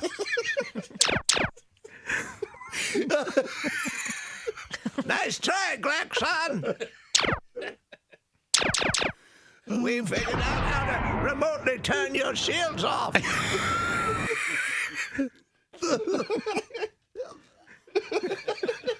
want to live with this for a while. I believe we had this gentleman in our studio at our old radio station worked at probably a dozen years ago or so. I think to promote a movie, we're Up the Creek, right? Without a paddle. Without a paddle. Come on! Man. Son of a bitch! Without a Paddle with Seth Green and with Dax Shepard. Yeah, that's right. That's a fan. Yeah. All three were in the studio. No, I don't believe it. You didn't get the name right. I got the idea right. No, You're Up the Creek without a paddle. Everybody, this is Matthew Lillard. Hi, everyone. You have a lot of people in here. Yeah. We got some barbecue, too, if you're hungry, man. Grab a bite to eat. You're awfully fancy. We try to be. Hey, how do you like doing the conventions? I know you've done your share of conventions, and you have a couple of things that really put you in that realm between Scream and the Scooby-Doo stuff and 13 Ghosts and all that stuff. I'm in a lot of bad movies that people like. 93.3 WMMR. That would be Falling in Reverse. The song is All My Life. Jelly Rolls on that song. Yes. That's all I'd say about that. Well, not our Jelly Roll, but the other Jelly Roll. Not the local party band Jelly Roll. Right. The artist known as Jelly Roll is on that song as well. So it's 10:45. We are now wrapping up our radio program. I so wanted to end it 15 minutes ago. Did you have a profound sense of deja vu or time displacement when you had that realization? Sometimes it really throws you off like, yeah, when you guys said, "What are you doing?" I'm like, "I'm just doing my job here." Right. And I'm like, "Oh man, we didn't do music news trash or any of that stuff. I just totally forgot about it." I looked at the clock and it was already 10:30 or something, and I'm like, "Oh, okay, that's it." I wasn't thinking straight. It's all right. It's not me. It's okay, man. You're better than that. I'm among friends. I'm a little disappointed. You're better than that. I would expect that All of right, you. okay. That's okay. So it's not a shock or anything like that. We do need to give away our Tattoos Day prize. So I guess that's Seahorses forever. Ever and ever. All right, congratulations to that person who I don't have a name in front. We don't know who it is. Stop it. Thanks to Kyle Sipe, who was There we go. I need something to talk about. There we go. And he was very informative about his event. Hot Sauce Festival is coming up. The second one is going to be this Saturday and Sunday in Chamonix Creek Brewing in Croydonton. So you can get details at PhillySauceFest.com. Another thing I can mention, by the way, is we had revealed the information about the Preston and Steve Who's Luau. And the fact that we have a group that is going to be entertaining us. They are called Paradise Island Entertainment, and they do real Hawaiian live shows. And that is complete with the beautiful costumer, the clothing that's worn, all the accoutrement, the dancing that's done, and a fire knife ceremony that's going to happen too. I'm so looking forward to it. So they're really going these things. They're going to take it to levels unseen before at a Preston and Steve event, and it's a Hawaiian themed party that we're having. If you got a Hawaiian shirt or whatever you want to dress apart, we'd love to have you do that. But we're calling it the Who's Luau. Because we have a clip that says "Who's Lou," and that was enough for a party. It's enough for us to make a party and an event, and we're doing giveaways in conjunction with that, so we have a chance to win some freebies over the next few days. But it is a week, by the way, from this Thursday at Valley Forge Casino Resort in the Valley Beach. So we hope you're going to join us. It's from 6 to 8. It's free of charge. 21 and over event. Come on out. We're just going to have a party. That's it. That's all there is to it. As cheap an excuse for a party as you can come up with, and it works for us. Yes. Should we do this now? Yeah, you want to do it now? Yeah, let's do the Tattoo Tuesday thing, and then we'll see what Pierre's got going on. All right, we would We would like to congratulate David Myers, who is from Foreskin River. Wow. Excuse me, what? Forkin, maybe? Is It's that the only river that gets shorter in the winter. I think it's Forkin River. Oh, my Where's Forkin River? Oh, it's in New Jersey. That Forkin That River. Forkin Silver River. Forkin there. All right. It looked like foreskin, and I just went with it. So David is going to get a $350 gift certificate for Floating World Tattoo and Piercing. And don't forget that you can see them in person at 1729 South Street in Philly. For artwork samples, visit floatingworldtattoos.com or check them out on Instagram at Floating World Tattoos. So congratulations, David. Pick out your Preston and Steve themed tattoo style. I already know a tattoo he could get. Yes. Foreskin River. Get Foreskin River. Absolutely. Forever. Forever. Yeah. Hi, Pierre. Why, good day, sirs. Nice to see you. Sirs and ma'am. What's up in your world? Just traveling the highways of the journey of the cosmopolitan that is life. Exactly. Aren't we Beautifully all? put. Yeah. I thought that was clear. Nice. I mentioned earlier, I know we're going to go through what you have.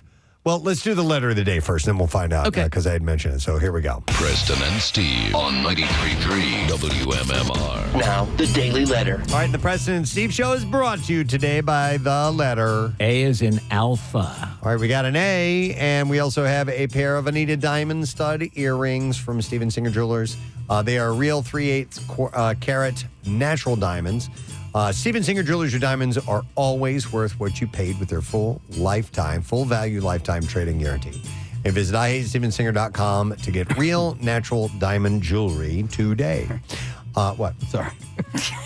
The lipstick joke. Yeah. Are you still thinking about that? Yeah. It was just so good. I didn't get it. I heard it, and I didn't. Oh, no. I didn't quite get it. Nick, do you want to explain it to him? So when it's really hot out in the summertime, women are gonna sweaty get lady, sweaty, right? And so the lips are going to stick together, and depending on what definition and version of lips you want to apply to that is one way to think about it arbitrarily. Oh, would you look at that? But here's the thing, Pierre. Lipstick can also mean makeup that a woman would put on her lips. Therein lying the humor between lips sticking together and lipstick that you wear on your face. That the cosmetics door-to-door salesperson might be selling. Casey and I are going to do a symposium later. I'm going right to the library to study more on this. You should. We're here to help. Thank you. I appreciate that. I had mentioned in music news the Trey Cool interview. Yeah, that's coming at 2 p.m., as you mentioned. Thank you for mentioning it. And he was so cool. Again, much to my surprise, he follows MMR and will check in from time to time. And how cool is it that Trey Cool checks us out and listens from time to time? And he's really dialed in. He's not, this isn't just a passing thing. I mean, he's he really sat down and started plugging MMR. Yeah. You guys play vinyl. Yeah. I'm going, what? And he just started WMMR. He started like doing station IDs. I mean, right off the bat. It's very cool, and he's wearing his cool Philly jersey that the Phillies gave. Anyway, that's going to be fun, and we'll play a lot of cool Green Day songs to go with it. That's at 2 p.m. Another pair of tickets for the Hooters at the Univest Center in Quakertown on Friday, August 23rd, and workforce blocks of Elton John and Hailstorm and Muse. So a busy day. It will be a lovely day. Please stick around for Pierre Robert, and I'm really excited to see that interview or hear that interview. I would like to thank our sponsors.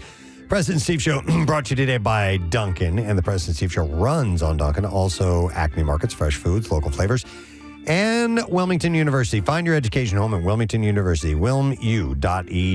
Tomorrow is a Wednesday, so we will do a secret text word prize.